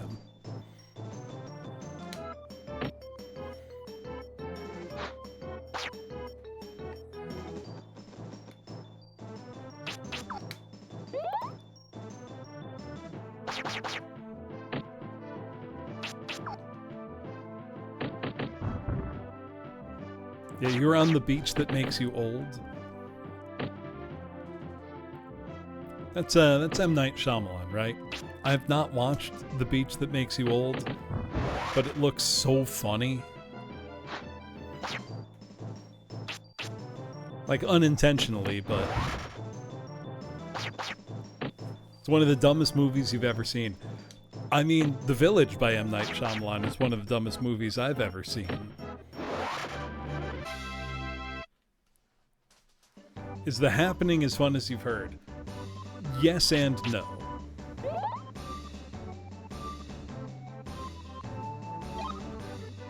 Because The Happening is really stupid, but it has a few really unintentionally hilarious sequences.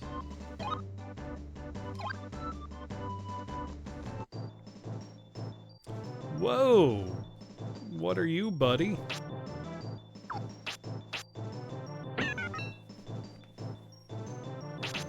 Oh, that's the Apophis again.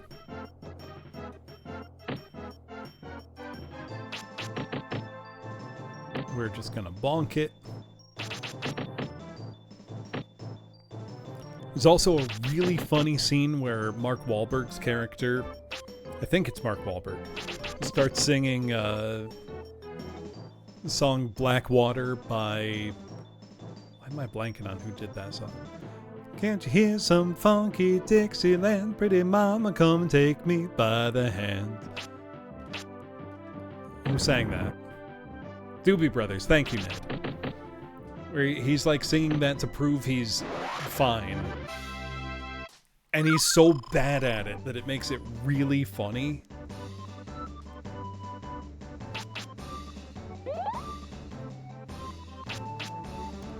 Mark Wahlberg is just a character, too. The, Mark Wahlberg's 9/11 quote is still one of the funniest things of all time. Where he said, "All I know is if I was on that plane, things would have gone down differently." Which is maybe the funniest thing anybody's ever said. Hold on, let me pull up the exact quote. It's so funny.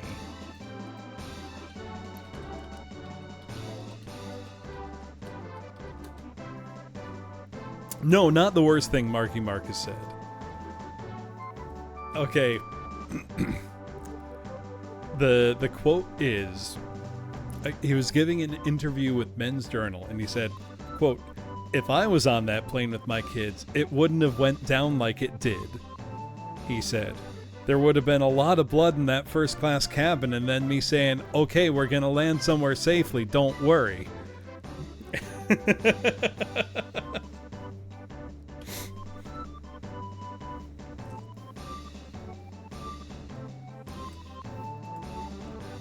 Maybe one of the funniest things anybody's ever said. I don't mean that complimentarily, but it's how high on your own supply do you have to be to say that? He literally said, I'm built different. It wouldn't have gone down like that if I was there. Make that movie and cast him. The funniest part would then if you make it fail anyway. Right, funny for no intended reason.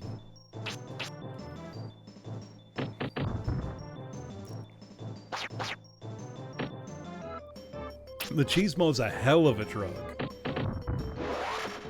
I think it was one of the survivors of, like, Flight 93 said, like, you realize people tried to stop this, and the plane crashed anyway. And he's like, oh yeah, sorry. Like, he had to formally apologize.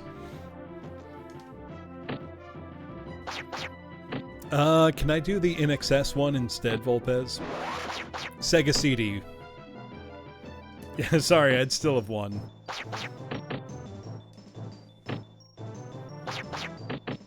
No, if we're talking about best quotes of all time, I know I bring this one up fairly regularly. I'm sure most of you are familiar with the legendary pop-off that Pete Weber had. You know, the bowling guy who, you know, crotch chopped and said, "Who do you think you are? I am." Now, the most incredible part of all of that. One, Pete Weber really and truly is him. He is indisputably one of the best, most winningest bowlers of all time. He is that good. He gets to be there. But when he retired from professional bowling a couple years ago, he dropped maybe one of the hardest lines in history when he said, "Love me or hate me, you watched. That's all you could do." Which is incredible. Hello, Shannon. The water capital, Larapool, is located on the other side of the lake. There's no fairer city in the Isles. It's even as pretty as the coast town, Limolin. What do you mean he got away with that? Can you stop him? I can't.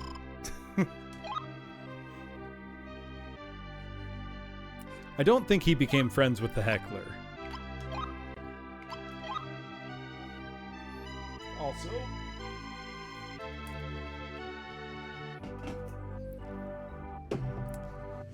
you know what? Witness to destiny. There's something else you could witness, and it's, I'm gonna try to set a good time on a beer chug. Yeah, he literally retired and said it. He still competes occasionally in seniors events. And, you know, dominates because he's fucking Pete Weber. He's one of the best bowlers that's ever been. It's nuts.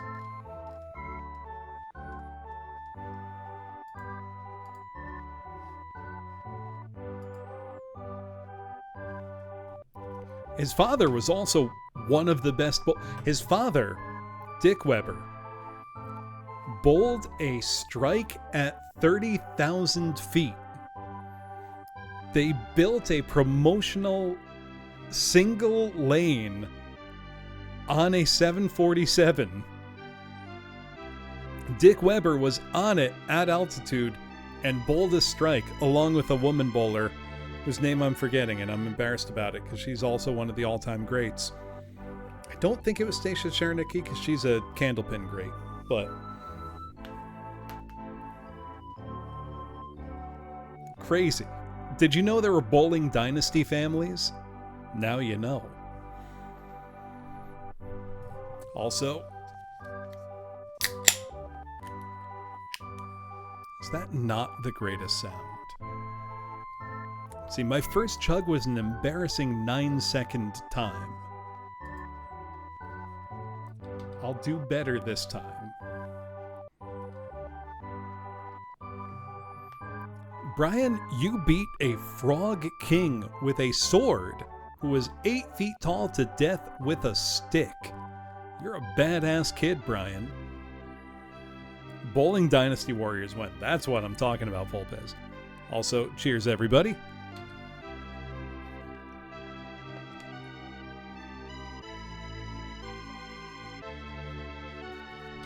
Ah. 8 seconds, still slow. I just don't have the good chugs in me tonight.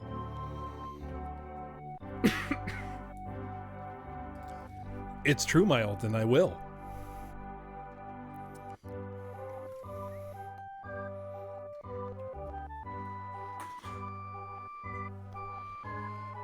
No, my best on stream, Felly, I think was just over 4. I know, I miss Lazy Susan. There were a couple times she and I had direct chug-offs. Excuse me.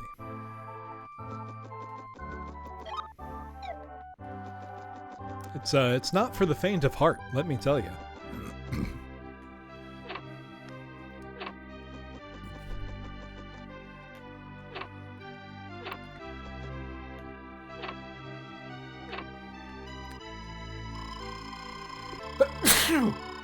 Oh, excuse me. I've been lying low here because of the danger in the woods. Now it's safe to go to Donderon and back to the monastery. Oh, I'm glad to hear it, Felly. I should send her a message, see how she's doing.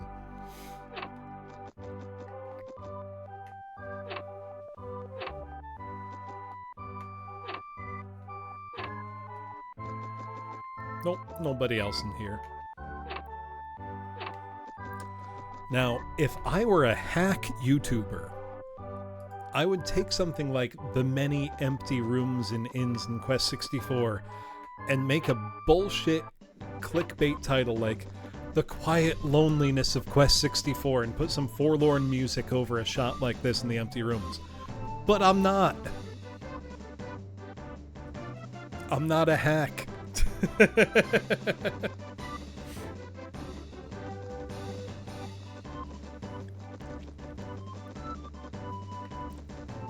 I mean, the empty rooms are because people couldn't come here or go from here.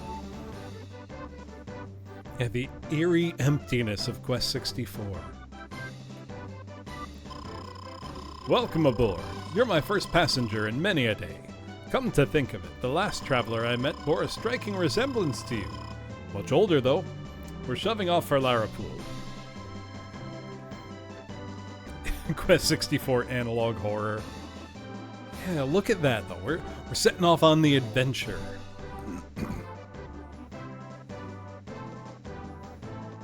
Every copy is personalized.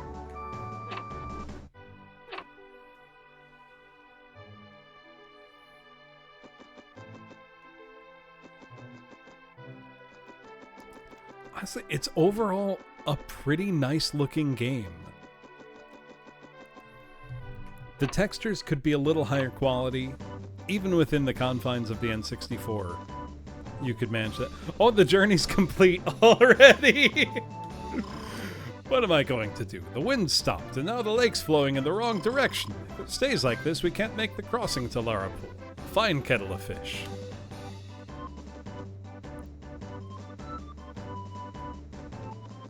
Yeah, the boat totally moved while we were on it. Sure, man.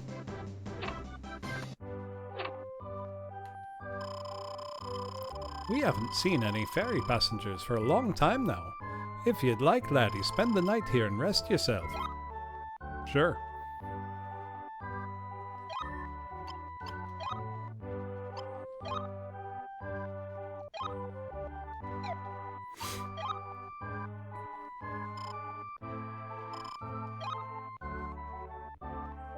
Right, Cube?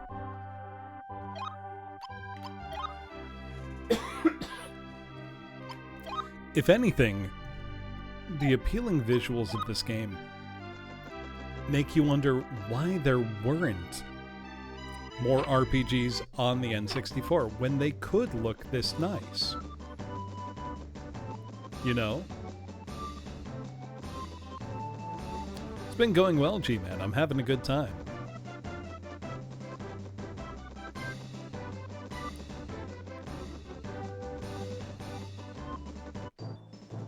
Brian's become very, very good at bonk. He's super good at hitting people with a stick. We've got Orc Jr.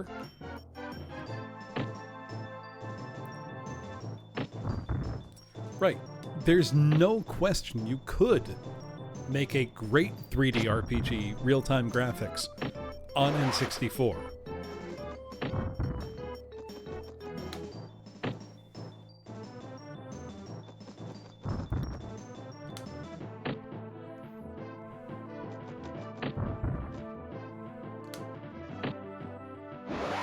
I think you're right, Cube. We were talking about this earlier. The N64, while it has a small library of RPGs, proportionately has a roughly the same amount as the PlayStation did. It's just the N64 has a very small library of games. You know, so when 3% of your library is RPGs, but you only have 290 games, yeah, you don't have that many RPGs. And for the PlayStation, when 5% of your library is RPGs and you have 2,000 games, 4,000 games, that's a lot. Which was more experimental? PS1, by far. No question. Not even close. By virtue of volume alone. PS1 does have Bubsy 3D, which I think is the best Bubsy game of the classic Bubsies.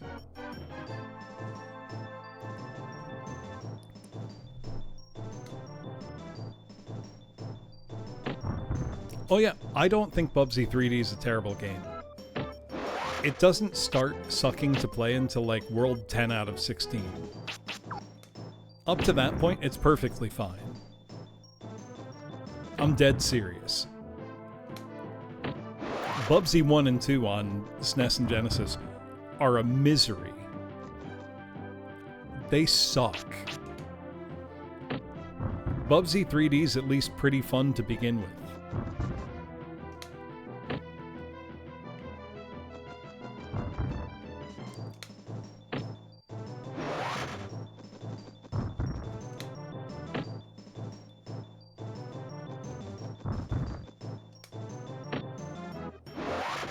They did. They went on to make Siphon Filter.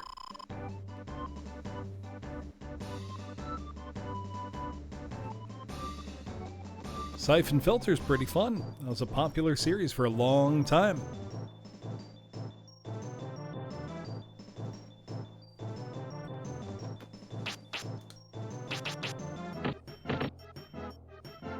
And the biggest problem with Bubsy 3D for me personally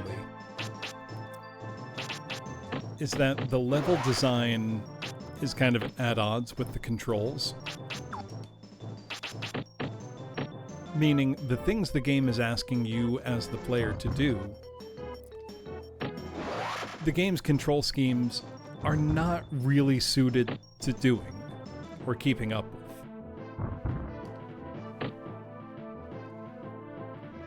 We can just stand there. Hell yeah.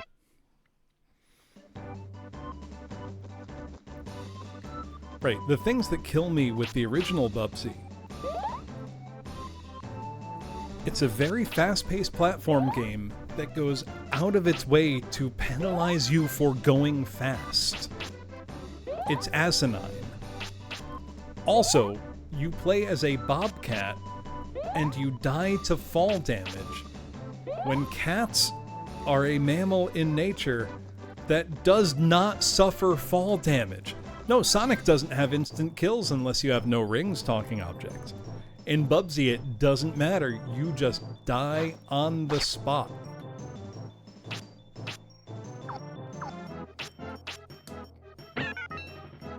What do you mean it missed?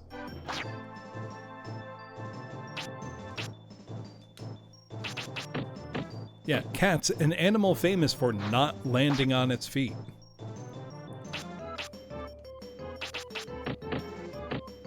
Right, they're instant deaths in Sonic, but they're not like how they are in Bubsy.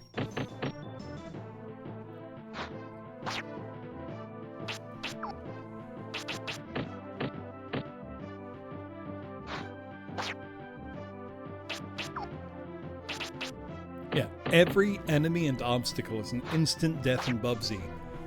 A game that encourages you to go as fast as possible, with which the screen then does not keep up. It's just not very good.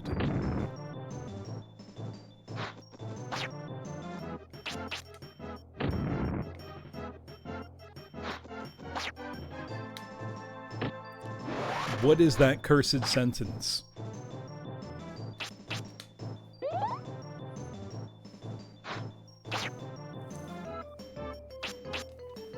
No, bobcats run away from fighting in real life. We have them in my local area. They avoid people.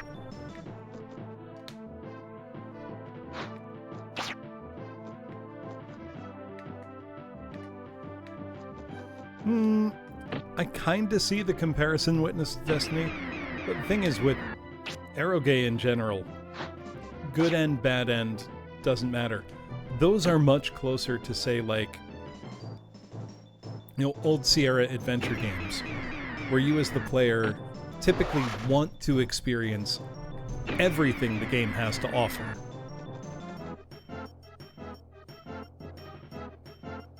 Do you know what I mean?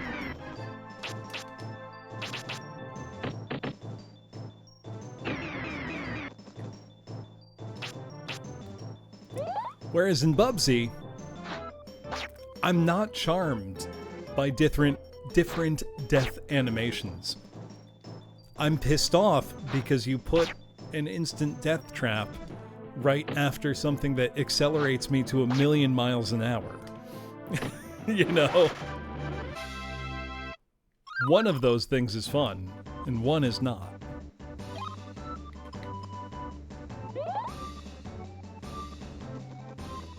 Oh, I've played 4 out of 6 of the Bubsy games. How do I feel about Gex? It's fine. Gex is pretty fun on 3DO. I haven't played the 3D Gex titles. I've only played the original on 3DO.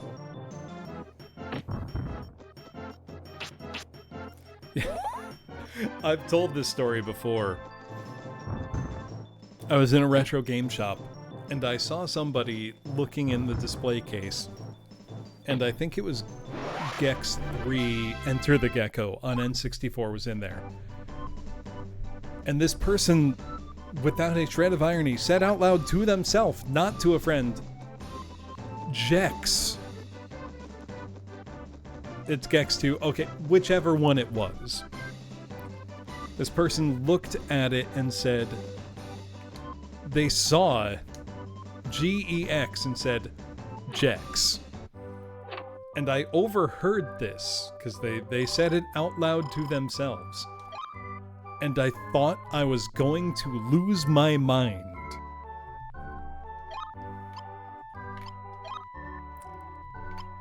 You want to talk about unique death animations? Let's talk about Heart of Darkness on the PlayStation 1.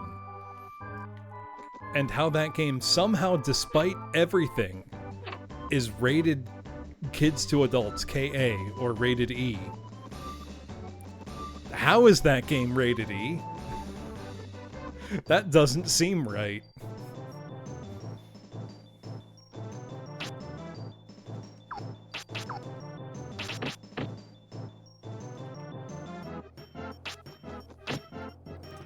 There's no blood or gore, but there is talking object.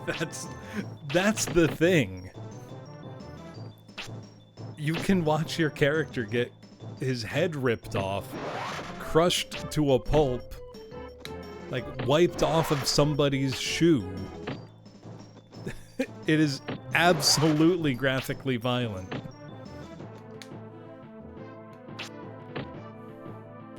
Heart of Darkness on the PlayStation. The ESRB certified it. I don't think they watched gameplay footage. Hey, Moose and Monk, how you doing?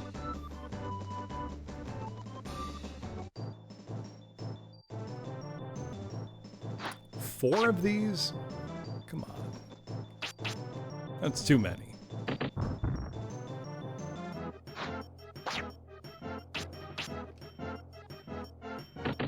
How is the speedrun for this game an hour?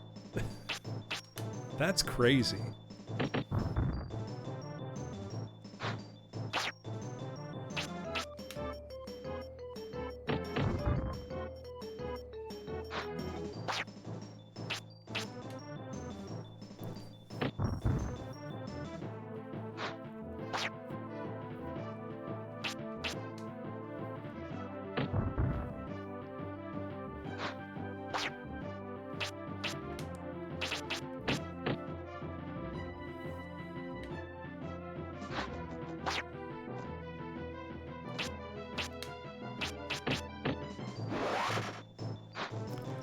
The thing that's always mystified me about the 90s moral outrage over Night Trap is Night Trap is not a graphically violent, explicit game in any way.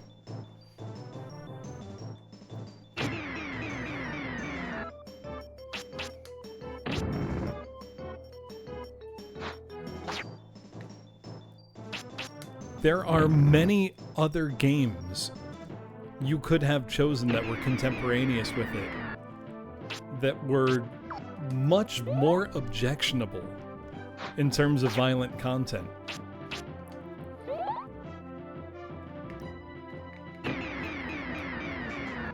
I think it was just the fact that it was full motion video. It is Forte Noir.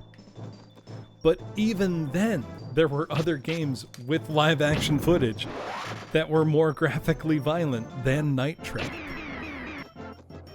That's why it's always mystified me.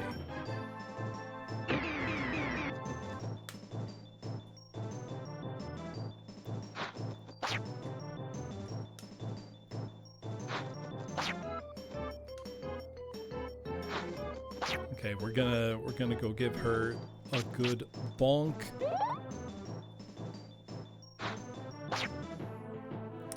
I feel like I need to apologize for Joe Lieberman.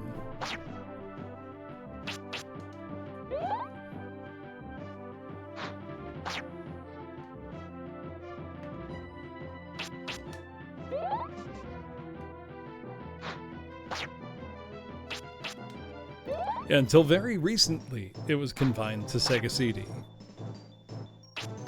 Night Trap did finally come to Nintendo consoles. Just took 30 years.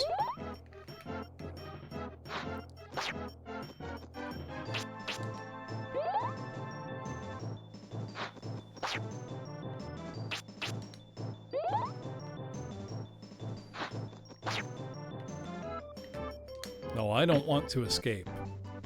Oh, damn it. It made me escape. Alright, an ad's about to start. I'm gonna go pee. And when I come back, we keep playing. Be right back.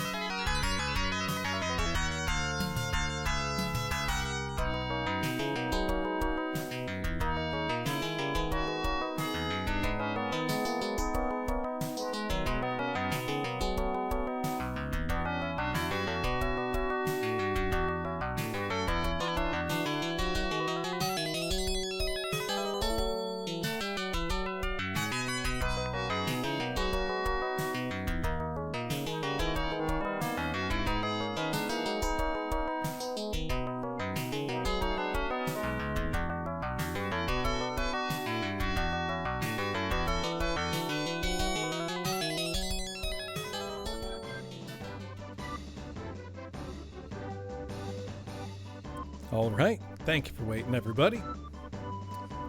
We are back. Continuing on our way to, honestly, who knows where. I don't know quite where we're going.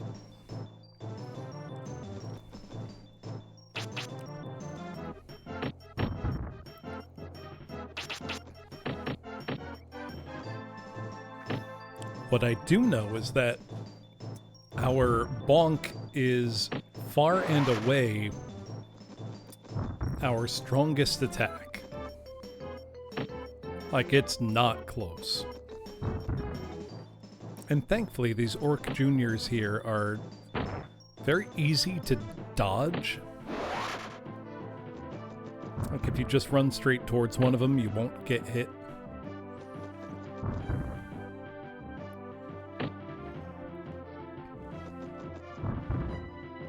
The bonk apparently is very mighty indeed, Felly.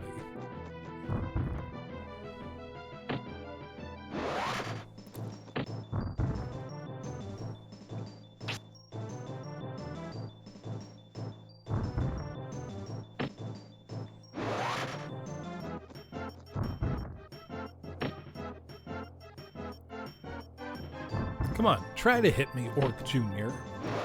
Yeah, that's right. That's what I thought. You can't. It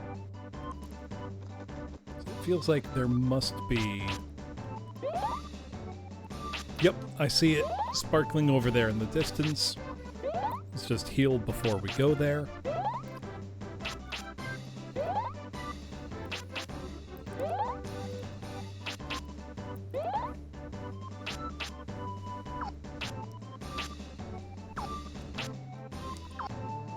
Oh, we learned a new spell. We did learn Ice Wall.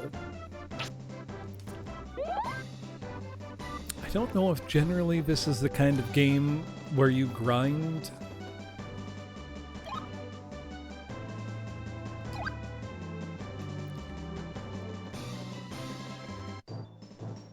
I don't know how useful that would be, really.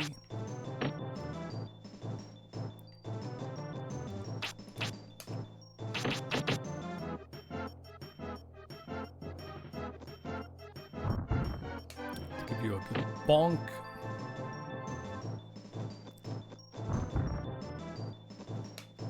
Go back, give another bonk.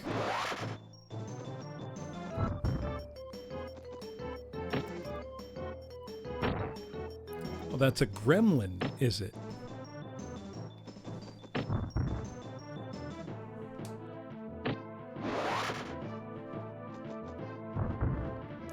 Right, water feels mandatory.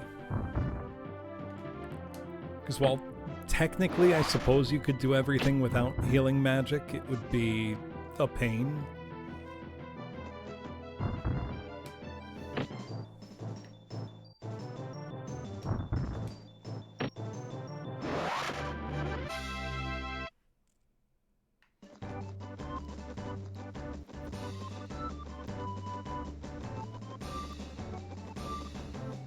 I do wonder just how strong would you be able to get somebody by grinding?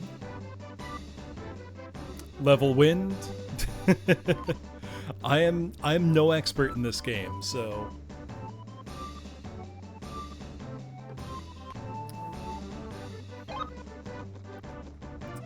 right? Thankfully, Brian has no wheat or gluten sensitivities. Be a real problem if he did.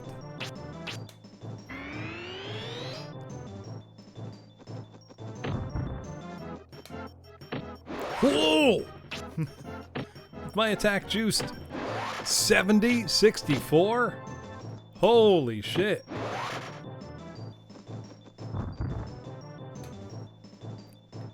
That's wild.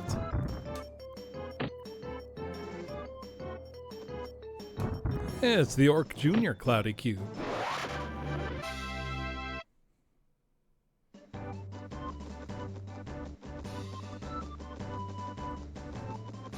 Come on, surely you can handle the tiniest elevation difference, Brian.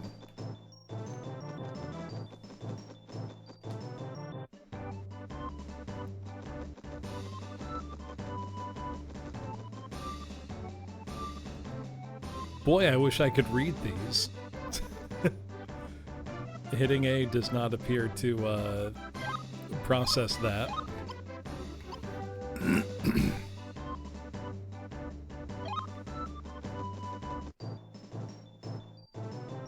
Is Hellhound? Ghost Hound. I see it's like a Hellhound, but scarier.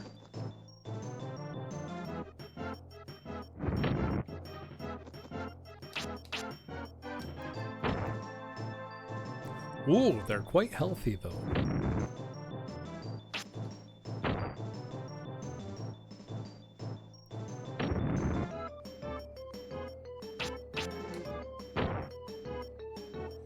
They're very healthy, in fact.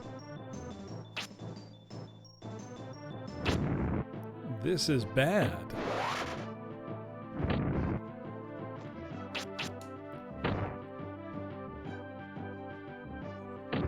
Right, I also think hell is scarier than a ghost, but, you know.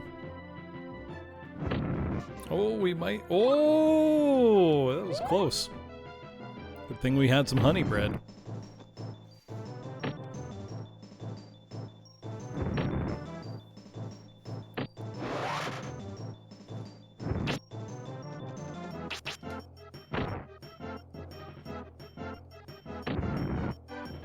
Yeah, the king's gift of the honey bread is saving us already. Miss, come on.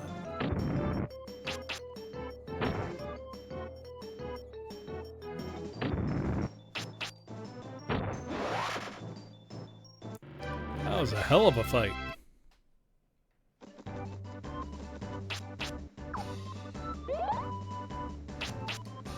Some healing.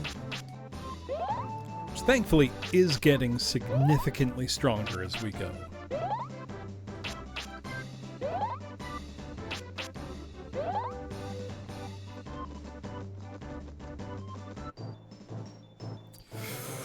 Three more ghost towns, eh?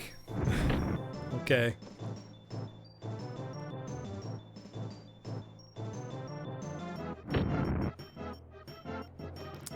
I think it is Volpez, but there's also reason to go off the path.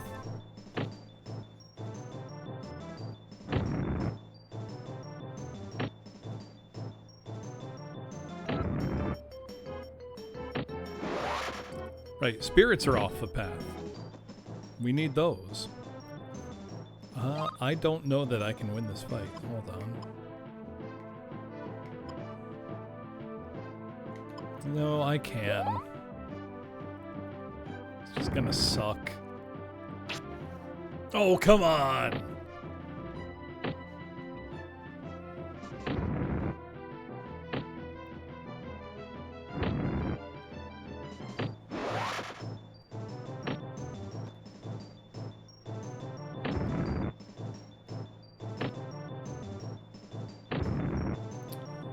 Ooh, that was bad.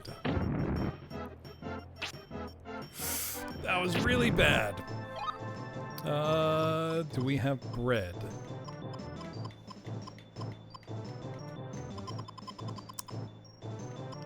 I don't want to use one of the good items, but I kind of have to.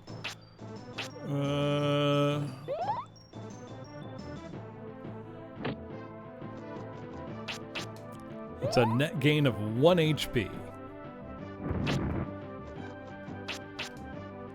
This is not good.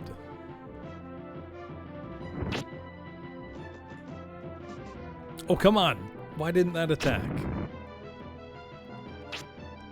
Come on!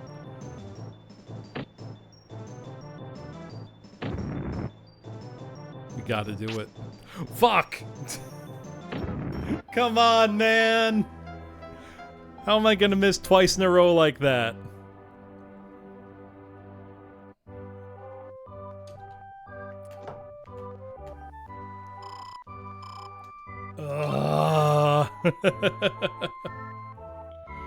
It's fine.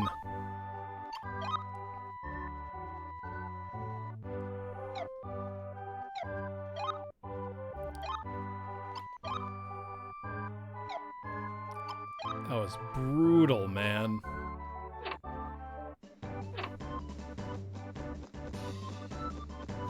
Oh, nothing. Very slight forward progress. Forgot password. You lose almost nothing by dying. The game is quite kind in that sense. It just sucks anyway, you know.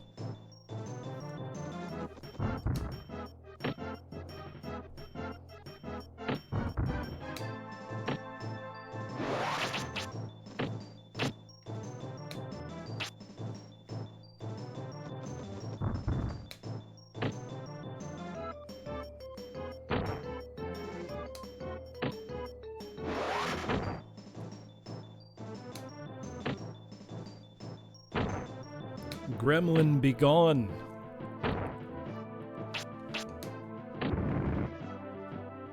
Kill it with magic to hopefully level it up.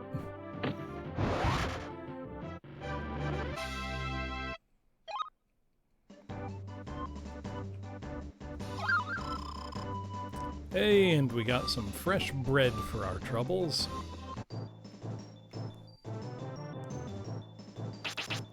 And you trouble me again so soon, Gremlin.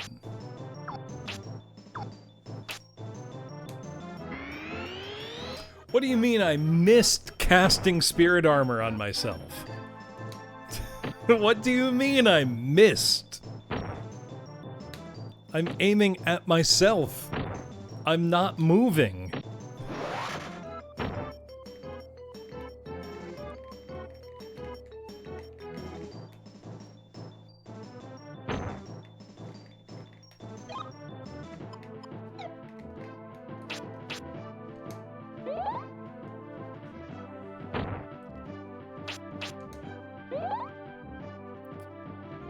Also, I am paralyzed and pinned down at the moment.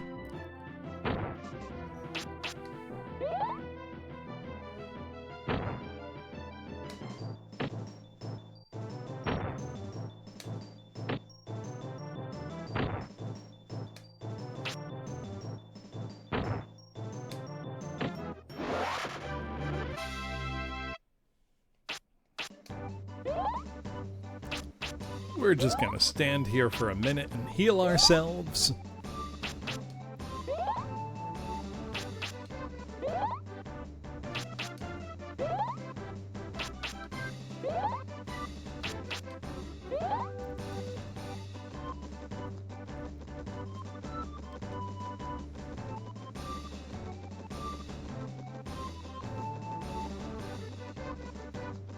Alright, let's keep going on the straight and narrow this time.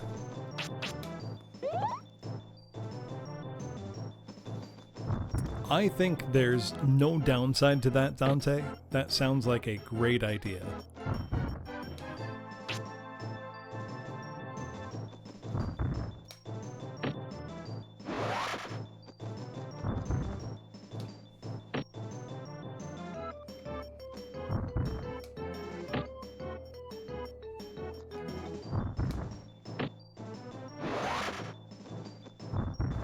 Why can't all encounters be just like this Orc Jr. encounter?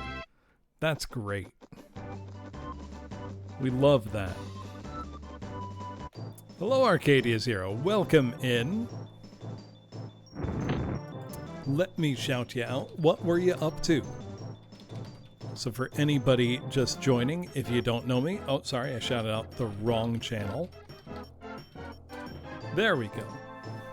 For anybody just joining, if you do not know me, my name is Professor Bloom. I am a music teacher. I do a lot of singing, play lots of retro games exclusively on real hardware, and play lots of Doom 2 custom Megawads. And tonight, by popular demand, that's not a joke, I am sitting down to play the entirety of Quest 64 as a single stream.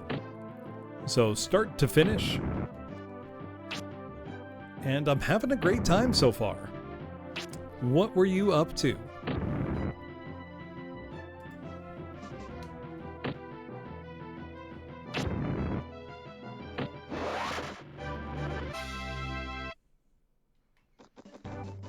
I'm finding that a lot of the... All it took was Quest 64. I don't know why people have such a strongly negative opinion of this game. It's fine. It's not extraordinary, but it's totally okay. I like it so far. Also, Brian's got an Ahoge like a foot tall, and that's great. Wuthering Waves, okay. I'm not very clued into what's going on with gacha gaming in general, but I understand that one's pretty popular.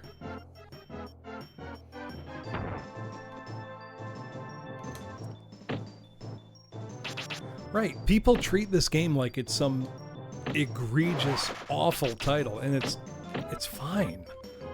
Like, it's not awful at all.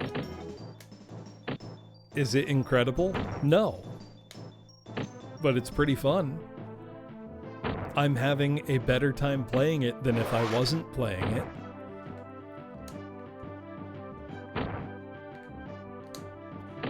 People love a punching bag, and people love a punching bag they've never experienced themselves. You know?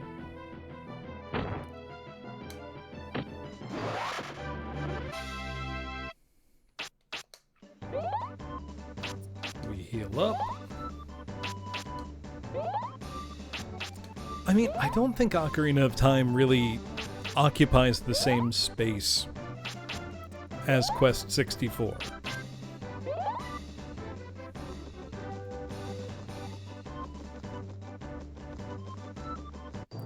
No, I don't think anybody was weighing the two in each hand and saying, oh, you know, which one do I want to play? They're quite different.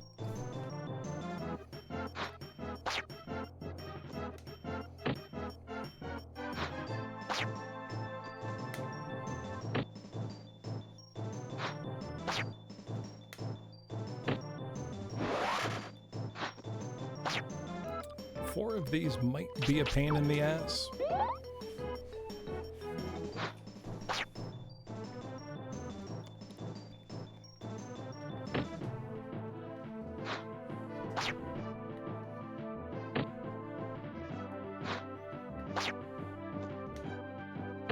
That one should be dead. There we go. Have a big rock. And a bonk. And another bonk.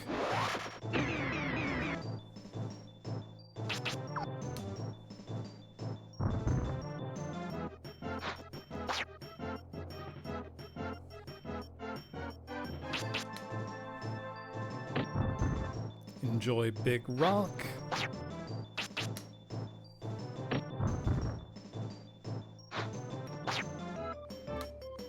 And a bonk. And another bonk. Goodbye. Get bonked, idiot.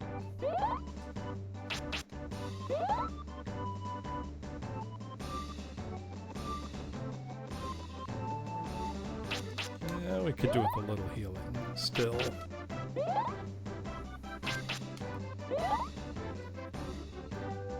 Alright, that's pretty good.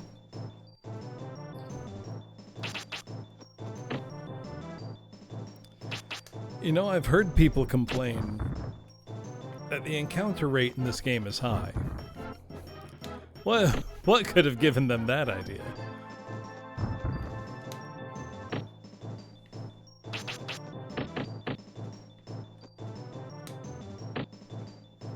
Yeah, haven't noticed.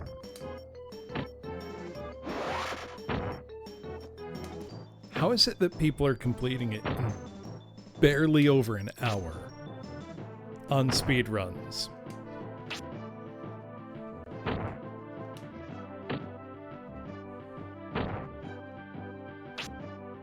Stop missing, good lord, man.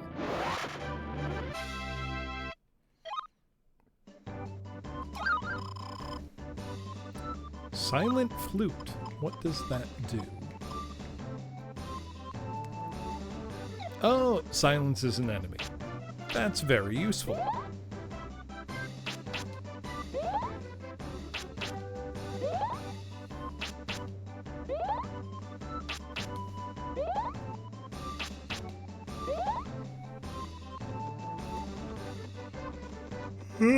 Excuse me.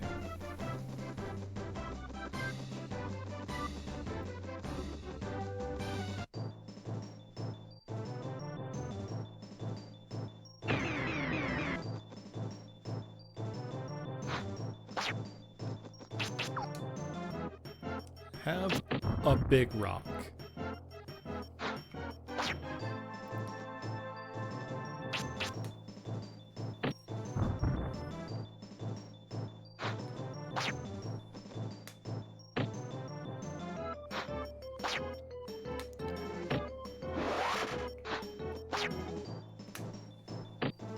That's a good point, 8 lives.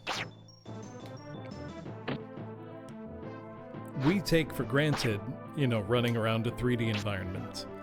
1998 is still pretty cool.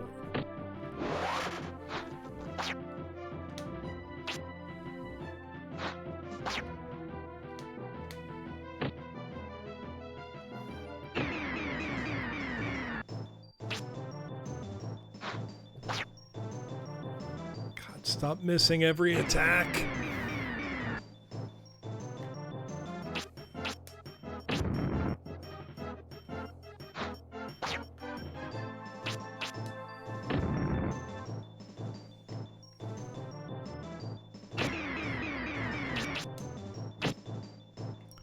Come on!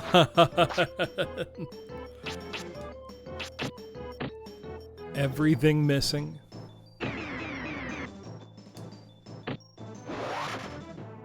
Finally.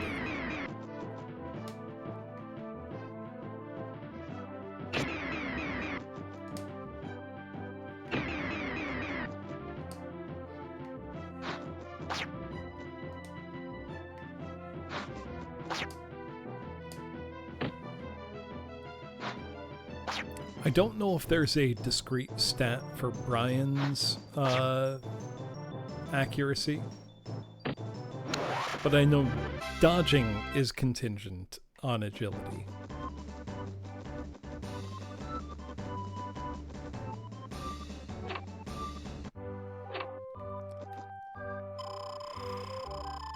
Want to travel on, little one? Well, it's impossible. The bridge is down. It'll take a while to fix. The only way for you to get to Normoon is to go by way of Cole Hazard Cave. From this point on, we'll be entering the Windward Forest, but we hear that a suspicious magician has shown up.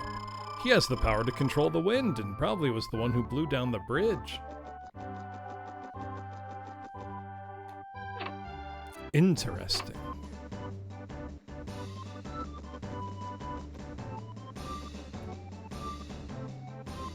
Nope, nothing over there.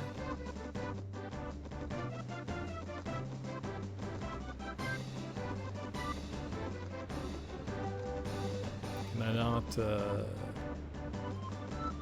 okay. Guess not.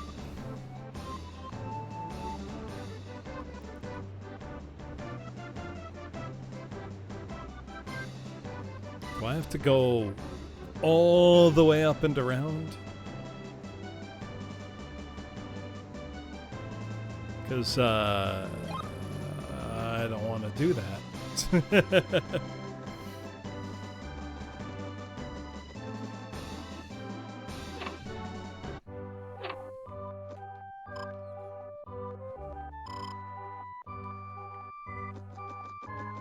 What do you mean the bridge is broken?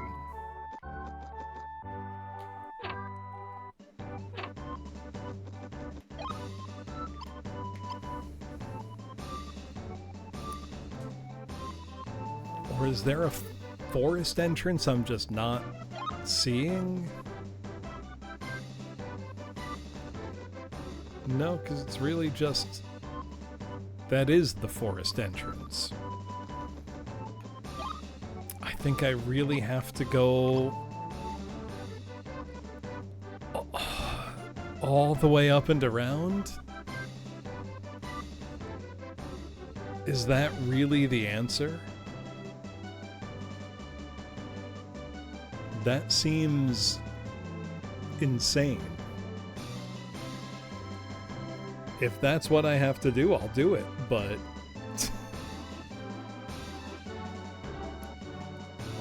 that doesn't feel right. Any quest experts with a hint for me? So if you got it, I mean, I'll take it, but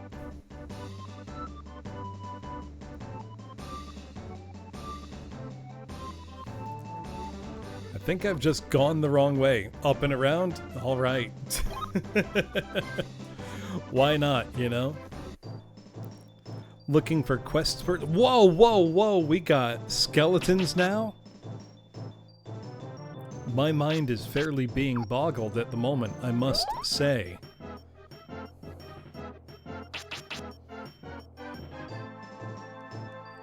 Badass skellies in armor. I do have the blue wings, that's true. Hold on, if I stand still, they can't hit me.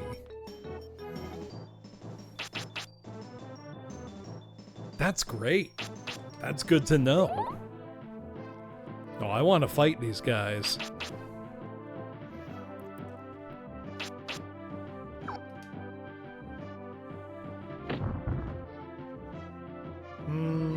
Rock's not that effective.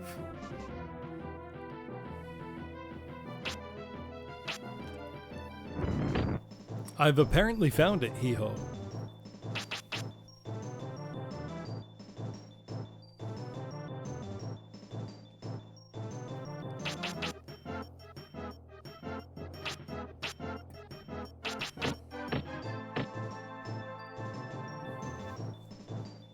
Yeah, they just kind of jiggle about.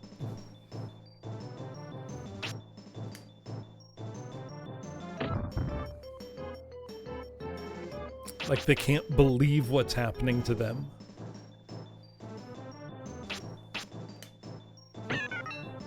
What do you mean, Soul Snatcher? Missed? How do you miss with a diagnostic spell? How do you keep missing with a diagnostic spell? Thank you, Witness to Destiny.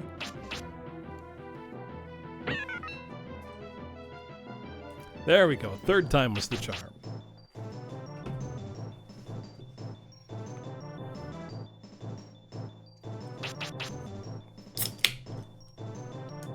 Brian is not very accurate, I've noticed.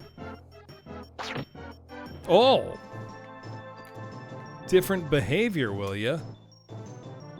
Fine.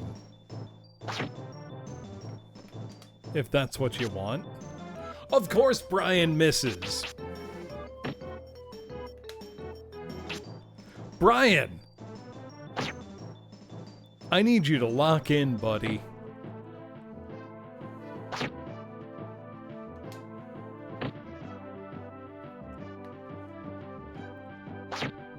Brian, you're gonna be killed if this goes on.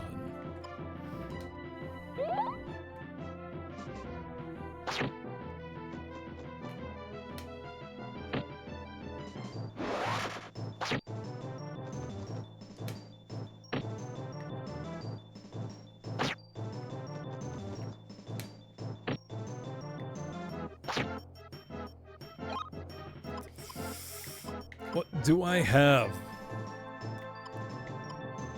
Brian's optometrist. You've clearly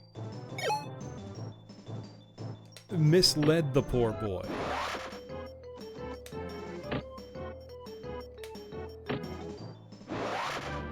Into thinking he can see better than he can. We got out of it, but only barely.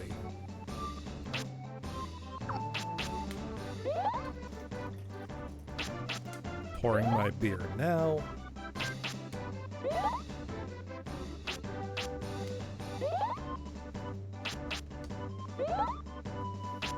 And one more. Good as new.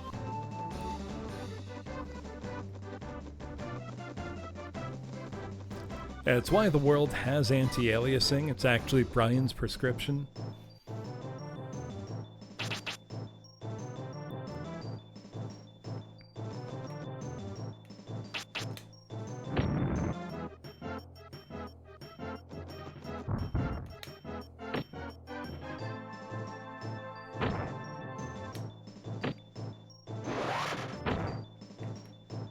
Get a couple hits in. Boy, some of these enemies are annoying. Looking at you, Gremlin. Come on, man. Oh, these are all small fry. We're just gonna leave.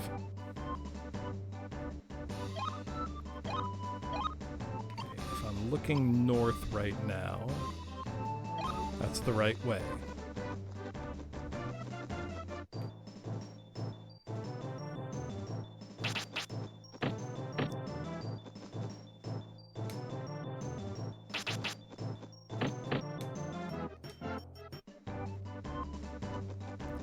We'll run away fights where we need to. We don't need to be machismo here. We can admit when we need to run.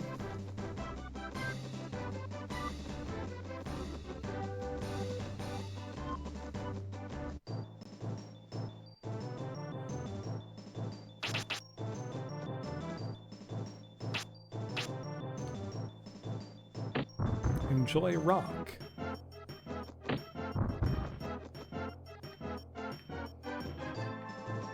Can't hit any of them? Okay. I don't know if it's worth grinding agility.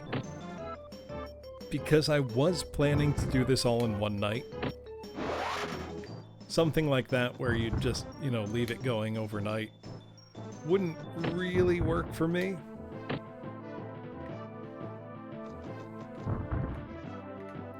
I could always just make it 2 streams instead of 1, but what fun is that? We'll see how I feel as I go, because I did not sleep very well last night. I got about 3 hours of sleep, which is not a lot, I know, but I've done more with less.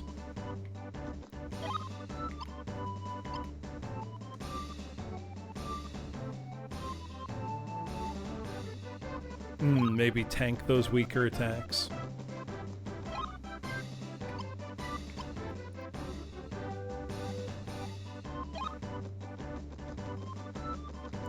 Does not help that the map is sort of inscrutable. He does scuttle around real good, Takako.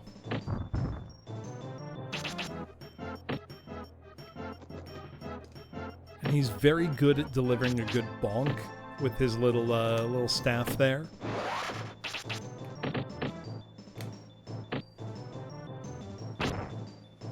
He also has one of the largest ahoge in video gaming I've ever seen. Look at that thing bouncing around on top of his head.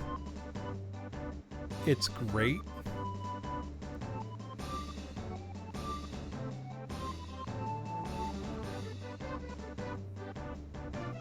Look at that. It could be a Danganronpa pro tag.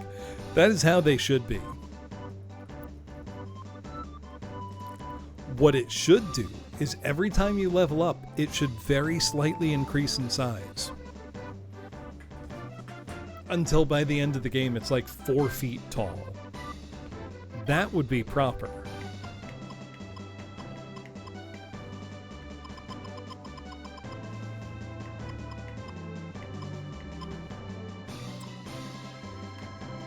Neither of these items would be very good. Melroad or Donderon would not be helpful.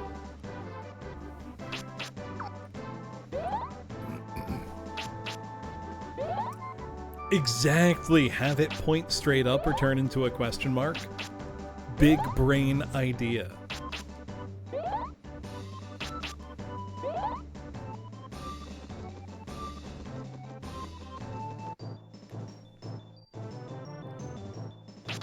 healed up a little bit. Gremlin can't touch us. That was too short.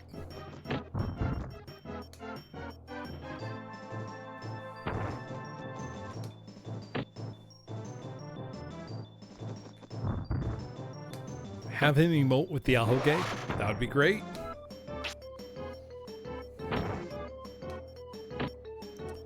Anything to make Brian a more active participant in his own story would be a good idea, I think. So as it is, he's kind of just along for the ride, you know? Oh, but we got some fresh bread, so who cares? We got what we need.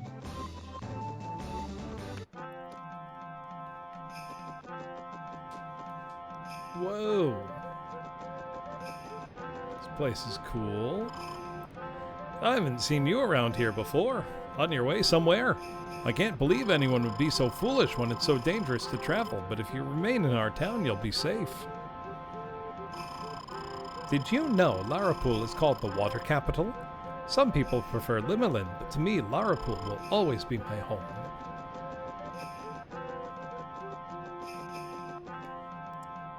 Kind of dig this place's vibe. Though it's not helping that because I've been drinking, I need to piss a lot. So suddenly going somewhere with a waterfall is not helping. You're a wee lad to be traveling about. I'll give you blue wings. They might be of help. You must remember that wings will not work in forests or caves. Am I threatening you, Giop? Or am I threatening somebody else? Yeah, look, Takako, I need to give them silly accents, or how else? Hey, I would give you blue wings, but you already have them. Oh well. How am I to distinguish one character from another otherwise?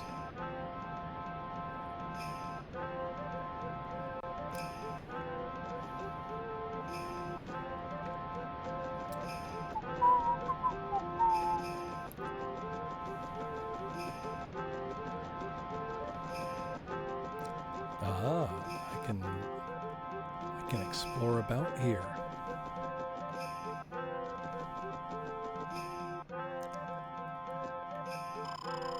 My wife keeps pushing our daughter to become a singer. I'd like her to do whatever she wants.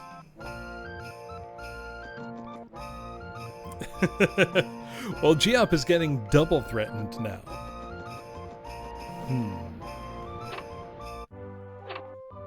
Giop, I'm going to force you to only look at Zillow listings with a walkability score of 5 or lower, on pain of having your fingernails pulled out one at a time. You have to look at walkability 5 or lower. Also, as you are a rock, the threat is you will be put into a raging river until you are smoothly filed down. At which point, you will be skipped across the surface of the water as hard as humanly possible for a bad clickbait video.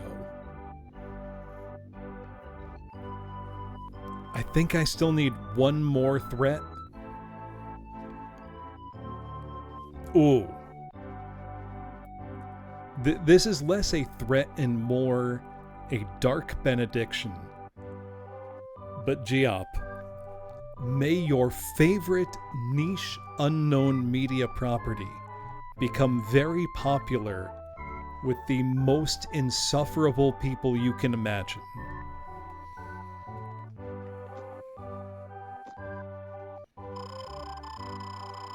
That is the threat. Too far. God, oh no, why'd you say Pirates of Dark Water? I loved that show as a kid. No, I've been hoisted with my own petard. foiled by my own hubris. Giop, you didn't deserve any of those threats in truth. You are a very cool guy. The monkey's paw curls. It's true. My garden is rich with mint leaves. Let me know if you run out. I'll pick some more for you. I love the NPCs in this game. Nobody wants you to pay for anything. They just give you shit.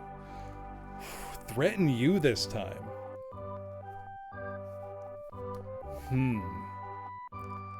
What is a good threat for the maid?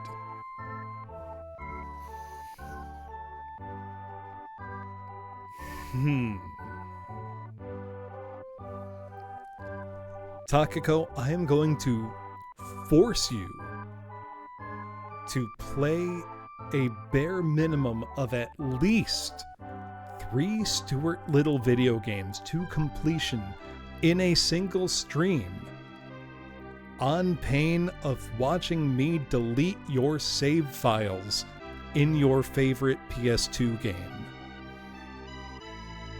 If you fail in your task, they will be deleted.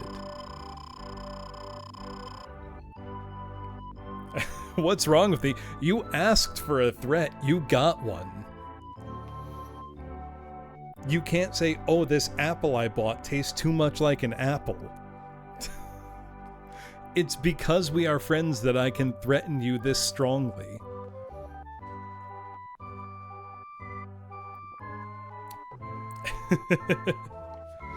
What do you say, lad? This is a proper hotel and tavern. Not much food left, but would you like a room? If it's a proper hotel and tavern, fire the kitchen back up, you... You fuck, Alexander. Don't just tell me, we ran out of food, but do you want a bed, lad? Get out of here.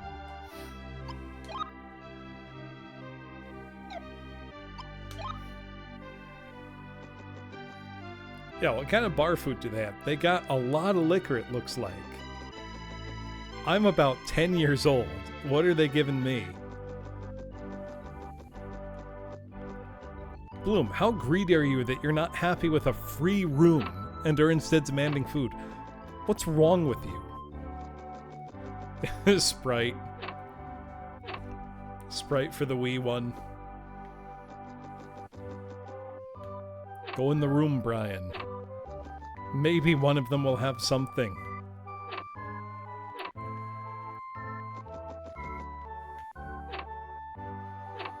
I mean, yeah, everybody should give him stuff. He's the hero.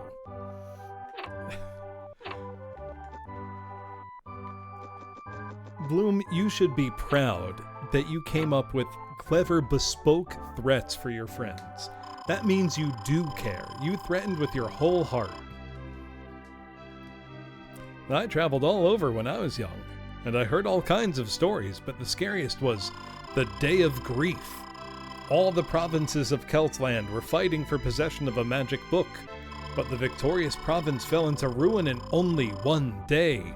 That day came to be called the Day of Grief. A powerful magician restored the peace, but his methods are long forgotten. I want you to conceptualize. Imagine you're staying in a hotel room. A 10-year-old with a magic staff and cape walks into your room and comes up to you to talk to you, and your first and only response is to say, you know, the scariest shit I ever heard in my life was called the Day of Grief, when all nations will vie for dominance, and one will gain it and die in a single day. There are still cold ones. I will crack one. Now get out of my room. I just want you to think about it. Imagine you're relaxing at a hotel. You're ready to turn in for the night. And this fucking kid just shows up. So that's what you hit him with. Also, I have a full glass, so rather than chug the can, I'm gonna chug the glass. Is it an underreaction, or did you just decide to traumatize a child?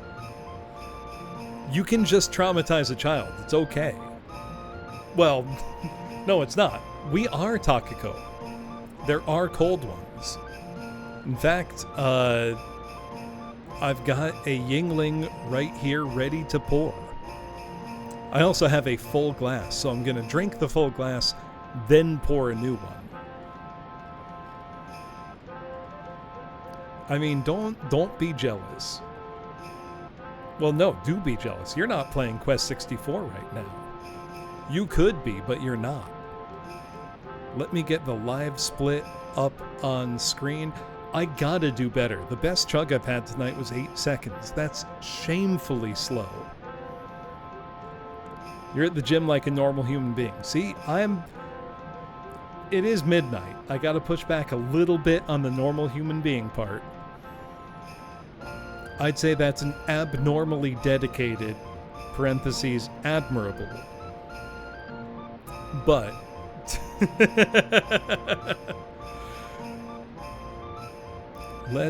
here we go. Okay.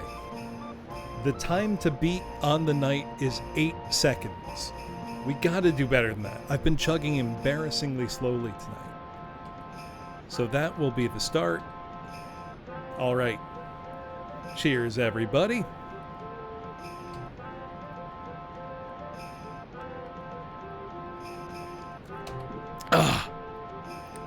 That's better. 5.13. Now that's what we're talking about. Whew.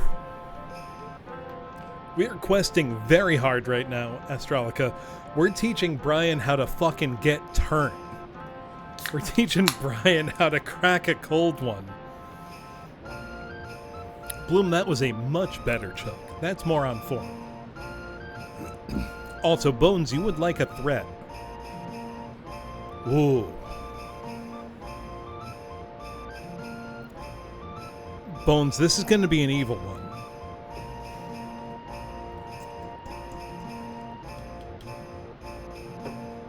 Let me think. What's one I can target? Oh, that's a bummer, Aaron. Canceled pizza orders are no good.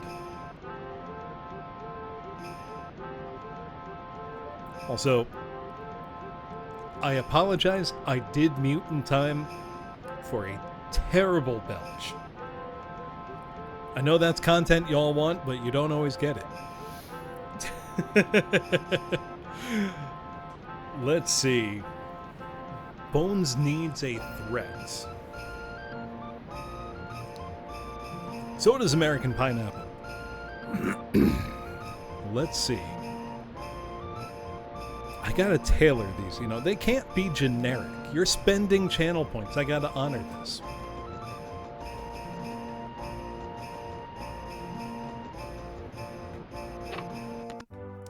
Let's see. Bones, I know you've said before you're a big William Afton fan. I hope that beyond however popular FNAF is now, it becomes so popular that you can't enjoy it any longer. That's a horrible threat. I apologize. And let's see, American Pineapple. I know you collect 360 titles. My threat to you is I'm going to take your copy of Peter Jackson's King Kong, the movie for the Xbox 360, and delaminate every layer of the DVD.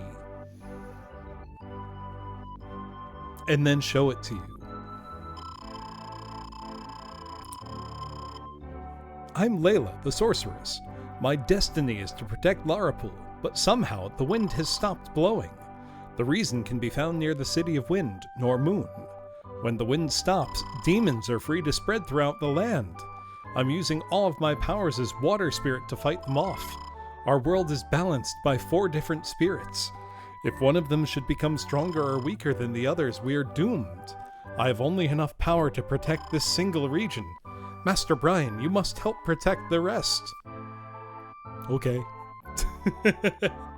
Pizza people, fuck you for canceling that order. Come on, don't do that. As a former pizza guy myself, you don't do that. Also, I have not scolded Woozle in the past 6 hours. So let me think.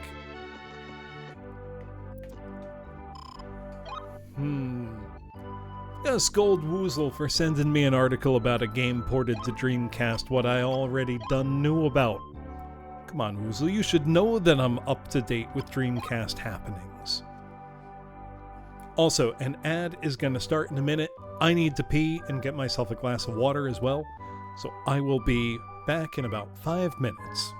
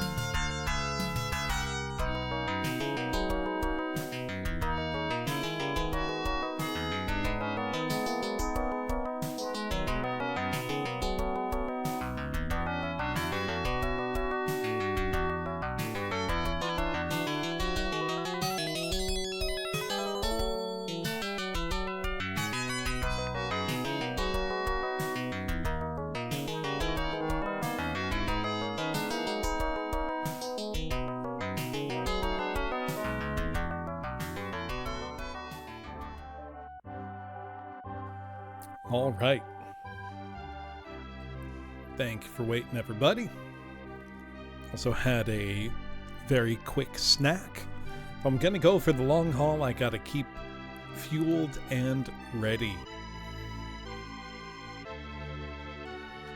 So let's keep going.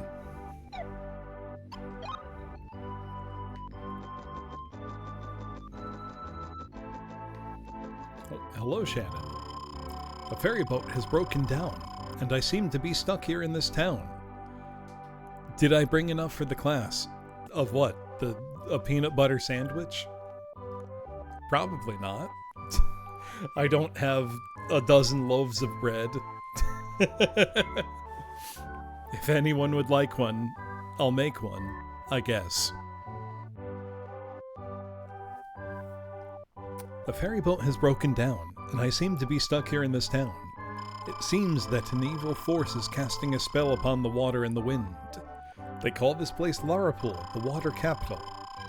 Across from the southern cavern is Normoon, city of wind. One place or the other may hold your fortune. Thanks, Shannon. Wait, I don't need my beer chug time up on stream still. Hold on. There we go. You'd kill for a PB&J? You don't need to do that. You can just make one. No murder is required.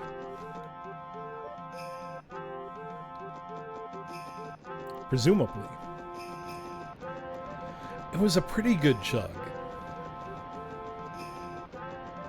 If I can get the next one under 5, I'll be very pleased. You know, beer chug timer, you stuck around. Good job. They're a rare drop. God, what food would you describe as a rare drop? Oh, look at this guy. I've heard the entrance to a cavern known as Blue Cave is located somewhere in this town. It leads to a mysterious, beautiful valley. According to an old saying, if the protecting waters recede, the road leading to Crystal Valley will be opened. My grandfather told me about it when I was small. Up till now, no one's ever found the entrance. I want to be an old man with a pointy hat and a cane just saying esoteric nonsense all day. I feel like that's a great way to live.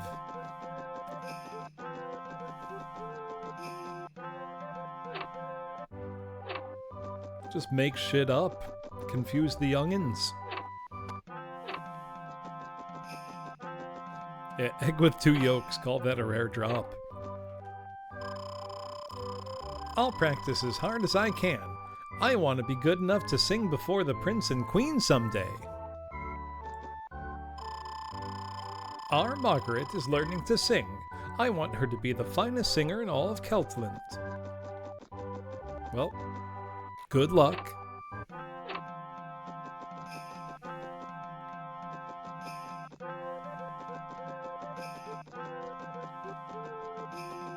Okay, it looks like I just gotta leave.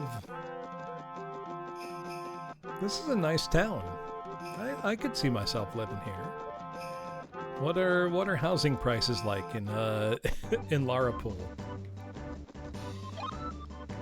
Probably crazy, but you never know. Okay, so I gotta go southwest. Only rental properties, landlord specialties. For this reason, Giop, I am out. Right, there's no currency. What am I saying?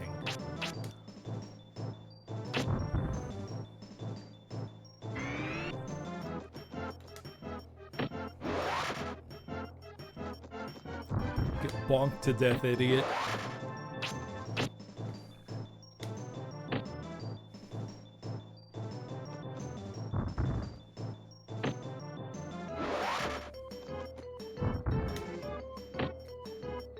It would be nice if it was a little more obvious when you got control.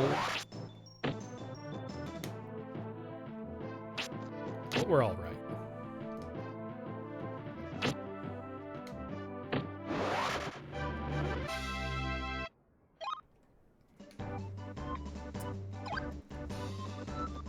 I'll start leveling Earth.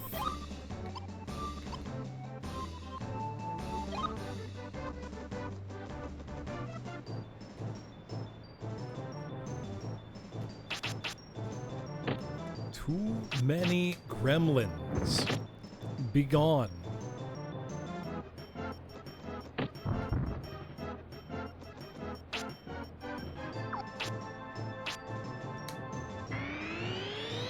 Let me up my attack.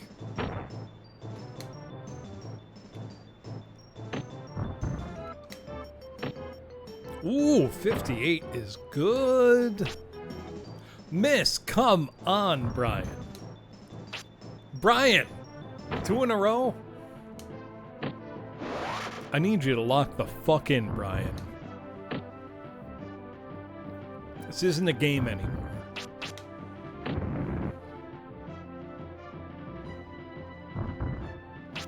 You gotta do better than this.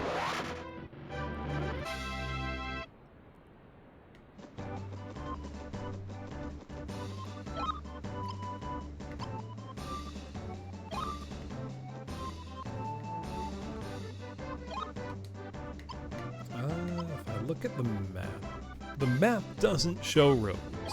Okay.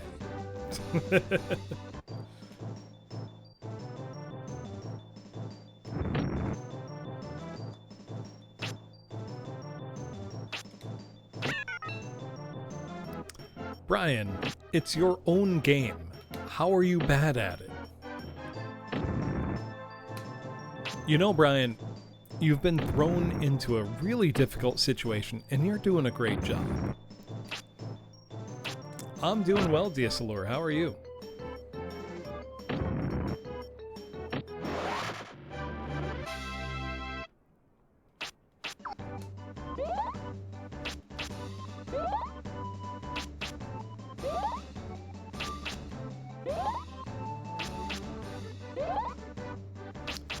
Brian, why are you chasing after your father when you know you're not ready? Seems remarkably irresponsible. I thought you had a better head on your shoulders than that. But apparently not.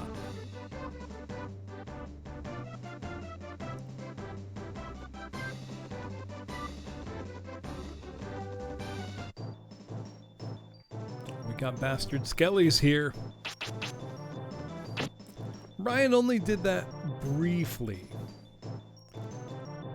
Pizza manager, comping the order is the right thing to do, and you knowing that shows that you have what it takes to cut it in the food service industry. You understand. Yes, doing it overnight would still very much be a single sitting. Single sitting means that I start and then I don't stop until the game is done.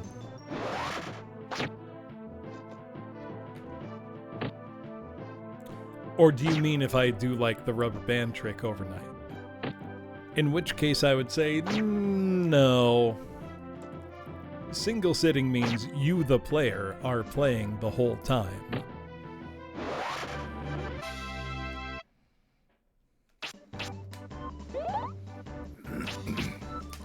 So a single sitting is certainly my intention tonight. If I find that I'm just getting too tired, I will just finish another time. While I do... Yeah, I guess I can say I enjoy putting myself through some degree of torture for content.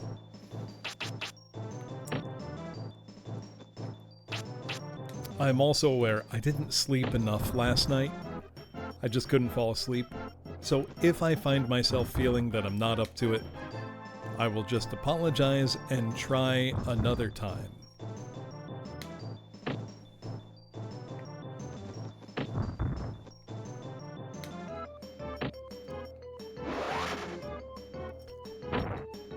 I was excited. I still am excited, Boniface, I would say.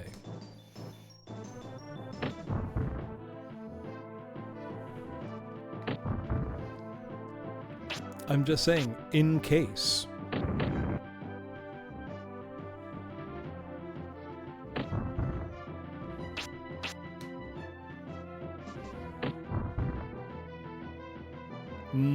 they never make Quest 65.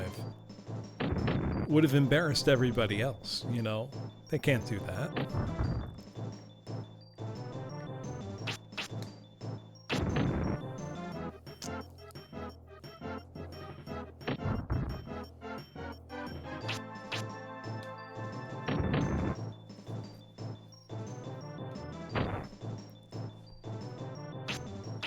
Oh, see, the kids aren't interested in Quest 69. The game they want is Quest 67.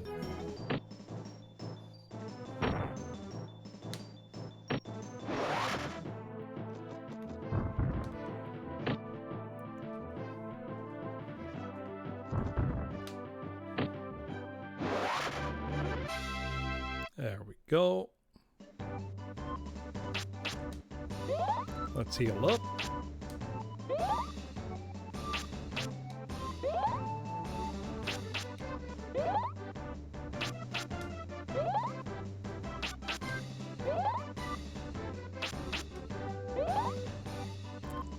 Now see, that would be a good game, Astralica.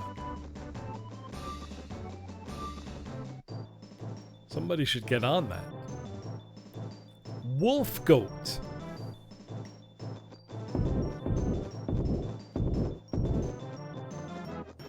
Goodness me.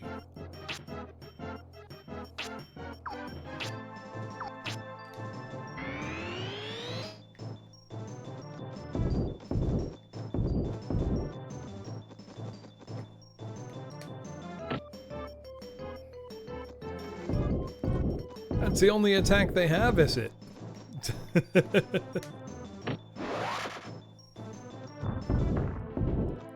Oh god, if it hits you, it really hits you.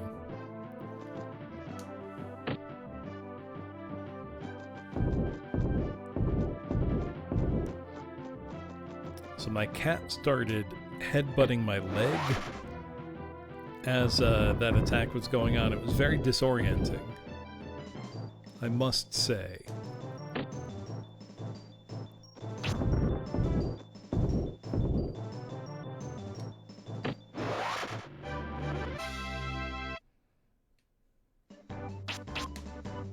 Do some more healing, and then we'll do some more, Did I dodge a boulder? Yes, multiple times.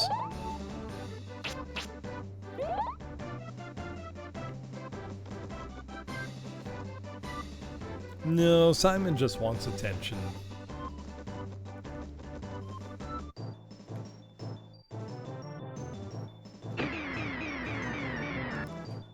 As he so often does. He is a cat, after all.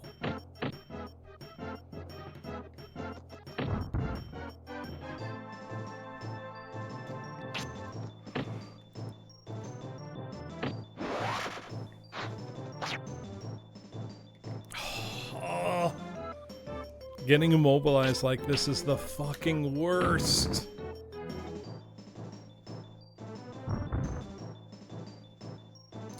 See, the thing is, Smooth Melody, he wouldn't know that he's receiving all of that attention. He can only see my attention to him.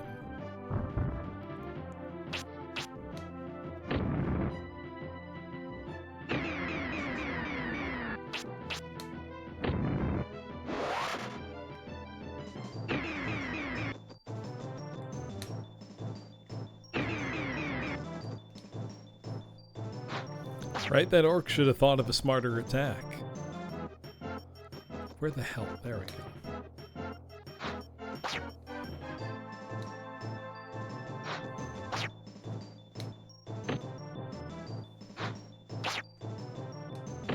There we go.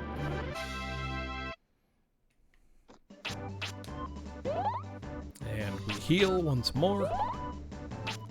It's really a couple more steps and our MP is restored.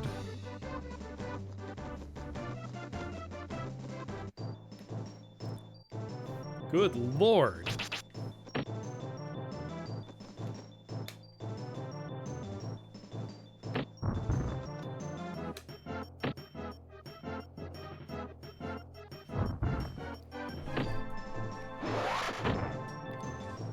I'm not normally one to grouse about a high encounter rate, but it really is quite high, isn't it?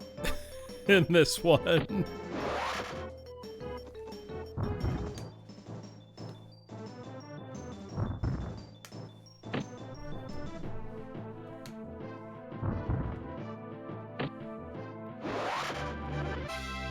You know what Brian's journey around the world on foot is making me think of? And I know this might be a strange comparison.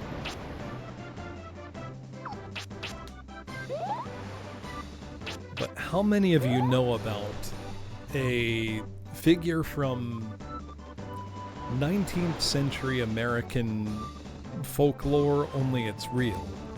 How many of you are aware of the Connecticut Leatherman?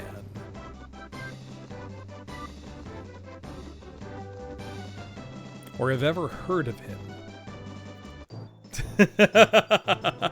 I know you know about it, Takako. We've talked about it.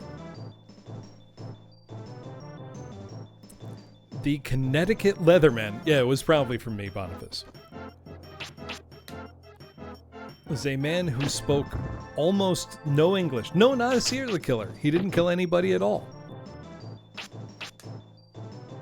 He was a vagabond who wandered an incredibly consistent 300-odd mile loop through central and western Connecticut and eastern New York State, Hudson River Valley area, for a period of like 30 years in such a consistent loop that he was known to stop by every town he went through on the way about every 31 days. And he was so well known and liked by the people that Leatherman exceptions were written into individual towns' anti-vagrancy laws. You know, laws saying you can't feed a tramp or an itinerant. Except for this guy. He's okay. He was known as the Leatherman because he wore a suit of crudely stitched leather that he apparently assembled himself year-round, from the hottest, hots of summer to the deepest depths of winter. Now, I should point out, in, Connecticut and New England, summer can get upwards of 100 degrees Fahrenheit before the humidity, and winter can get down to negative 25 degrees Fahrenheit. We have a very broad range of temperatures. He wore the same thing years round, and he slept in caves at night, which are now known as Leatherman Caves, and you can visit a lot of them because they're in public land, state parks. I visited a couple. They're pretty cool. But I'm just thinking of, what Brian is doing right now would be the equivalent of that kind of journey. After you pass a cave known as Cull Hazard up ahead, it's straight on to Normoon. It's quite a hike, so rest here till you're ready to leave. Will do, lady.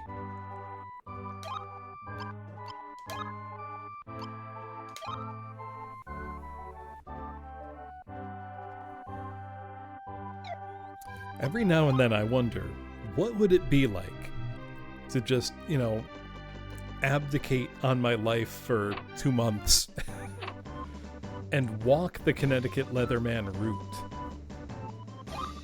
I shouldn't. It would be a bad idea, objectively. But it sings in the back of my head as a thing I could do.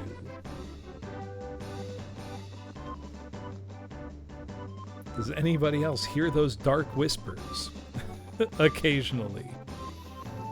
Wear the same outfit.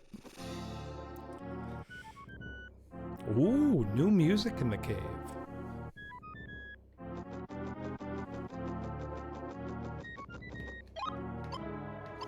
This is all quite cool, huh?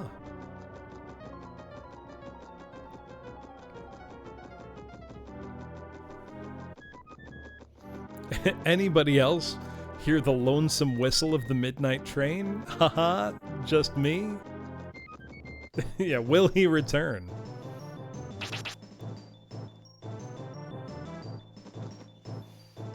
See, I don't think you can become the Leatherman.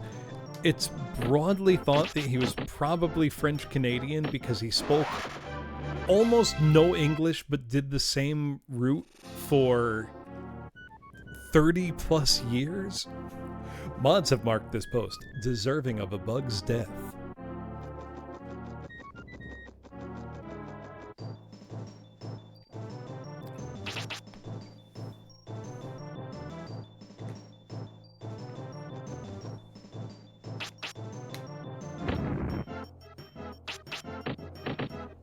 How did he interact with the town? Mostly grunts and smiles. And people eventually figured out he was probably French-Canadian.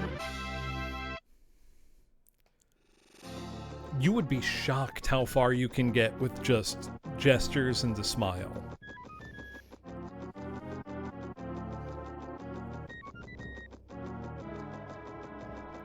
He was the original silent protagonist. Let me get a quote about him up here. It's fascinating.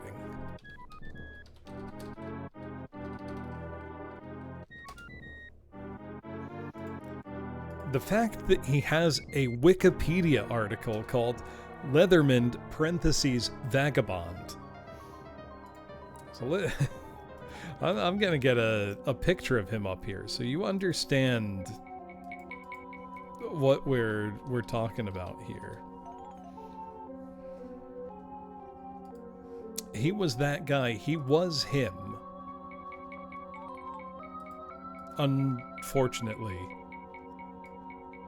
This is the Leatherman. You know, not that 1880s photography is particularly flattering, but, you know, he looks maybe as you would expect. It's hand-stitched sheets of broad, unrefined leather.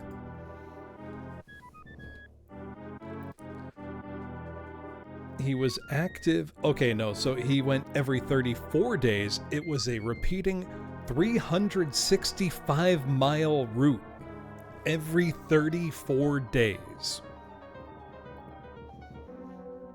Of unknown origin, he was thought to be French-Canadian because of his fluency in the French language, his quote-unquote broken English, and the French language prayer book found on his person after his death. His identity remains unknown and controversial.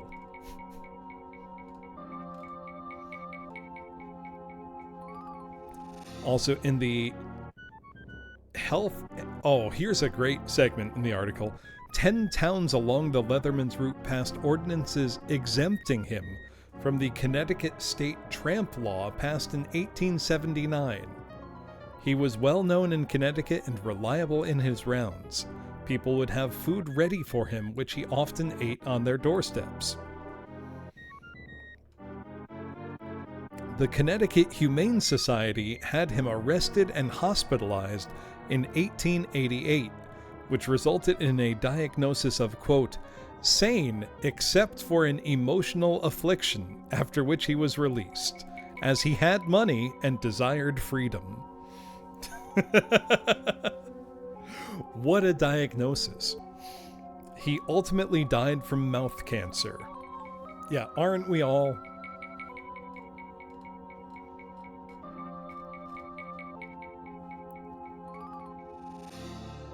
I would absolutely make the Connecticut Leatherman a local logo, if I could. Also from this article, an early article in the Burlington Free Press dated April 7th, 1870 refers to him as the, quote, leather-clad man. It states he spoke rarely and when addressed would speak in monosyllables. Fluent in French, he communicated mostly with grunts and gestures, rarely using his broken English. When asked about his background, he would abruptly end the conversation. Upon his death, a French prayer book was found among his possessions. He declined meat on Fridays, giving rise to speculation that he was Roman Catholic. It is unknown how he earned money. One store kept a record of an order. 1 loaf of bread, a can of sardines, 1 pound of fancy crackers, a pie, 2 quarts of coffee, 1 gill of brandy, and a bottle of beer. He had money. No one knows how or why. And he walked his route, a 365-mile circuit, from 1857 until his death in 1889. That's crazy. You could just do that in the past. Maybe you could still do it now. He just liked to walk. Aaron, that's why I hear the siren of the lonely train in my head saying, hey Bloom, you could just do this. You like to walk.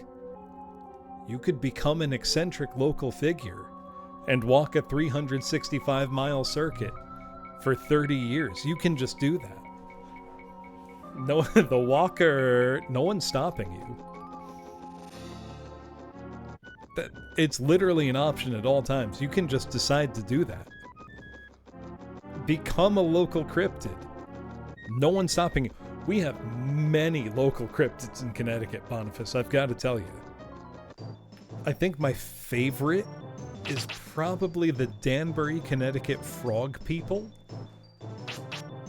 which there's really only one attestation, and it sounds like one guy just saw a couple really ugly people at the grocery store. Oh yeah, the guy that's a real guy. I get it.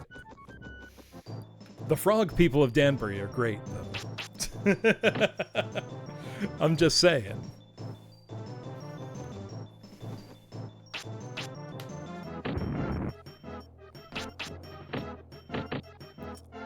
Milverine, is that how you say it? Milverin?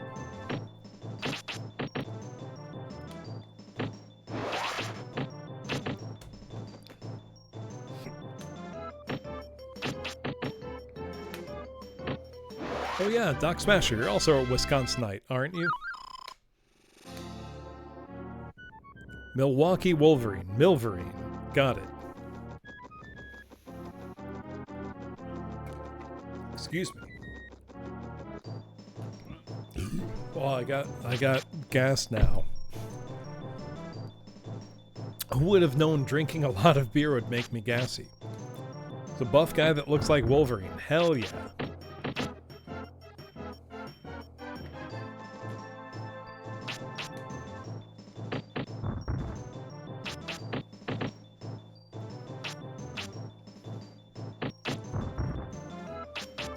Oh, jorts are powerful. You gotta be...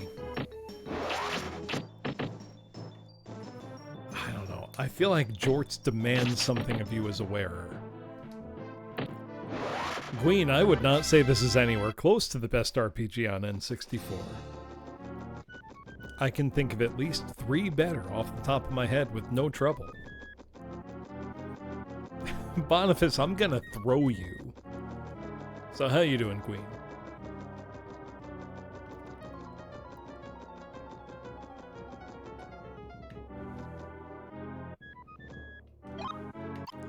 I mean, Paper Mario absolutely deserves the credit. It's a great game.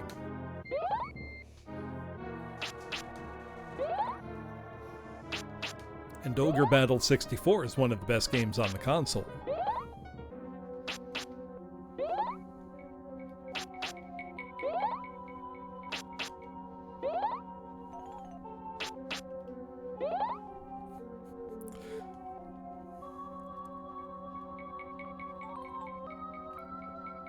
A lot of people forget about Ogre Battle. A game I recommended you that had spiders but big. Body Harvest. That's a good game.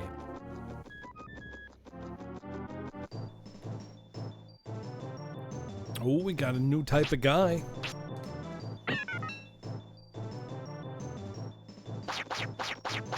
Blood Gel.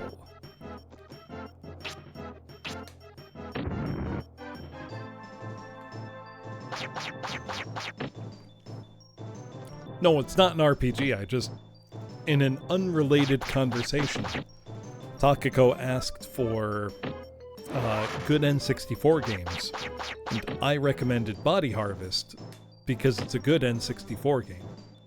Spider the game on PS1 is good.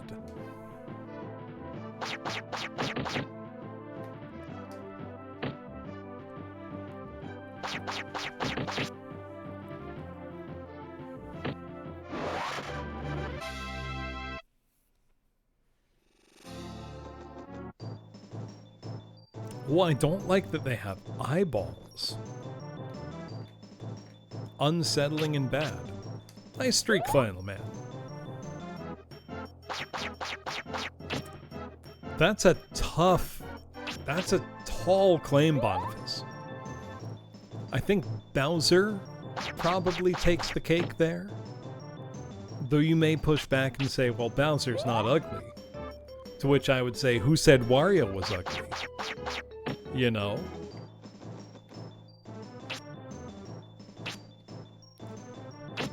Is Wario not?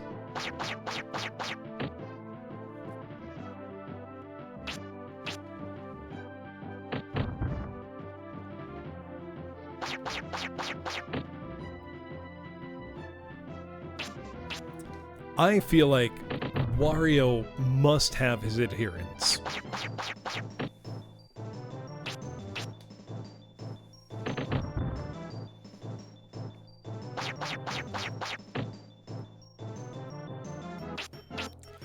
FUB means fat, ugly bastard.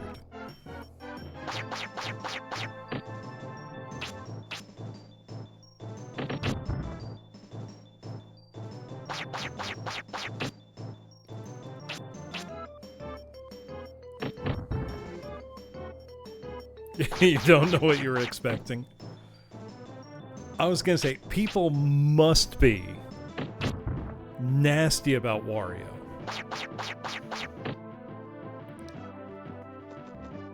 There's no polite way to say this, but you know his Smash Brothers moveset must have been somebody's awakening.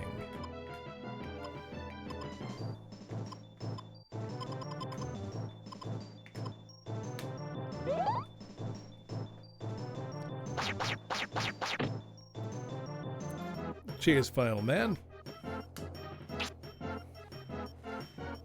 This is the last cold one, which means I'm going to give it a proper chug. So I will pour it into a glass and time it and turn off the redeem after this battle.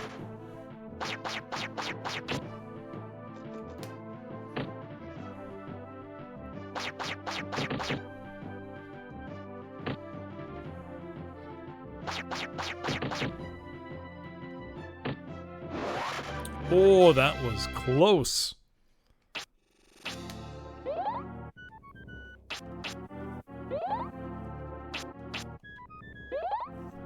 Brian's fine, don't worry. He's 10, he can handle this.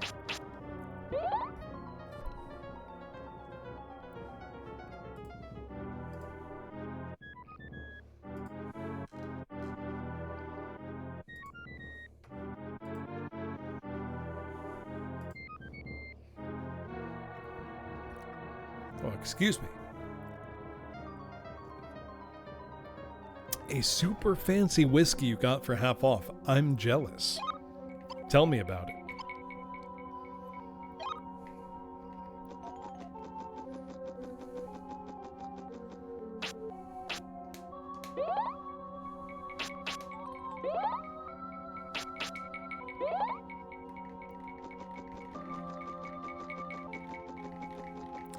Does this restore my MP? Yes, it does.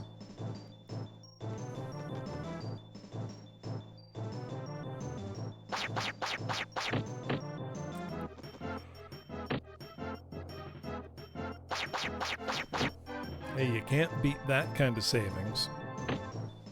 How is it? I would assume good, but...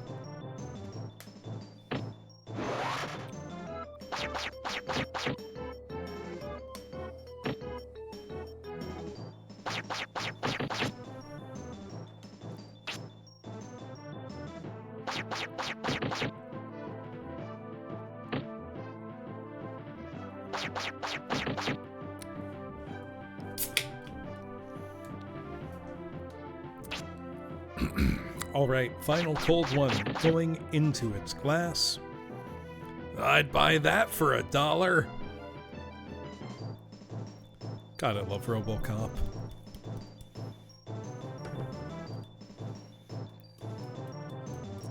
My health is low. It's fine. I'm watching. Don't you worry.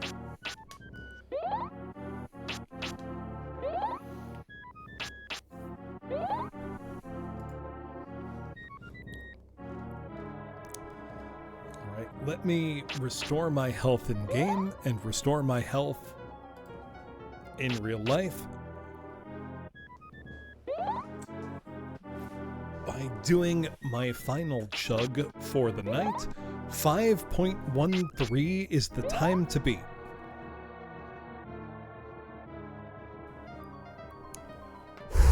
Gotta limber up. Gotta psych myself up here. Stretch a bit, you know.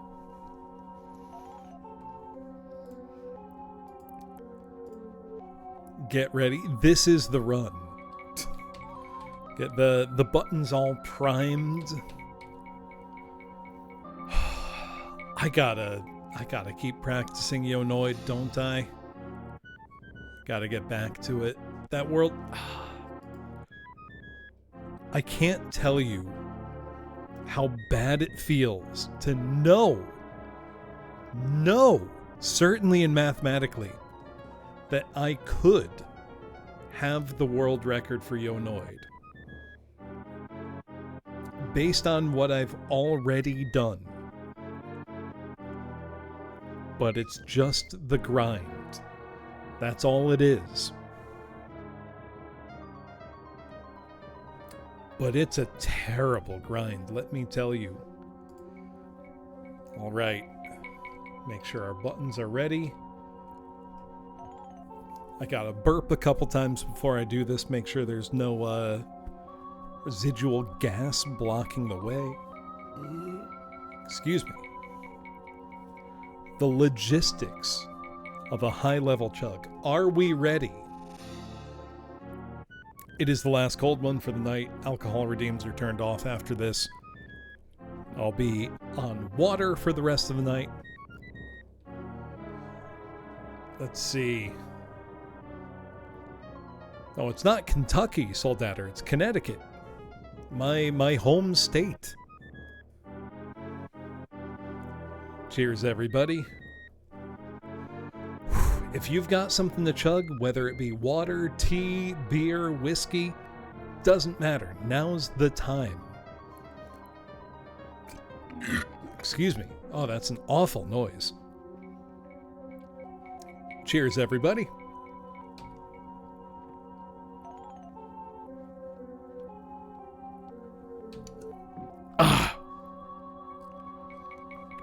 Didn't beat my time. Still kept it in the 5s. Not bad. For a 12 ounce, 330 milliliter beer, that's not bad. I did my best. And that's the last one for the night, regardless of how I did. I'm also trying super hard not to just let out an awful belch right now. Give me one moment. I am going to mute and let it rip.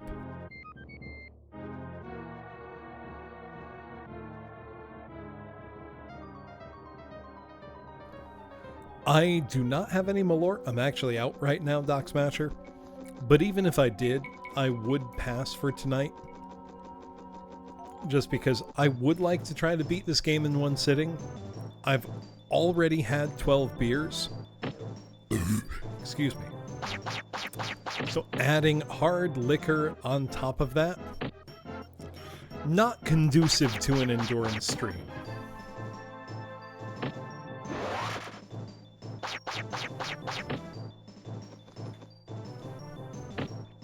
It's only 70 proof. It's 35%. Yeah, I like it, Astralica, believe it or not.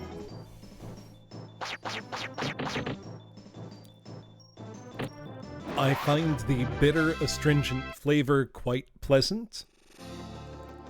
It's not bad, is the thing.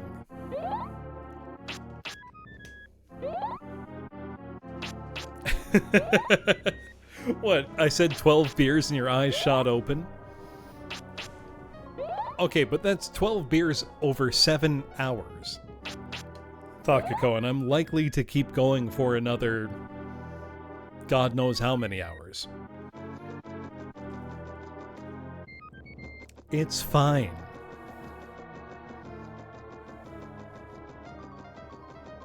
He owns a Malort candle. 12 beers would put you in the grave.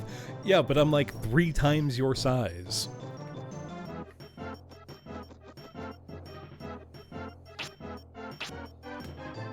Die? I will someday. Age comes for us all.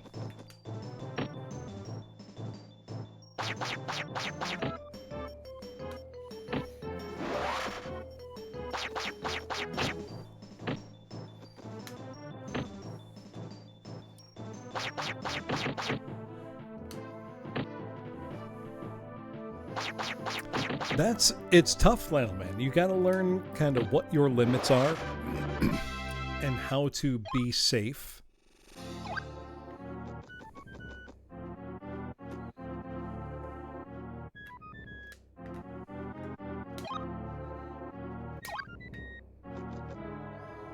that was great. We got both a normal level up and a point and a healing potion. Everything's coming up Millhouse. It's all coming up Brian. I love the little surreptitious glances the blood gels do.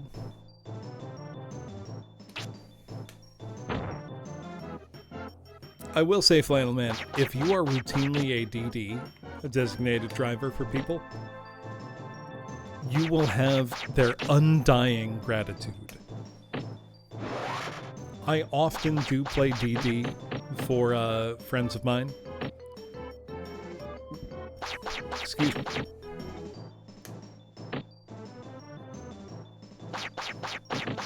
And I've had friends apologize, being like, "Oh, I'm sorry, it must have been embarrassing." It's like, don't worry about it. I would much rather, play taxi for a friend than somebody drive unsafely.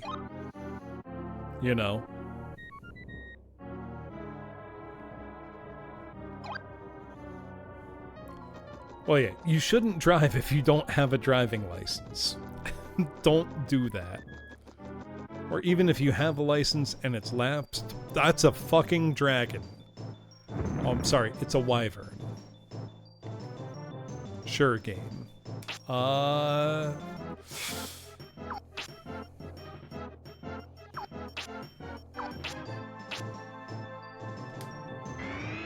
Designated walker, I mean, that's me. That's me all the time.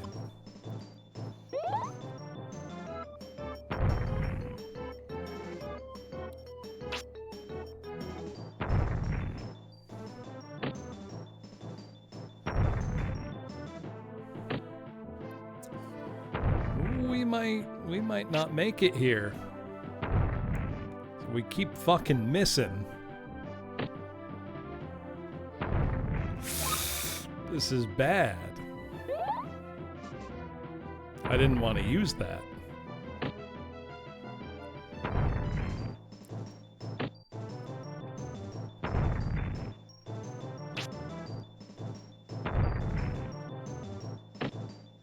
How much does this damn guy take to die?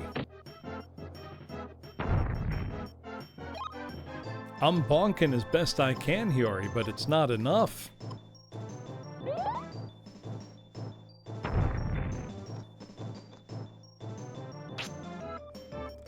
Brian, what do you mean you missed? He's the size of a fucking building. Alright, we got him. I feel like I was probably well under-leveled for that, but we did it.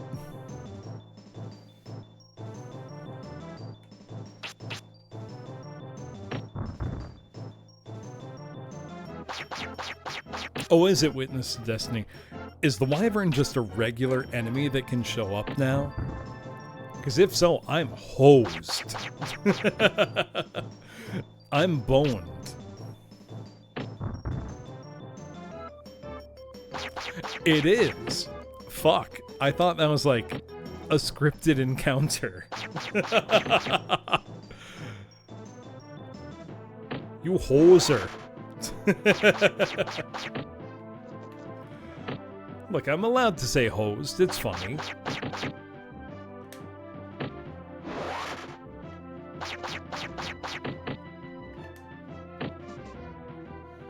Hosed, boned, screwed. All good. Well, no, they're explicitly all bad things to be, but they're good turns of phrase.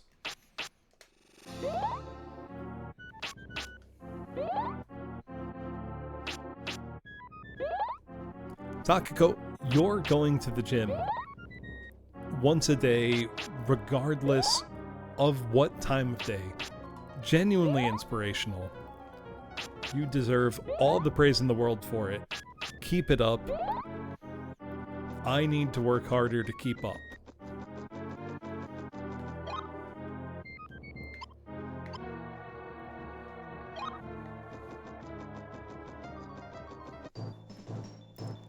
No, Flannel Man, I love when... What the fuck is that?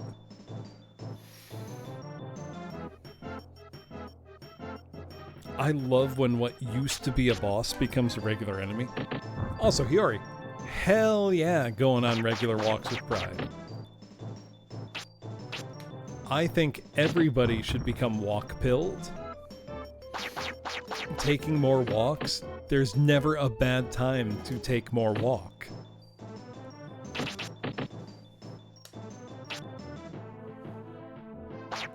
Getting a heat wave? Perfect time to take a walk. I'm just saying. You won't die in the heat, Pride, I promise you. If I could take walks last summer when with heat index it was like 110 Fahrenheit, you can take a walk in like 80 Fahrenheit. You can do it. Scarecrow, good job giving Hee-Ho nightmares. That's your whole deal. You did it.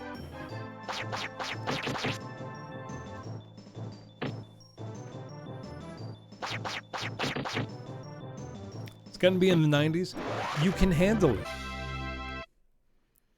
Simply accept that you will sweat. Hydrate appropriately. Wear a big floppy hat with a wide brim. Keep the sun off of you.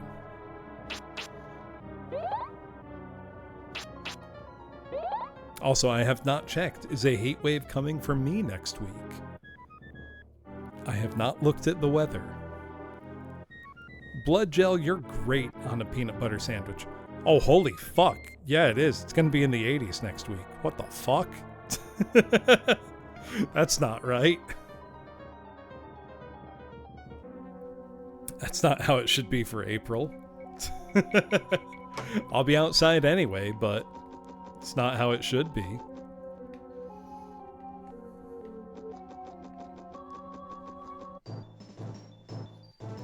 Right, wear sunscreen, oh fuck. No, we're leaving this battle actually. Yeah, we're going away from that. I don't know what it is right now. Let's see, right now it is 46. Forecast for tomorrow is 54. Very normal. Nothing strange there at all.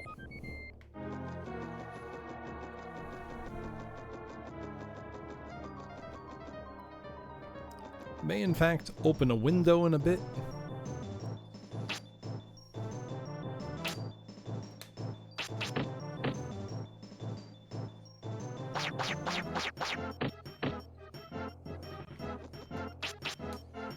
Also, after this fight resolves, if you show up to your wedding too tired, she will kill you. Congratulations, Lawyer Ganondorf. Best of luck. Send all my best wishes to you and yours. And congratulations.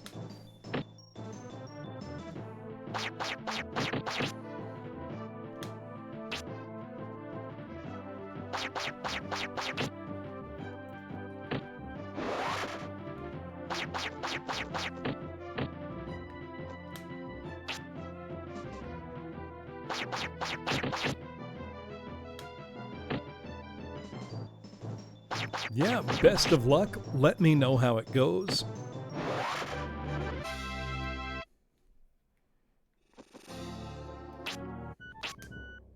Alright, for my part here, I'm gonna heal up, and then I'm gonna take a bathroom break because I know I have an ad break starting momentarily. I will also get myself some more water, and then it's time to press on, keep adventuring. Be back in a few.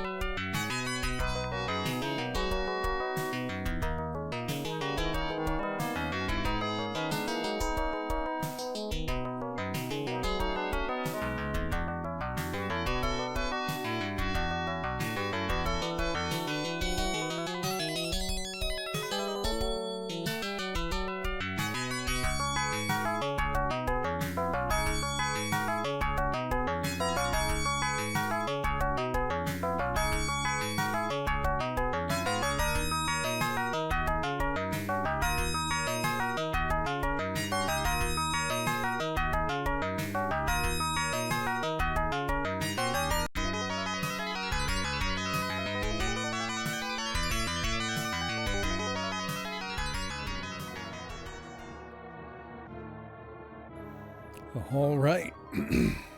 Thank you for waiting, folks. Let's keep going.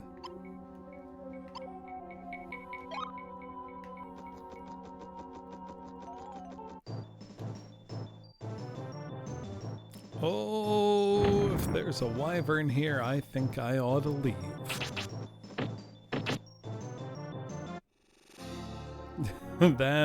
That's not worth fighting. Not as I am currently. Oh dear. Oh, I swerved it somehow. Hold on. I can water pillar level 3. How much did I do to it?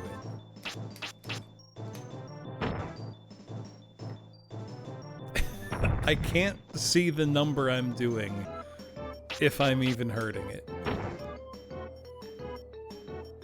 Am I missing it somewhere, or is it just not hurting him?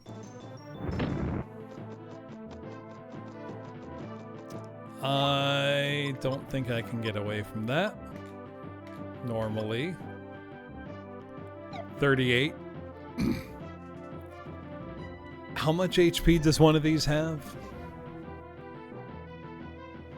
Probably more than I can do to it reasonably.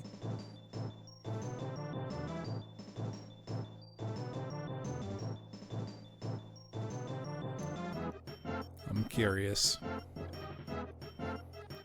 Okay, looks like I just looked it up on a fandom wiki. It has 310 HP, so I'm out of here. I'm not doing that. I will die.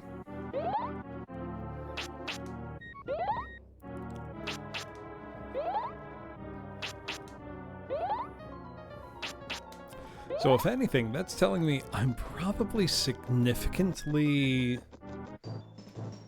under-leveled. If this keeps happening. What power level are we supposed to be? Fuck if I know, man.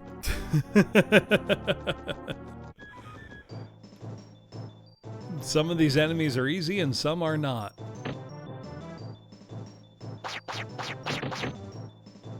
I get the impression we're probably significantly weaker than we would be expected to be at this point.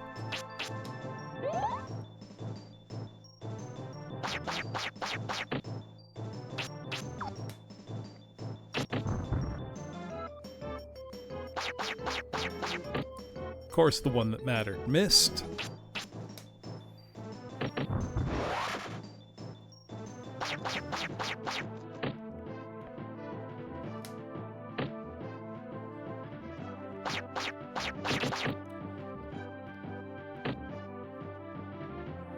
Okay, it's just like a mid-boss for no reason. So it's like Green Dragon and Dragon Quest then.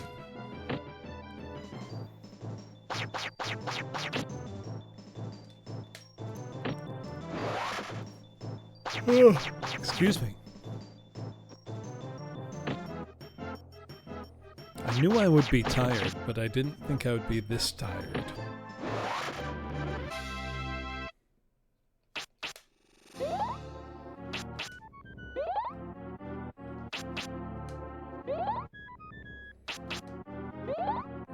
Heal up a bit, and we'll keep exploring.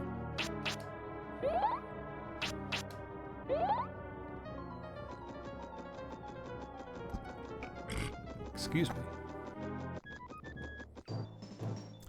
Again with the wyvern? It's not worth fighting this guy. Not at all. He is way too strong for way too little reward. Speaking of reward, treasure chest. Hero's drink, we could use more. We drank him fighting that stupid wyvern. More booze. I do have booze I could get if I wanted to keep the drinking party going. However, if I want to keep playing this game with any hope of success, that's next week. Not tonight.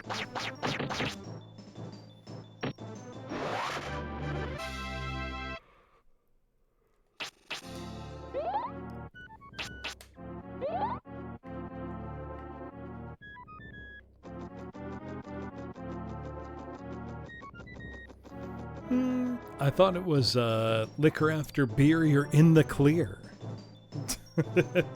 It's all made up. Mixing alcohol, no matter what order you do it in, is always gonna make you a little sick.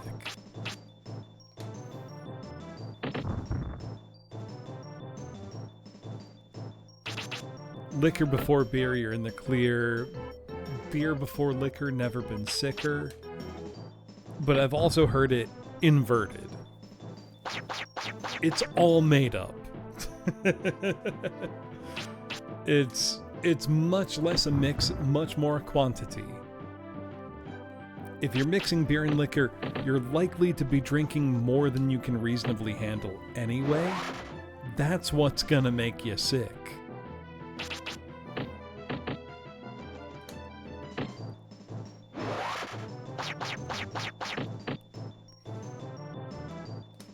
The only counterpoint to this I can think of that I would say, and I know I'm not the only one who has experienced this, from sober, I have had the experience before of taking a shot of tequila and immediately feeling like I needed to vomit. I mean, like, instantly, the second it touched my lips. It's something about tequila can trigger that reflex for me. I know I'm not alone here. What do you mean you missed Brian? He's the size of a fucking van.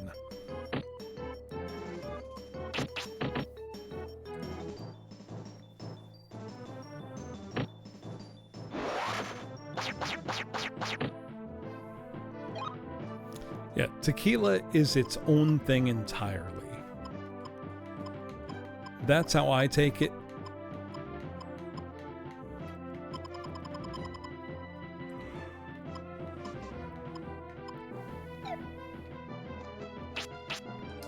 And why, when someone offers it to me, I'm often skeptical.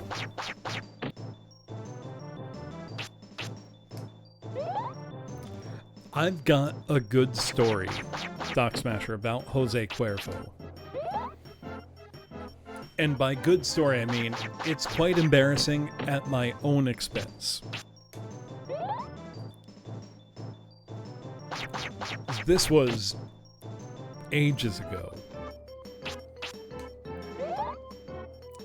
Hey Vox, how's it going?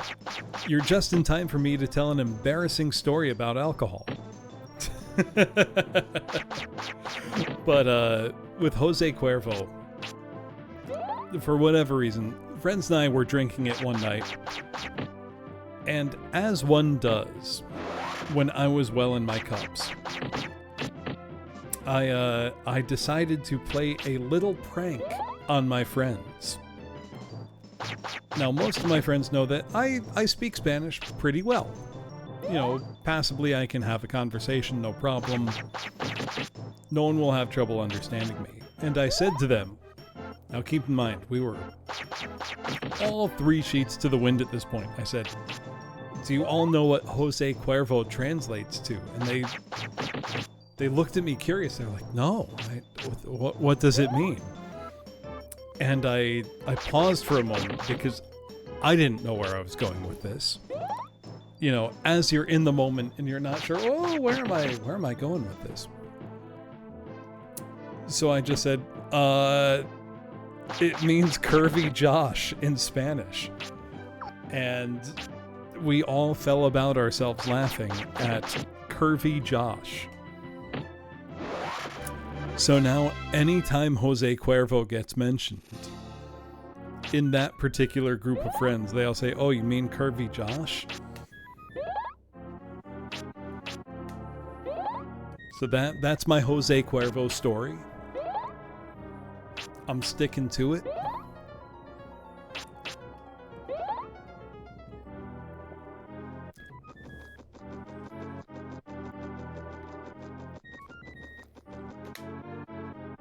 But if you would like to start calling Jose Cuervo Curvy Josh, I will not be upset with you.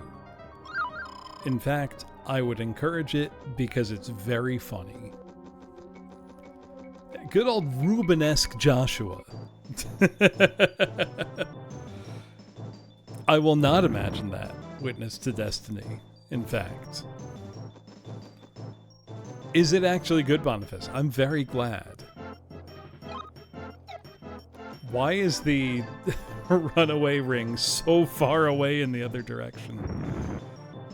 Why must I keep being accosted by these wyverns?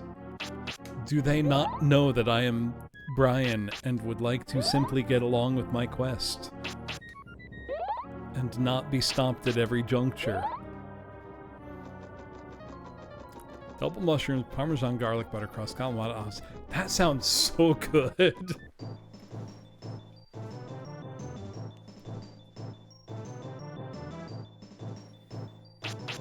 Oh, Doc Smasher, I had a very similar experience with Southern Comfort. That was the first time I ever got so drunk I got sick. I was 19 years old. It was bad. Welcome, Abby. What were you up to? Snarks. Well, let me shout you out. Welcome on in, Raiders. If you don't know me, my name is Professor Bloom. I am a music teacher. I do a lot of singing, organize a VTuber choir, play lots of retro games exclusively on real hardware, and lots of Doom 2 custom megawatts. And tonight, I am trying to beat Quest 64 in a single sitting. I'm having a really good time so far. I don't really know why so many people seem to hate this game. Half-Life, hell yeah. Slow, comfortable screw against the wall. Oh god. Do you remember what town that was in? Had SoCo and other stuff to make it make sense. Because rarely do I find myself in that corner of the state, but the context behind SoCo being the first time I got sick. I didn't drink when I was in high school, so when I went to undergrad, it was all new to me, and I discovered, oh, I have a pretty strong alcohol tolerance. What that meant, though, was that I didn't know for the better part of a year that what I thought was a normal shot glass was a double shot glass, until I found myself trying to go 2 for 1 with friends, or really 1 for 1 with 2 friends at the same time, meaning if they took a shot, I would take 2. And I didn't know mine was a double. So you see where this is going, naturally. Which was that my friend made an unbelievable diving catch with a trash can. There was no mess. Somehow. Now, Doc Smasher, you say that, but I really think Wisconsinites are just displaced New Englanders, spiritually.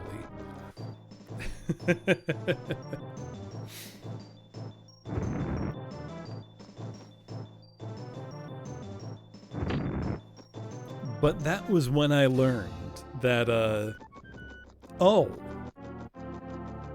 this very tall glass is not a normal shot. That's a double. I got an education that night. Unfortunately, it also means that Southern Comfort is ruined for me forever. Which really is not a very great loss.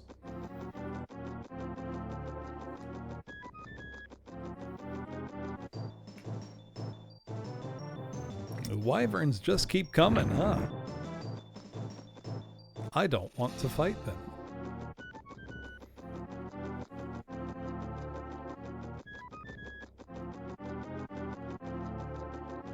I say, this environment at least looks pretty cool.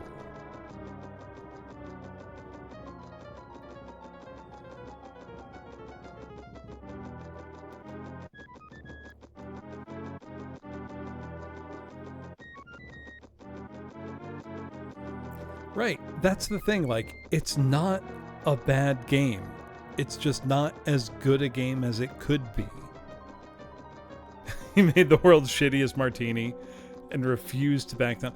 God, Dr. McGillicuddy, Takako. I haven't thought about Dr. McGillicuddy in more than 15 years, almost 20.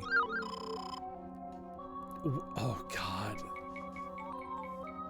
This is going to sound horrible, and I implore everybody listening to not judge me too harshly. We used to make... You must keep in mind, in undergrad, I was in a marching band. Marching bands drink a lot. They're a drinking club with a music problem, not a music club with a drinking problem. We used to take, I think it was Dr. McGillicuddy's, like, peppermint schnapps. And make... The thing was, you would make somebody get down on their knees and open their mouth, and you would pour chocolate sauce, like chocolate syrup, into somebody's mouth, and then a shot of the, like, Dr. McGillicuddy's peppermint schnapps. And that was the shot.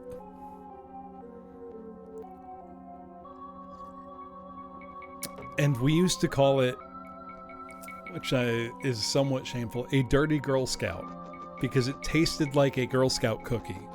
It tasted like a Thin Mint, but it was, you know, Hershey's chocolate syrup and peppermint schnapps mixed together in your mouth. Well, yeah, how else are you going to pour it directly into their mouth, Soldater?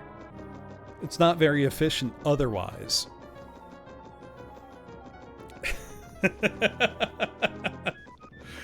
The worst part is it tasted really, really good. Like, it tastes great. I mean, how can it not? It's Hershey's syrup in a peppermint schnapps shot. It's going to be good. You'll play Blue Revolver while drinking a revolver. You can make your own shot, but that's not the point.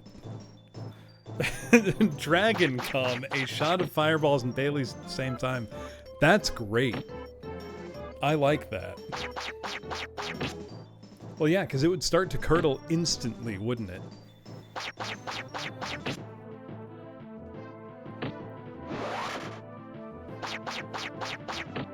Why, Soldater? Because it's funny. It's humorous.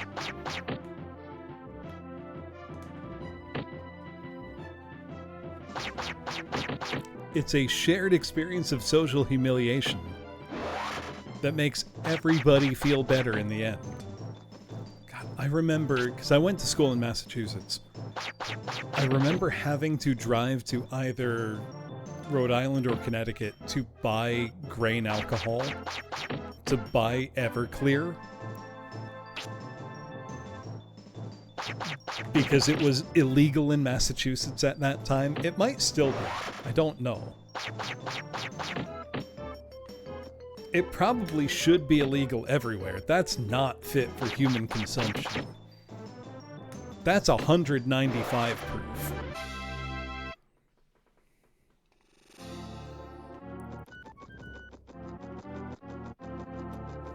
It does strip paint. Though you know what? Everclear is not in the bottom 5 worst alcohols I've ever had. Oh, Vox, I remember getting it. I don't just remember getting iced. I, to my shame, remember icing people.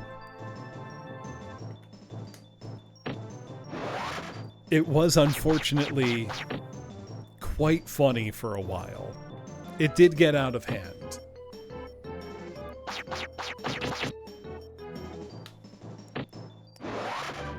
Hey, Solar-Bird, thank you so much for 2 months. Appreciate it. No, Everclear, the thing... Steel Reserve is fine. Everclear is 195 proof. You shouldn't drink that. Like, that should not go into your body.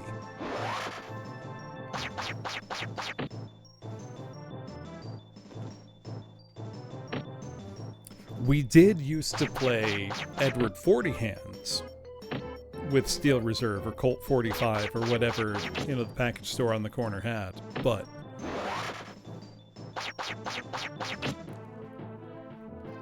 oh no, Vox.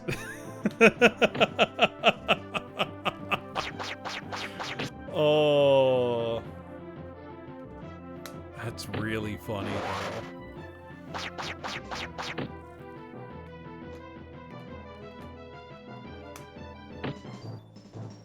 Gets out of the car and takes a knee. Oh my god.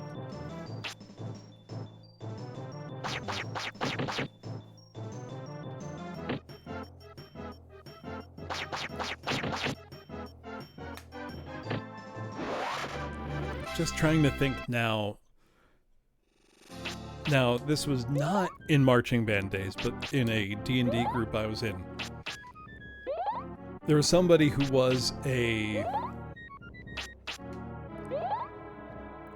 I feel a little bad saying this. He was just a genuine alcoholic. And I want to be clear, I'm trying to say this with as much sympathy as possible. Because he was not okay. But his preferred cocktail while we played, you know, tabletop games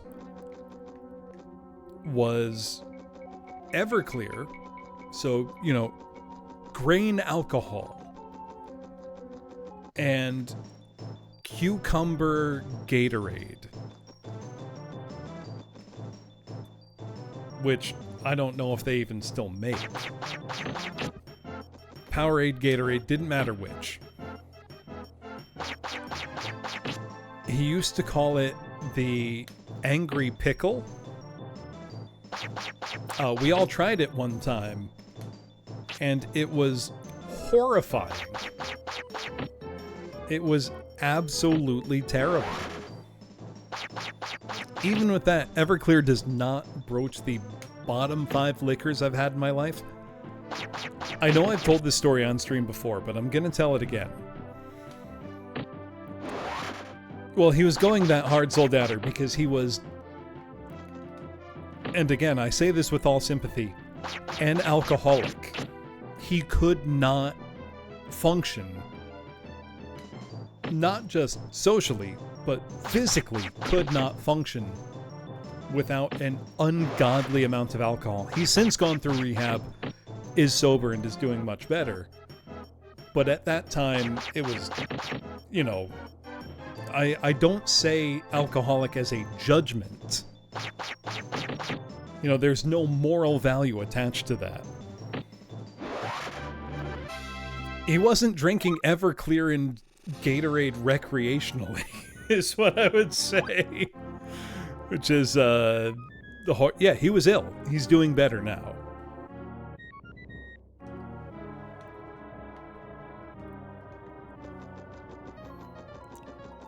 As it relates, though, to worst liquor I've ever personally had, probably the worst ever, or certainly one of the most memorable,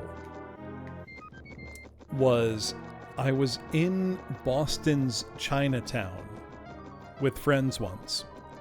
We had just gone out for dinner, we'd had a great time, and we were just taking like kind of a shortcut through an alley to get back to a main road or whatever. And an old Chinese man kind of stepped into the alley and said, "Hey, do you guys want to buy some baijiu?" Now, if you've never had baijiu, it's a Chinese liquor that's infamous for being extremely harsh. Now, I've had baijiu, good baijiu, many times. But this was not good baijiu. This was, he sold us a homemade moonshine baijiu for $2. It was a bottle. And we just said, sure, we'll take it. So we went back to my friend's apartment. And we were just, you know, hanging out. This was also a night that I ate a whole ghost chili. These events are related. Also, Yoshi, I'm sorry to hear that, but thank you for sharing that.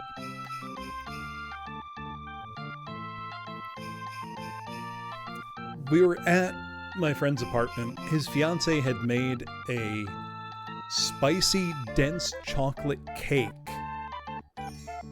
with ghost chili in it. Now, a spicy chocolate cake is very good. You know, a dark chocolate cake with chili, that's good. That was delicious. The downside was there were leftover whole ghost peppers and I ate one. This relates to the baijiu. But so we eventually decided to open the bottle of moonshine baijiu we bought for $2 in a back alley in Chinatown in Boston. And we opened it, and it immediately, the entire kitchen smelled like nail polish remover. It was like paint thinner. So we just stood kind of passing the bottle around, smelling it. We hadn't poured any of it. And, you know, we eventually psyched ourselves up to pour some into little cups to take a sip. We didn't have shot glasses. We had, you know, the wax paper cups you have in your kitchen. So we poured it into those, and we're trying to psych ourselves up to drink it. And we notice it's just eating through these wax-lined paper cups and dripping onto the floor. So that's when we all just looked at each other and said bottoms up and took the shot. Because it was eating through the cups. And, it might have just been nail polish remover. Or paint thinner or something. It was not meant for human consumption. Well, baijiu is a type of Chinese liquor. This was bathtub baijiu.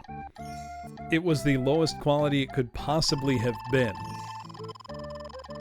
We bought it for $2 in a back alley from a shady man. Hey there, have you seen a silver-haired man with razor-sharp eyes? Where's that knave gone? Well, haven't seen him.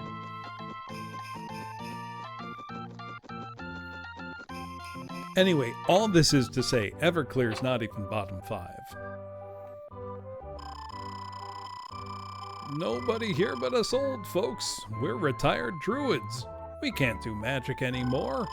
So if the wind should stop or demons should swarm into town, we'd be powerless to do much about it. Now in a better game, that would be foreshadowing. But I don't think this is a better game.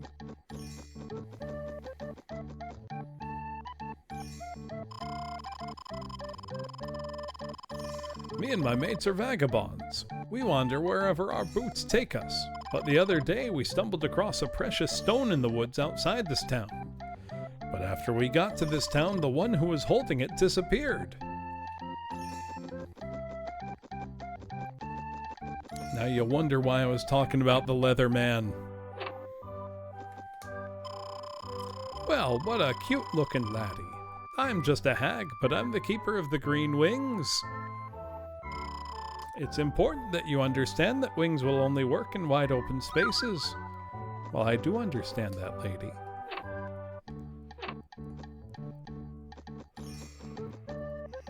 Excuse me.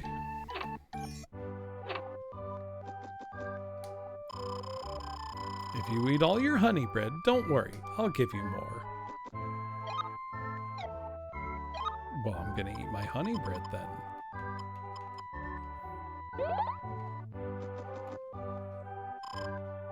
Your reputation precedes you. Brava, brava. I'd like to give you some honey bread. It's Normoon's specialty. It'll give you strength.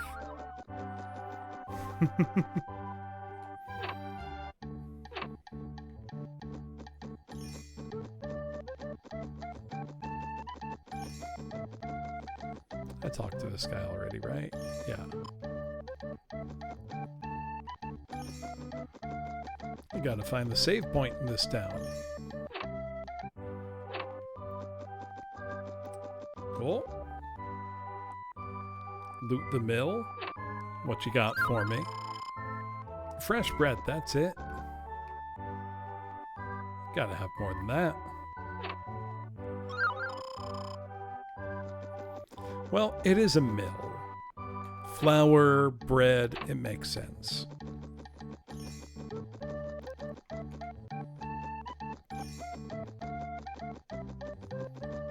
Oh, save point.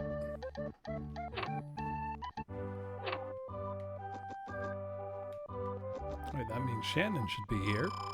Hello. So you too have come to this town. I've heard of a mysterious gem in the Windward Forest with power to control the wind. I heard that a wind sorcerer has been seen there. You can still feel his zephyrs. But for how long, I wonder? Let's save our game.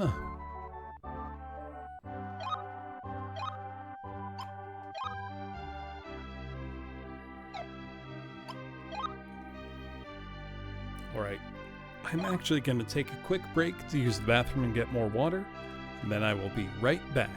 Back in 5.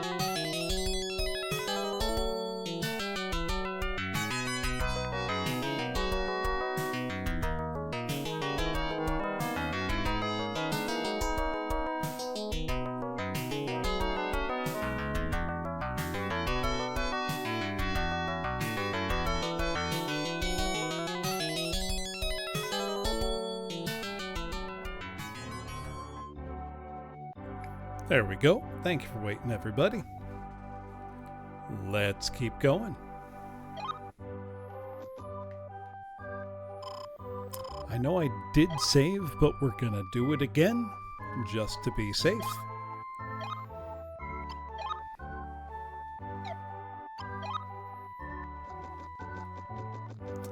Now, will there be anything in the inn? Also, I've noticed every inn has the exact same upstairs. Oh, we got somebody. Hi, I'm Leonardo. I'm a magician too. You're old Bart's son, huh? I've heard of you. People say you're a favorite of the spirits. Your father was here about a month ago. He said he came across the loch and he was on his way to Limelin. I can't wait for things to return to normal so I can get on with my search for the alchemist's secret. We've got some foppish boy called Leonardo here.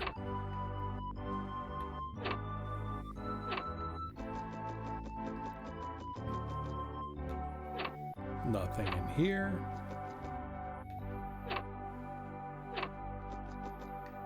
Nothing in here.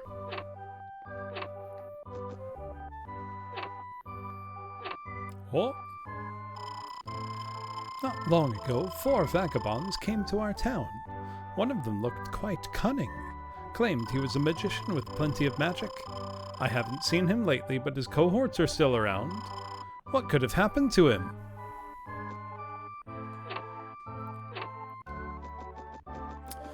So, Solarbird, I've heard it said that Nightcaster on the original Xbox is something of a spiritual sequel.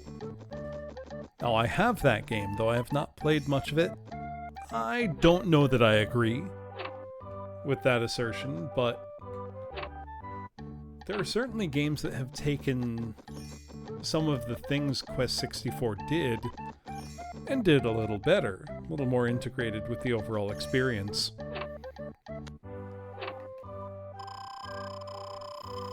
The wind does more than simply blow. The life of the people and the animals, the land, water, fire. Everything is affected. It can't be seen, but its power is very important.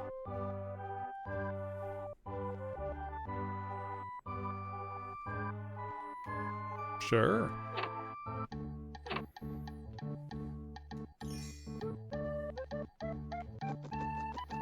I kind of wish the camera didn't clip so badly through scenery. It's just a wee bit unpolished. You know?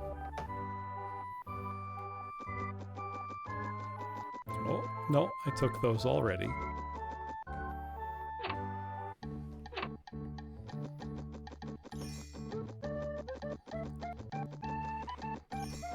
Oh, excuse me. What about this one? Oh, more treasures. Fresh bread obtained. We love fresh bread. And Hero's Drink. We love Hero's Drink.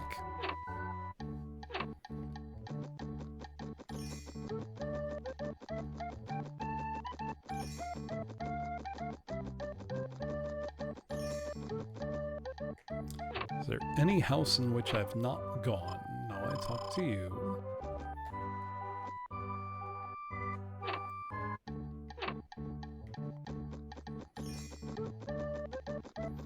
Oh, we can walk around. Oh!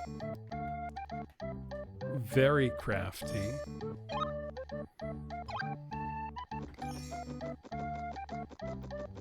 Hiding a power-up in there.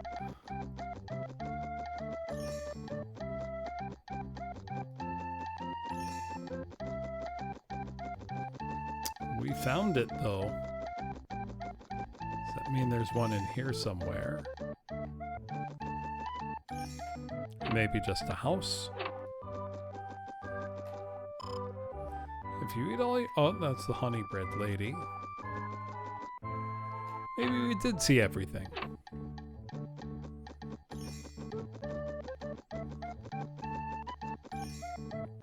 Can I see any hint?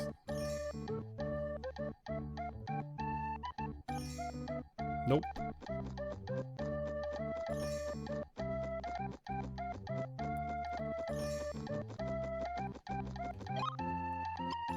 way does the map... Not helpful.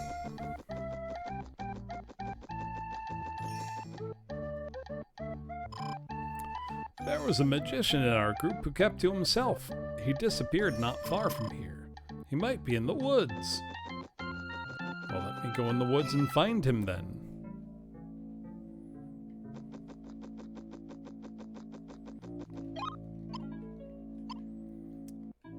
Well, our map doesn't show much at all.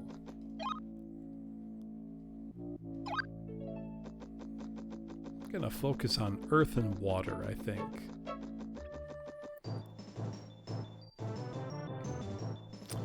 These are new.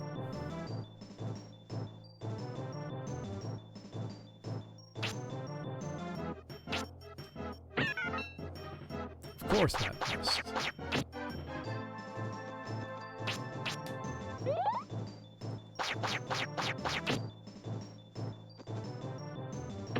I'm a good bonk.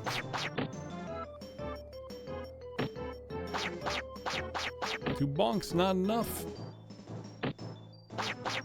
Three bonks not enough. Really?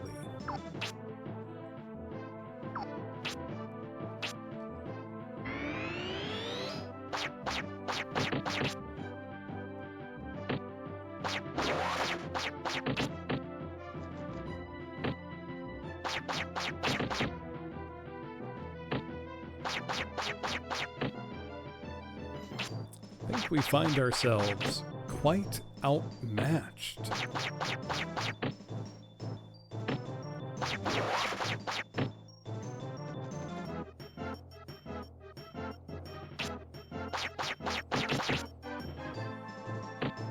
Got a lot of health. Like, really a lot. And I keep missing.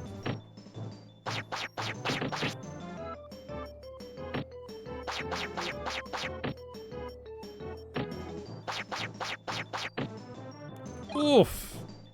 Really?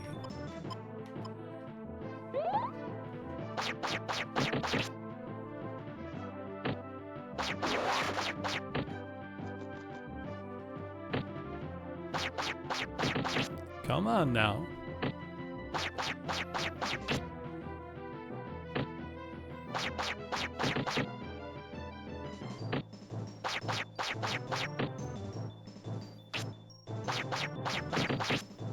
This is embarrassing. First fight in the forest and we're getting our ass kicked by just yellow blobs.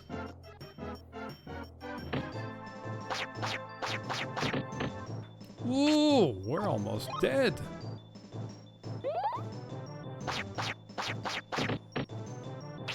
Tough times. That's no good.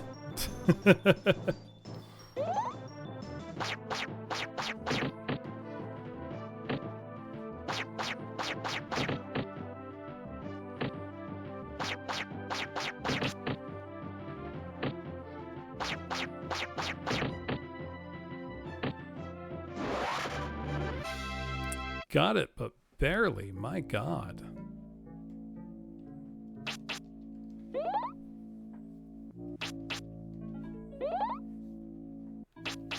Oh, I mean, plenty of people finish the game, Zolerbird. I was planning to do this as a single sitting. I apologize. I'm feeling so much more tired than I meant to tonight. I may head to bed and resume tomorrow afternoon, I'm thinking. I'm gonna go save the game. I might call it a night early. I just didn't sleep well enough last night to do this. I'm thinking. It's tough. I don't like doing this. Just as I'm playing. Yeah, am I making the right choice? I don't know. Yeah, you won't be missing anything. If I do it, it'd be tomorrow afternoon, so not until, past noon Eastern. Let me find the town. Sleep is important. I only slept about 3 hours last night. Just not... I don't want to say it's not enough to do something like this because I've done a longer stream on less sleep before. But I think in this case, I will do a better stream if I sleep a little more.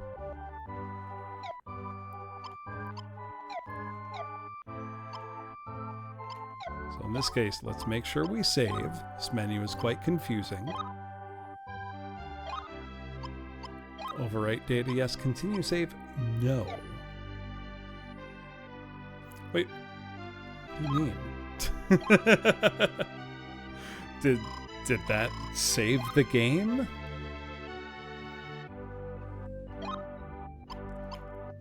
Let's double check.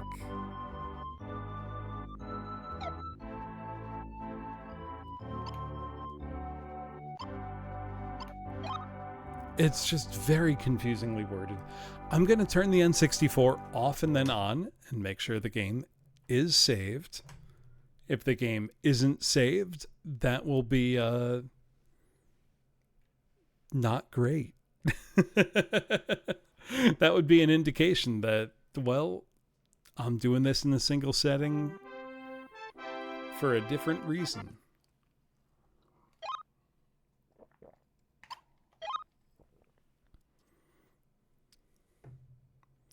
The save file is indeed there and does work. Okay. With that reassured in my mind, you know what? Let's say I'm going to pick this up tomorrow afternoon. Look to my socials for it. So either Twitter or Blue Sky or my Discord. All of them will have it. Doc Smasher, who am I threatening? Myself? Also, if you're not in the Discord, it is right here. I post lots of updates about what's going on. Quest 64. I thought you'd be one stream, but you're two at minimum. You better watch out. I'm sorry, I'm more tired than I thought I would be. I thought I'd be able to power through, but I can feel myself... When I'm in those kind of quiet moments when you're in between, like, battles, I could feel... Do you know the term micro-sleep? You know, where your eyes kind of close for a split second? I was feeling that, and I thought, you know what? It's probably not great for trying to be an entertainer. So, let us find somebody into whom we can retro raid. Or, if you've got a better raid message in mind, feel free to use it. It's up to you. But let's see, who among my friends are online playing retro? I know we got some choices. Do keep your eyes open, everybody. I will be playing more Quest 64 tomorrow. I'm not shirking my responsibilities completely. I just gotta take care of myself. I gotta sleep. Much as I wish I didn't need to, I do need to. Hello, Fubernuk 3. Unfortunately, I am calling it a night right now. Oh, Azure, that's no good. What game were you playing? Let's see. I know where we're going. We're going to Ruri. Ruri is playing some Mega Man 4. She's been having a great time going through the NES Mega Mans, and those are great games. Mega Man 4 in particular is quite fun, I think. And I'm not a huge Mega Man guy, so that's where we're going. Have a great night, everybody. I will see you tomorrow, probably about, probably 6 p.m. Probably my normal time. Maybe a little earlier. We'll see. I'm going to take a long sleep and see how I'm feeling tomorrow. So keep your eyes on socials. It'll be a very laid-back stream. No cold ones tomorrow. But have a good night, everybody. Go support Ruri, and I will see you tomorrow. The rare Saturday stream that's not a holdover from Friday. Night, everybody.